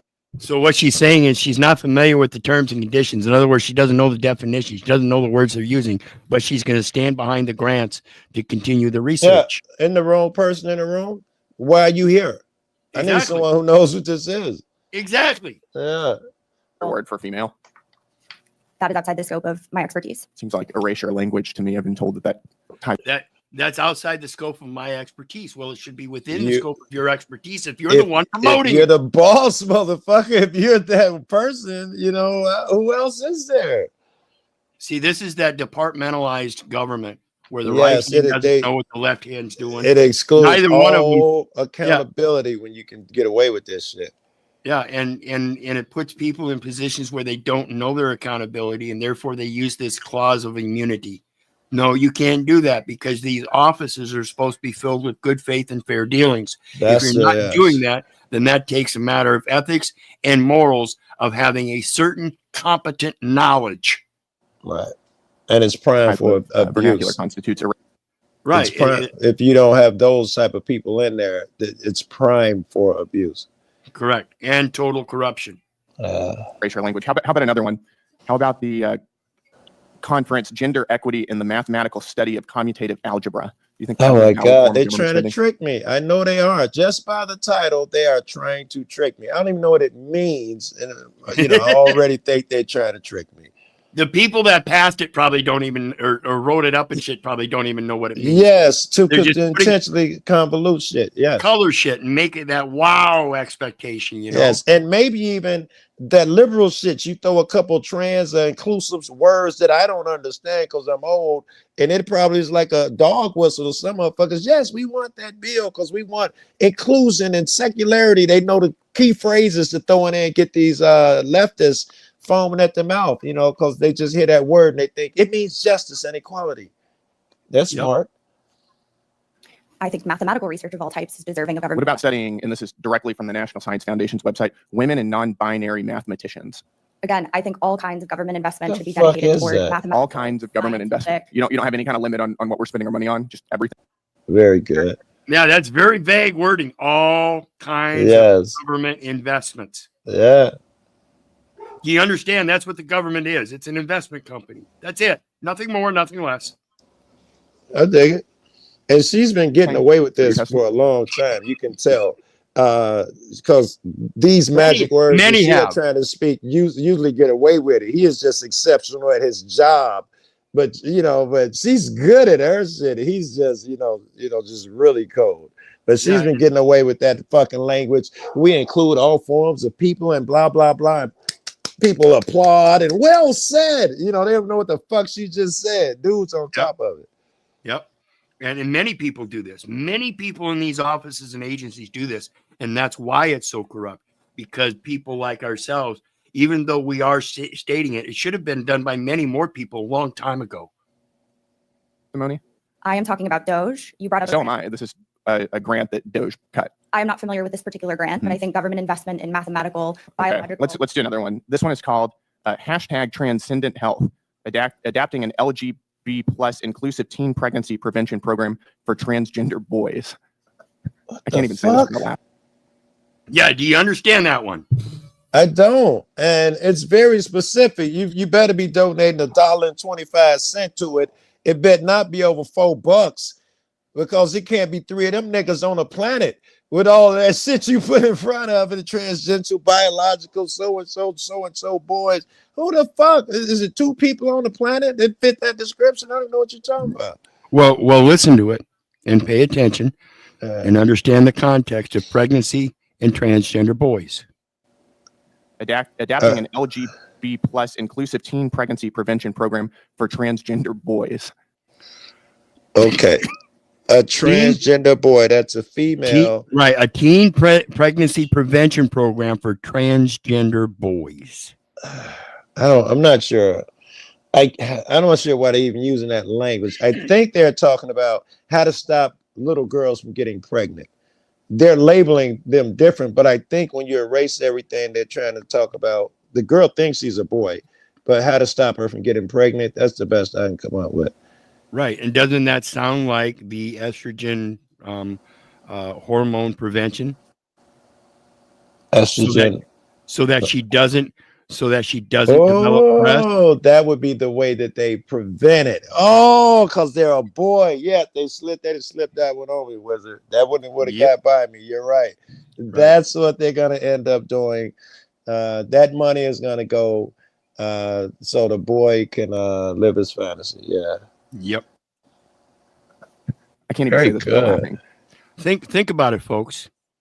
If they have a welfare system that's playing on the single moms with children, and these single moms have multiple babies by multiple daddies, wouldn't there be a natural self-correction where through the psychology that they would be able to reduce the population through a transgender indoctrinating little girls to believe they could be men so they wouldn't have as many babies? This is just a different way of doing the same thing that China did by restricting your natural birthrights and the genders and sexualities that go along with it through a propagandized language that is inducing you in insanity. Psychology of rather than the hard hand of China, the psychology of accomplishing the same goal. Correct. Using a different weapon formed against you. Do you think that is a useful form of our tax spend? I'm not familiar with that grant, but I think bench research. You don't know any of them. Pregnancy for transgender. Yeah, she doesn't know nothing. Why are you here? Exactly. It kind of reminds me of Zuckerberg. He claimed to know nothing, yet he was the CEO. Your boys. Do you think that is a useful spend of our tax dollars? I think government investment in all kinds of scientific research is of the utmost importance, including pregnancy prevention for transgender boys. Okay. Let me ask you, we can come back to this later maybe. Do you support abolishing the filibuster still? I am here to talk about Doge respectfully. Right. We could abolish the filibuster and get a lot of Doge cuts through. And you've written at length on your Twitter about abolishing the filibuster. I'm just curious if you think that we should do that still. I did a lot of different topics because see, she was wanting to end the filibuster so they could get all these doji things through. When it suits you. Right. Yeah. Exactly. Yeah. because I am an economic policy expert, and respectfully, I'm here to Economic policy expert. Why would they send an economic policy expert in here? I'll bet this woman doesn't know the first thing about commodity money versus fiat No, money. she's an accountant. Exactly. Yeah. So she's a mathematician. Mathematician. And nothing Yeah. else. She has no knowledge of the definition. She probably doesn't even understand English, much like a doctor that takes a Hippocratic oath and doesn't understand that if he's a Christian, he takes a Hippocratic oath to Apollo and the Greek gods, he's serving two masters. And that clearly shows he doesn't understand the English of the scriptures he reads. Right. Yeah, she's a mathematician. We could abolish She the fucks filibuster and with get those cuts. She's a mathematician. She fucks with numbers. The language that he is speaking is damn near foreign to her. Exactly. It's just totally germane here. Do you think we should? I am here to talk about DOGE cuts, not strategies for achieving more of them, but the harms that they have produced for working families. That's a convenient change of opinion. I noticed that most of your comments about the filibuster were during the Biden administration. But we can move on. Let's go back to some more of these grants.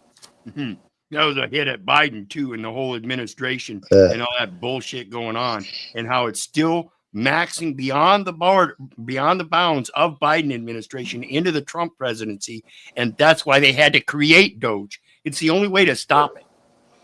It would have been way before Biden administration, and this is why you listen to both sides. This is why I listen to left and right, even the most radical and extreme, because when a motherfucker's mad at you, they will say all sorts of garbage. I'll hear shit from your enemy that I would have never got nowhere else. He's digging through your garbage. So it's worth it to listen to both sides. Absolutely. Do you think that we should be spending money on, quote, the racialized basis of trait judgments from faces? I am not at all familiar with that grant. 1,000%. Yeah, that goes to that facial recognition software and stuff as it relates to the genetic backgrounds of people. It's just even though it's just another measure that they can use in that vital statistics, the statistical element of reading a population, it's also used in that reading of the population, just like license plate readers. It reads people and can recognize criminals as averse to people that aren't in the system yet. I see the nefariety of it. Just because black people are more likely to commit more crimes, you're gonna, tweak the computer. It scares me immediately. Yep. And I want people to pay attention to a statement I make after this video. It's going to lead into the next video and the atrocities we're really talking about. It's a $500,000 NSF grant. I am not familiar with the subject matter or the But you're defending these. I am saying that I think the government. You're pretty adamant against DOGE cuts, and I'm asking you if you support the cuts. I think that there DOGE is has found economic and medical, public health, communal benefit. What about cross-sex steroids? Right, economic and communal health benefits. I don't think that if she is trying, first of all, you're right, she threw in the economic part to say that I really do the numbers. Then she threw in health and communal and health benefits. You're out of your depth. I don't think you know anything about the philosophy and the benefits of these things that you are calculating. And it looks like he's exposing that because you don't have an opinion on any of this shit so far.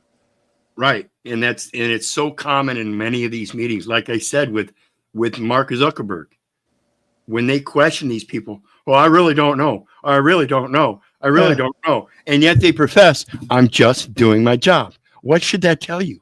It tells you they don't know their job. They're not competent. They're not operating in good faith and fair dealings. And they're just doing it for a paycheck. You're doing a job. I'll give you that. You're doing a job. I'll give you that. Right. You're good at getting my money. Yep. So what I want to say here is understand the context of this genital transgender issue here and putting it on the child's choice. Yes, it's sad. Okay, and when it comes to the abuse that women suffer, and we've seen it placed on them, that if they didn't dress in a provocative manner, then maybe they wouldn't have gotten raped. That's the wrong premise, and that's what we're looking at here at the same perspective with these children and the gender transformations they believe they can have, and that if they make that choice, then they're the ones that did it. I was wondering where you were going with that. It's much like me when I was a child and being adopted. They asked me if I wanted to go forward with the adoption. That Right. puts it on my shoulders as a Right. choice of the child. Right. And they act like they're doing something benevolent. We're helping Exactly. the child be himself. But would you, if the child wanted, to take your gun and, go out back, would you help him be himself? Would you, if you really care, if we can fuck about him, would you help him be himself, doing shit like that? Yeah, and that's, when you're looking for people to put in your life to help your child, one of the first things people do is go to that doctor that took a Hippocratic oath to Apollo and the Greek gods.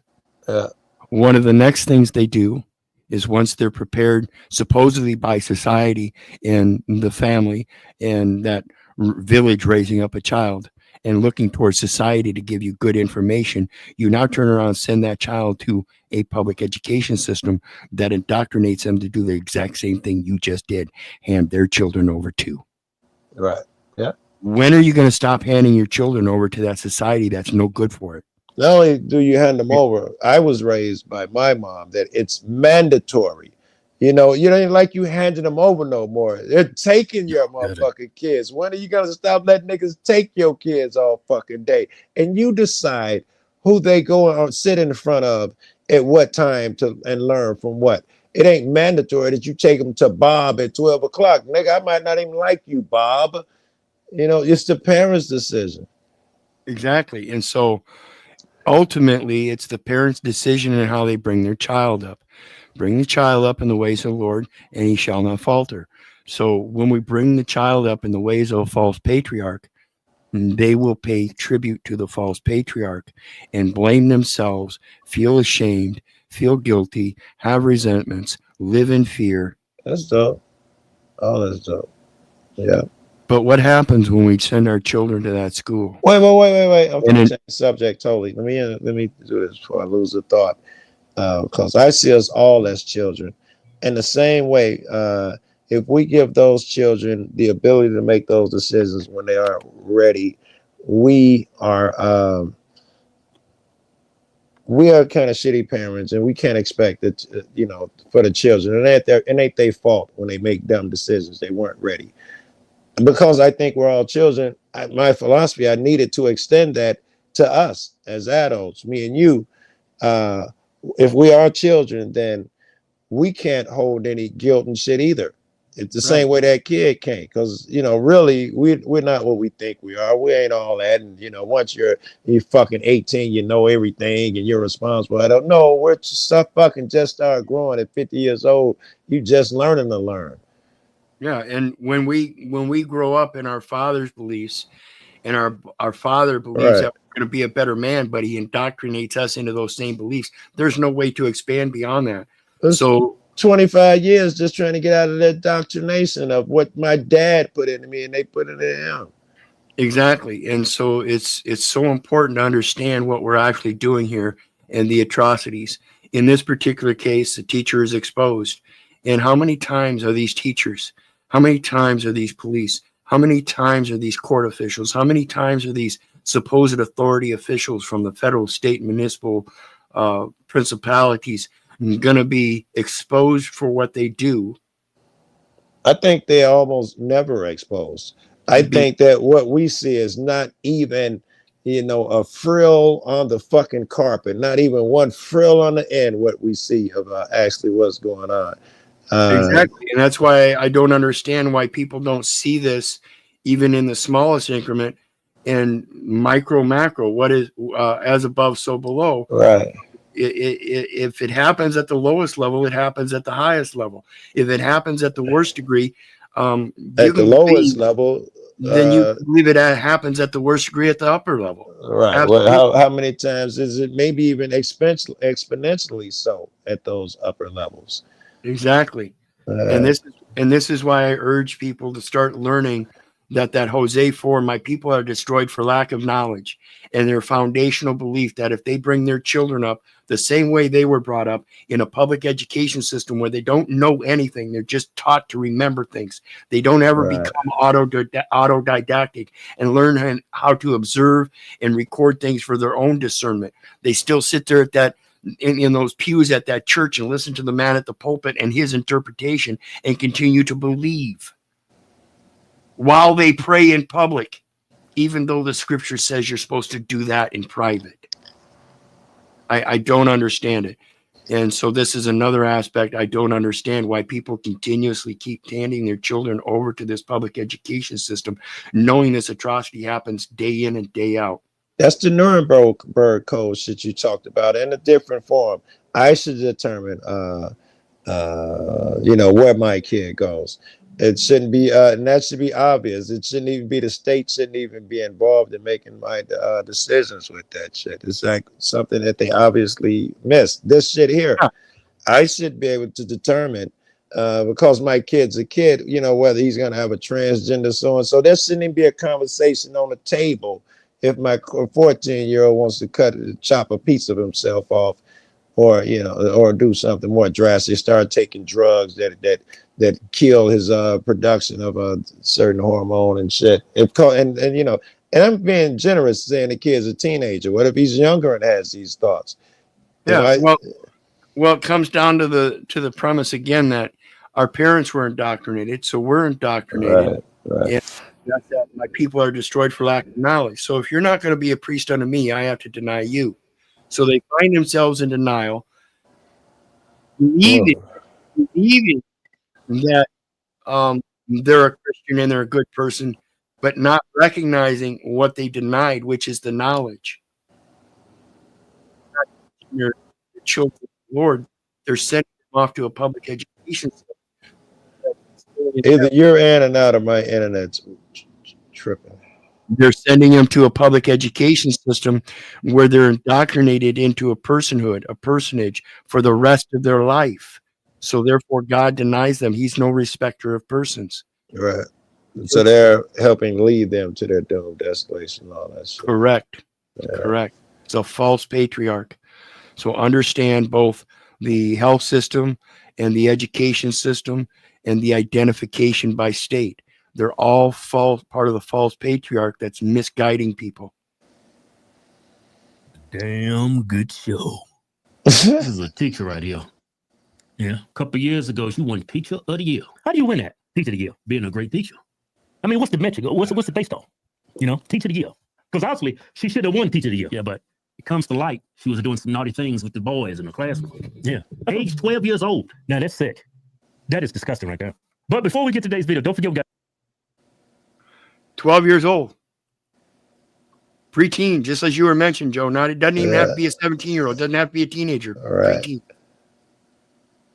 And this is what you send your children to do.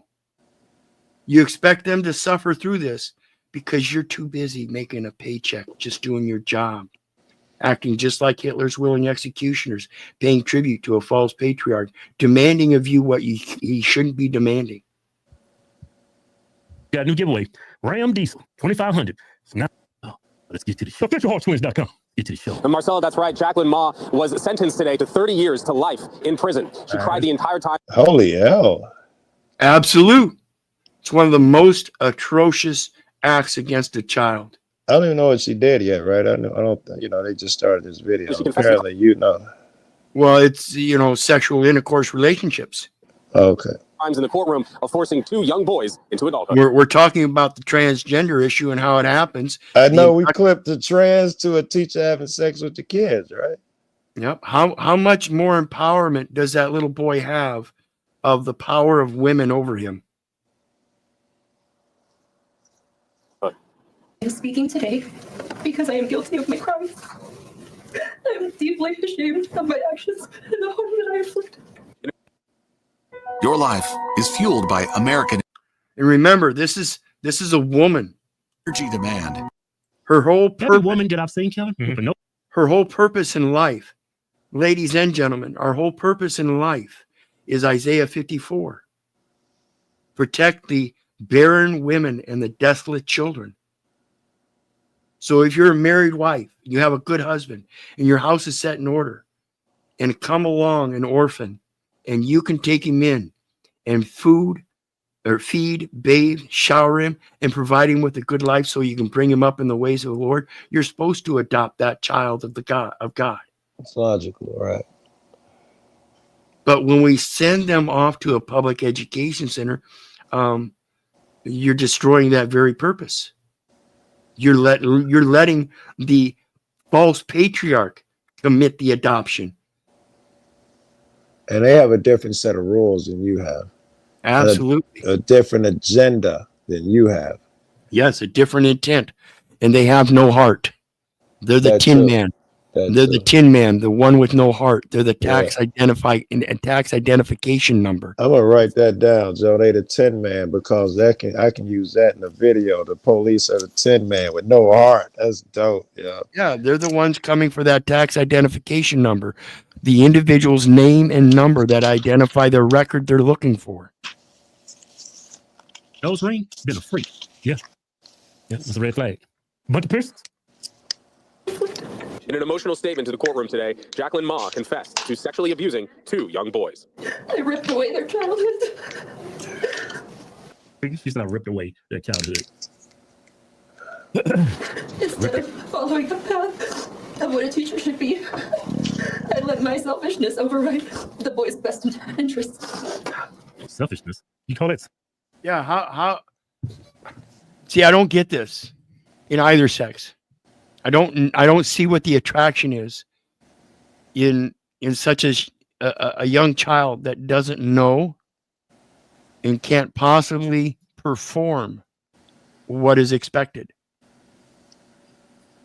You know, I don't that's the. Wait a second, I'm just writing this down. The police are the Tin Man and Wizard of Oz. They have no hearts. I'm just writing it down. Here, I got to be to the dog park.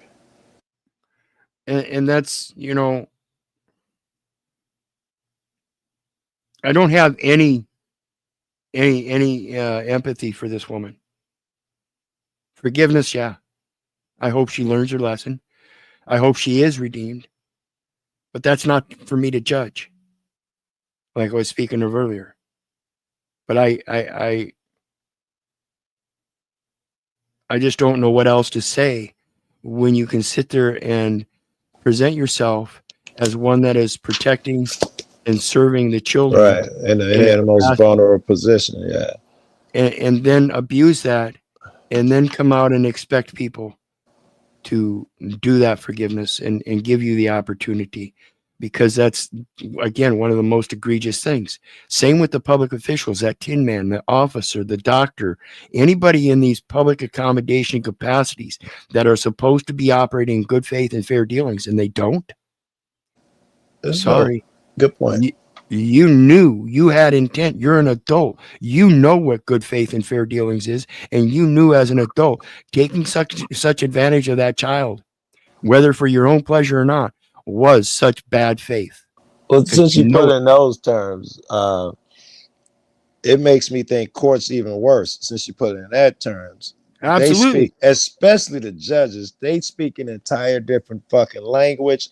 They must be the kindest, the most take care of that person when they're in their hands. They must be the, you know, because you know, the same way the kid has no chance in the real world and it's so easy to be abused. Shit, we're worthless in that world that they live in. We don't have no understanding of that fucking shit. So they exactly in a position where they. Juvenile court is nothing but a kids for profit program, whether anybody wants to accept that or not, or understand that there are people that have been convicted of that kind of stuff. It's not just those few. It is endemic across the system. CPS, Child Protective Services, Department of Human Services, all those people that come after your children. They're the worst. That's what it is. That's the problem.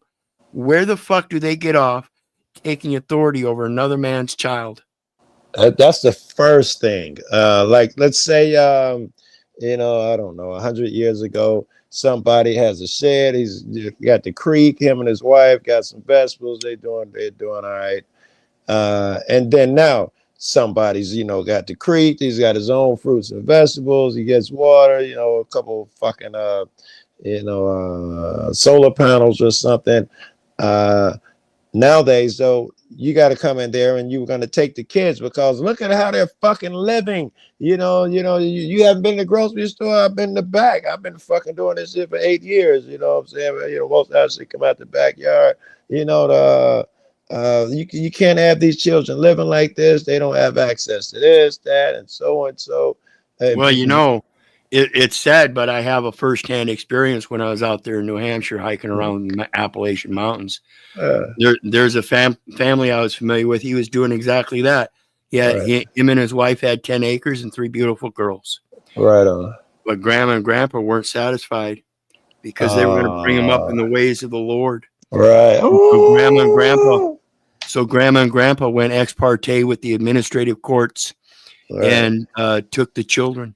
That's called kidnapping and making merchandise of them, using a court registry investment system that kept record of it.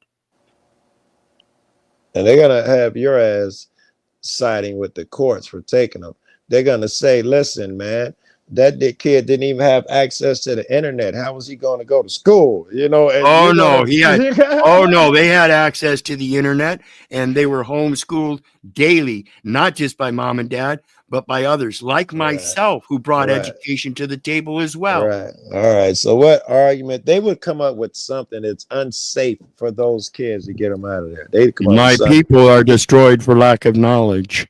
I'm gonna bring up a clip of a video. I'm gonna bring up a video I did, and they actually came out after me in a national manhunt for harboring fugitives because of this situation. I love it because that would tie in with the immigrant shit that's going on right now. A lot of these cities and a lot of these people are saying, these people are good people, man. I know they don't fall under this shit that you're the strenuous so-and-sos, but they're good people. I know them personally, man. They wouldn't hurt a fly. Not only that, they're good people. And motherfuckers coming and saying, fuck that. They did this one thing that we wrote something on paper. They said they can't do. We got to get them. And I have to check. I'm going to let this play out. Go ahead and interrupt me if you want me to pause, but I got to look in the background for that video. All right. I'll be doing that while this plays. Okay. Selfish? You're a pervert. I wouldn't say selfish. You're a pervert. Well, you're being selfish.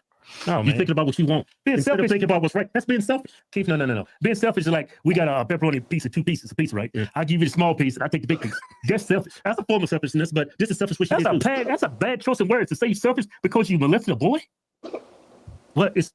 You're a pervert. I get that, but it's like you want something. That's why she used the word she wanted it. I wouldn't use selfishness. It's just the same thing. No, it's not.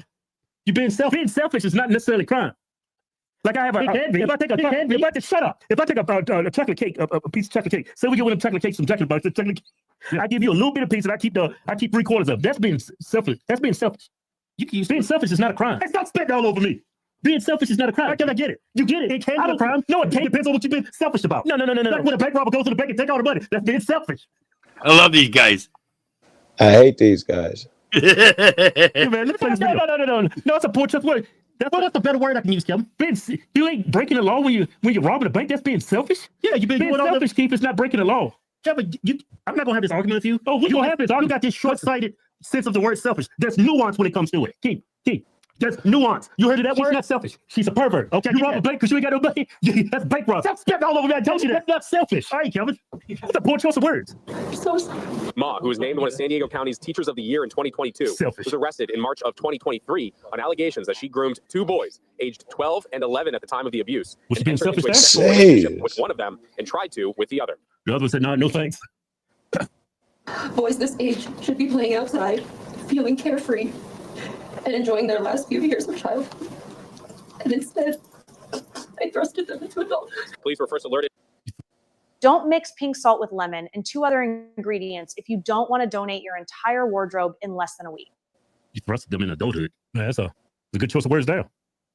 Selfish? No. Thrust it? Yeah, I get it.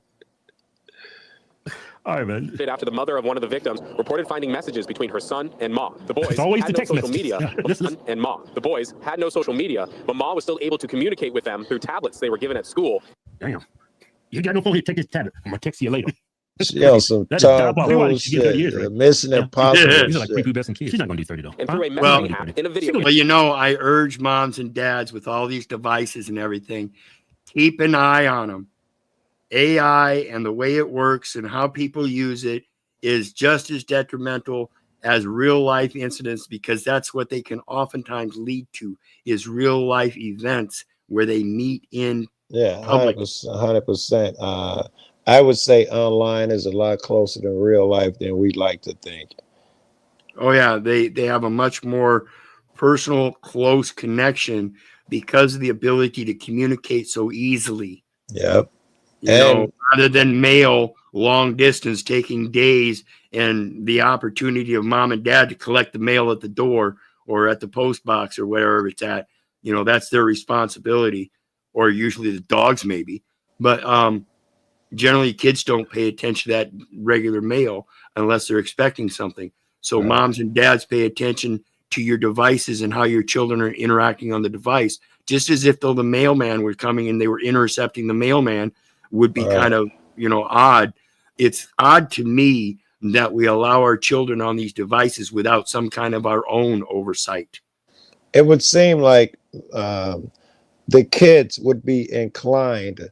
It would be easy to share if it is a certain thing with certain group of people. There's a friendship and a bond that they can get with these people online that they can't get from mom and dad, and that shit is open to be exploitable. They could bond with your mom's so strict, or you know, they don't let you do so and so, and now suddenly they're a better friend. They feel closer to these people than you because you're not allowing them to do a thing. Inherent in you watching over them increases that bond. You must watch over them, but there's a double-edged sword that once you tell them, listen, you know, I want you to be careful who you talk to. That some guys gonna be like, they're treating you really shitty. I'm your fucking best friend. Yeah, and that's the dichotomy of a dual ideology, where you're opening people up to options that they're not aware of, that they think are favorable, but are actually dangerous and detrimental. And little kids don't understand this yet. Right. And again, the fact that we are smart enough to know that we should protect them from there and put on all sorts of adult shit. But when it comes to that, you know, I want to be a boy, or, you know, or I want to get, you know, do something weird with hormones or something. Suddenly, you know, I mean, video games, you tell them to cut that game off. Bedtime, you tell them what time to go to bed. But you give them authority, and that over there, that's so fucking weird. You got to eat your dinner. You tell them what to do all day long. But suddenly when it comes to this, you feel like, oh, it's his choice.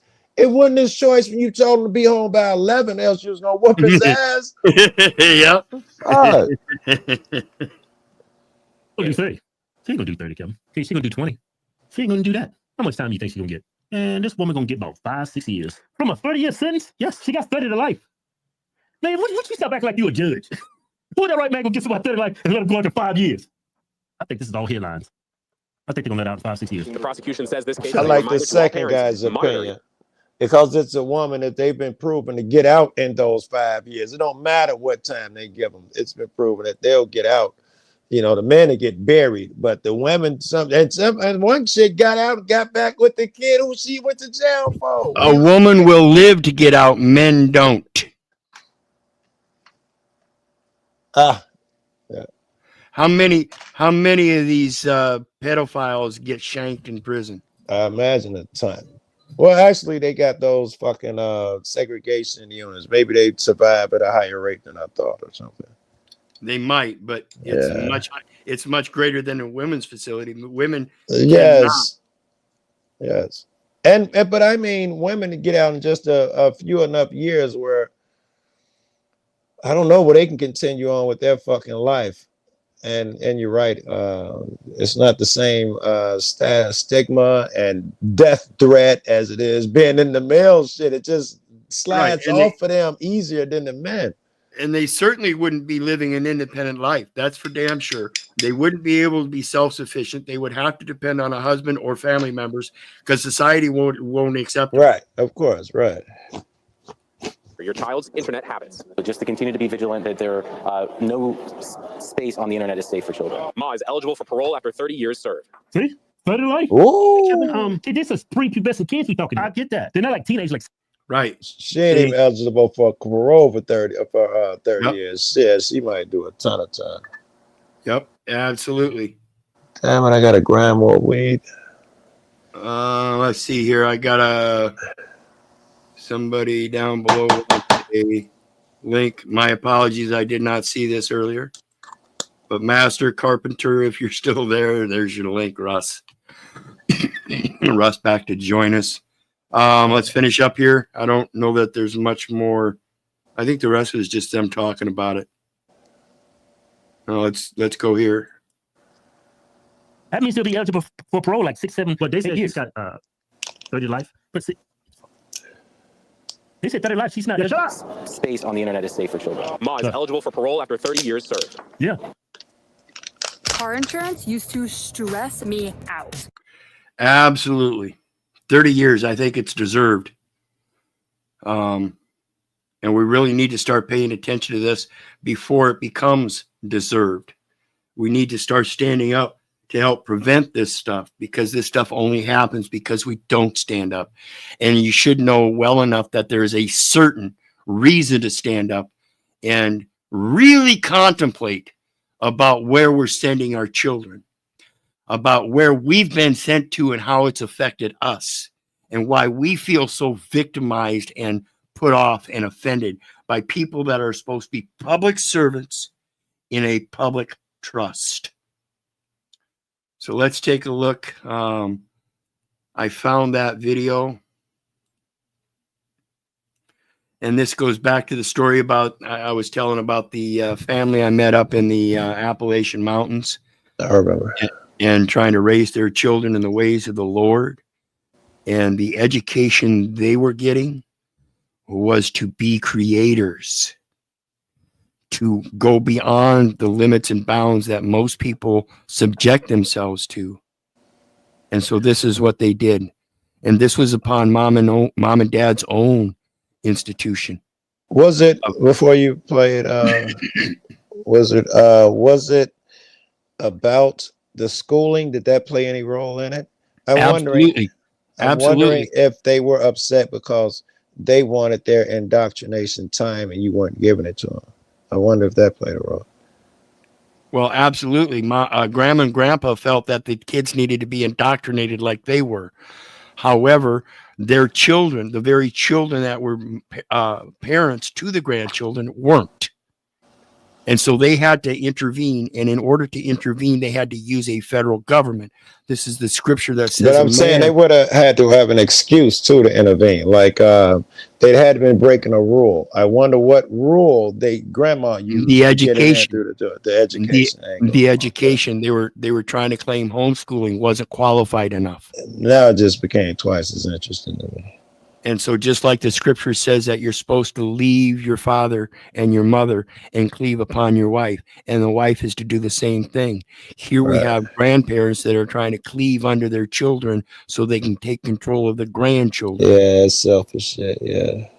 So let's take a look at this as it goes to the education and understanding what a Bible is. A Bible is the etymology of book.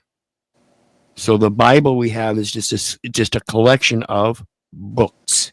Right. And you can write your own book, known as a journal. Most people know it as a journal. And that makes us all journalists. So long as we commit to that action of writing our journey with God down in a journal, that is the Bible. And I'm hoping everybody's having a good day, enjoying life, living life, loving life.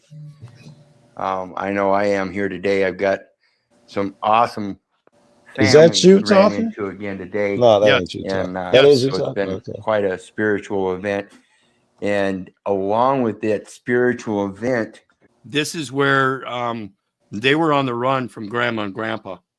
Okay. And I was in Waterloo at this time. I was in Waterloo at this time, and they came to visit me all the way from out there. They came all the way from the East Coast, all the way to Iowa, middle of cornfield, nowhere, bumfuck, and visited me. And they stayed in a hotel room. And when I did this video, grandma and grandpa and the police all watch my videos. To this day, they still watch my videos, folks. I was gonna ask you, did you get yourself popped by posting this video? Absolutely. They saw this video. They saw this video and they came to see me the next day. All right, it makes sense. Oops, where we go? We've got some wonderful guests here in my video today. I'm not going to show their face for obvious reasons, of course, but I want people to understand what true knowledge is and where it starts. And I want you to take a look at these. Can you tell these people, we're not going to give any names either. Just understand we've got two young ladies here that have done some things, and we're going to have them tell you about their little projects here. What'd you do here? With Ray and Bjorn, I made a book made out of toothcloth and a bunch of paper that we cut up and stitched some toothcloth into the bind, and I made a pocket too.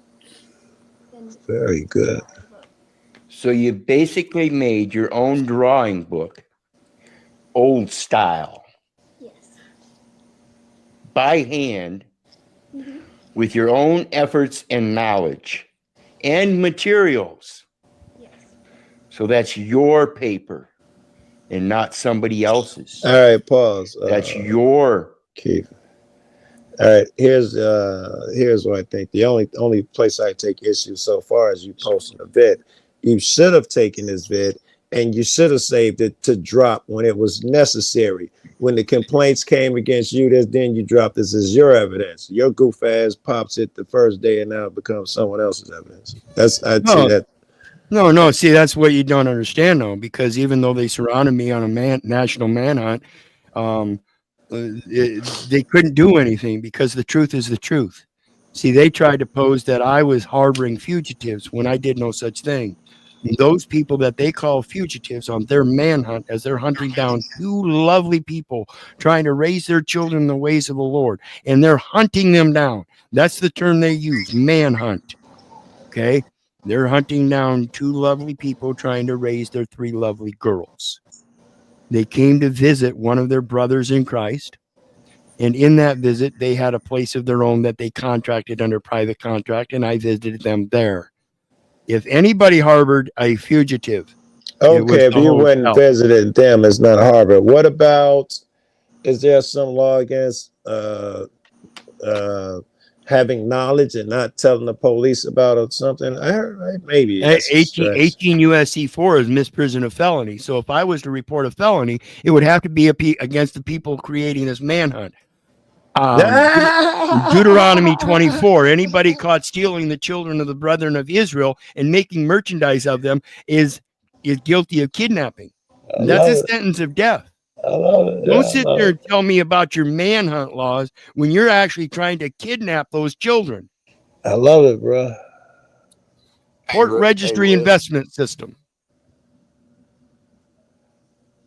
Symbols and marks on those papers and not somebody else's. That's your book. That's your story. That's origin from you, correct? And you did the same thing, and you're currently working on a little drawing here yourself. And this is what it's about, people. Get back to who you truly are and what you create. And quit living in this fucking fiction. Hey, hope you guys enjoyed this short video and learn that you need to step up real early. Have a great day, folks. Bye. And so, if you guys want your children to be brought up to be just as great as you think you are, or even better, which I believe most people want their children to do even better, then I believe you need to do better yourself to bring them up better. Because bringing them up in this public education system without, and I'm not saying you have to take them out of that public education system. What I'm saying is, like giving a man a fish, you feed him for a day, but to teach him how to fish, you feed him for a lifetime.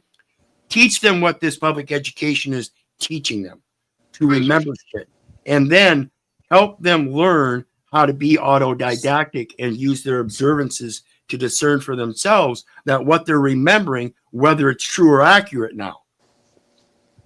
Go ahead, brother. A revelation came over me, brother. That's why I had to jump off. I just want to apologize for that, but I wanted to jump back up.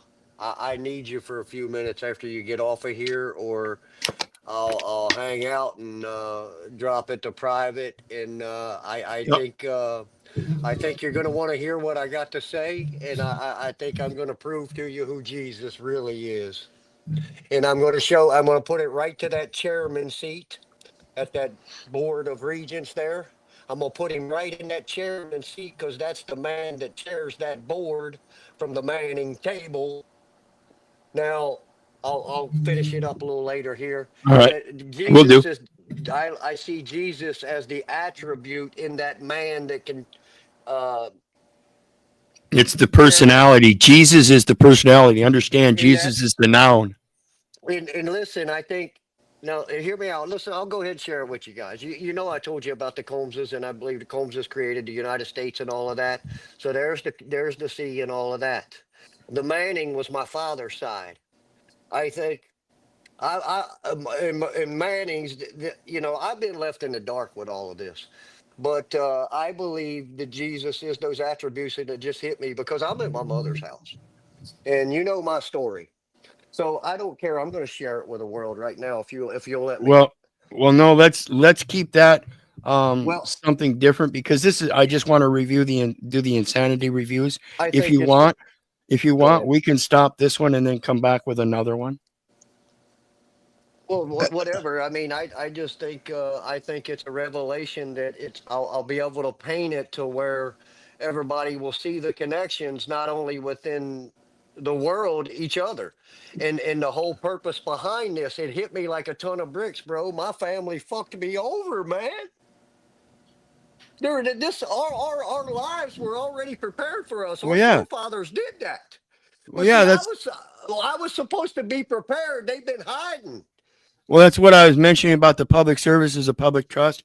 And people don't understand that when Congress walked out Sin Die, and it was stated prior to that, many decades prior to that, you have a republic if you can keep it. And the same thing with the household. You have a spiritual guide if you can keep it. And in keeping that spiritual guide, you got to teach it to your children. Same thing the government, same thing those forefathers were telling us. You have a republic if you can keep it. You can only keep it by knowing what that republic is and educating your next generation on how to keep it too. Right. And that's at that chairman. But that is the house. Now, Kentucky is your old Kentucky home because the land in the Midwest is the best land in the world to grow crop, to feed your families. All right. Well, listen. Administration of the house. This is a perfect time for me to take a bathroom break. Then I'm gonna let you. How much time do you need? Well, I wanted to collab with you a little bit because you can help me tie this together because. Boy, I might can help you 5-speed. I think we're in agreement. I believe Jesus is the attribute too. 5-speed. Absolutely. Yeah. Good. Well, that's perfect. Then let me take my break. You guys go ahead and discuss it, and I'll be back when I am. All right. So anyway, that whole MC, and when we look at these two big microphones in the world with the whole P. Diddy shit, and then when we look on the other side of that, the countrymen and country music, the countrymen are forefathers. On the country music side of things, you got Luke Combs. But that's actually supposed to be Manning, and then one of them supposed to be Combs to create that order in the house and run that fucking business, my old Kentucky home. These motherfuckers, dude. We all been enslaved by our bloodline, our people in our own bloodlines. Now I'm here to tell you, my father was in World War II. There's the Manning side of things. Now I got some half brothers from his other side of his family, but they all had strip clubs and had big money back in the 80s. When and in the 80s is when they killed that Combs that was the banking commissioner, which was private. Combs is the house. And look, John Mason Combs, they're the ones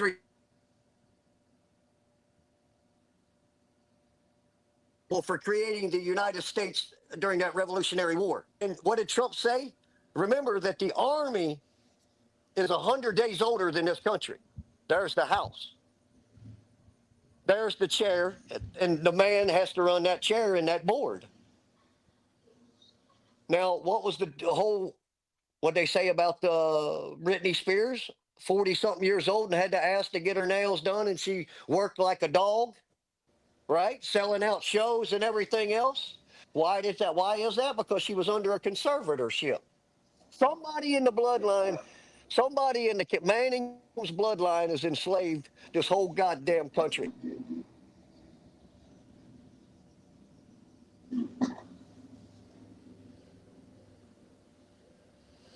That it? What about did your mic drop out? Yeah, we might have lost you, 5-Speed. Okay, I'm back. I think his mic dropped out or his internet dropped out. How long that been? Not long ago, listen, maybe 10 seconds or less. And he was on to something too with the bloodlines being, I don't know, it'd be hard to rephrase, but looked like he was on this one. Now, if you look at the definition of, Yeah, you're breaking up, brother. If you want to go out and come back in, or if you're moving around, or I'm sorry. We can't really hear you, 5-Speed. Yeah, you're not coming through. So it's 10:18 now. I'm about to bail soon. Anyway, I know my battery is. Yeah, and I love you, brother. And I know you know that, but I really don't want to do this tonight. I've got other things I still need to go do real quick. I got to run up to the store real quick yet. But you've got my number. Give me a call. We'll get it set up, or send me a message, and we'll set it up to do a private stream. All right, we do those too. All right, I'm gonna say goodbye to you, Keith. I'll wrap with you later. Well, hey, I appreciate you coming up, Joe. It was great. It was to my benefit, bro. Well, and I really appreciate your input, because it's to our benefit too. You know, the more people we have on panel talking about this stuff, it shows more people. Iron sharpen iron. Yep. All right, be easy, bro. All right. Love you, brother. And you guys know me. I love you, but I don't give a rat's ass whether you love me back or not. That's to say, I don't care if you hate me. I don't care if you don't respect me. That part's on you. So remember to hit the like, share, and subscribe button. There is a PayPal link down there for anybody who wants to share some love. All is appreciated. Make sure you show up again next time to watch some more as we discuss the insanity and how to come out of that and use reason and logic against the impossibilities and the bullshit. So may God bless you and have a good night.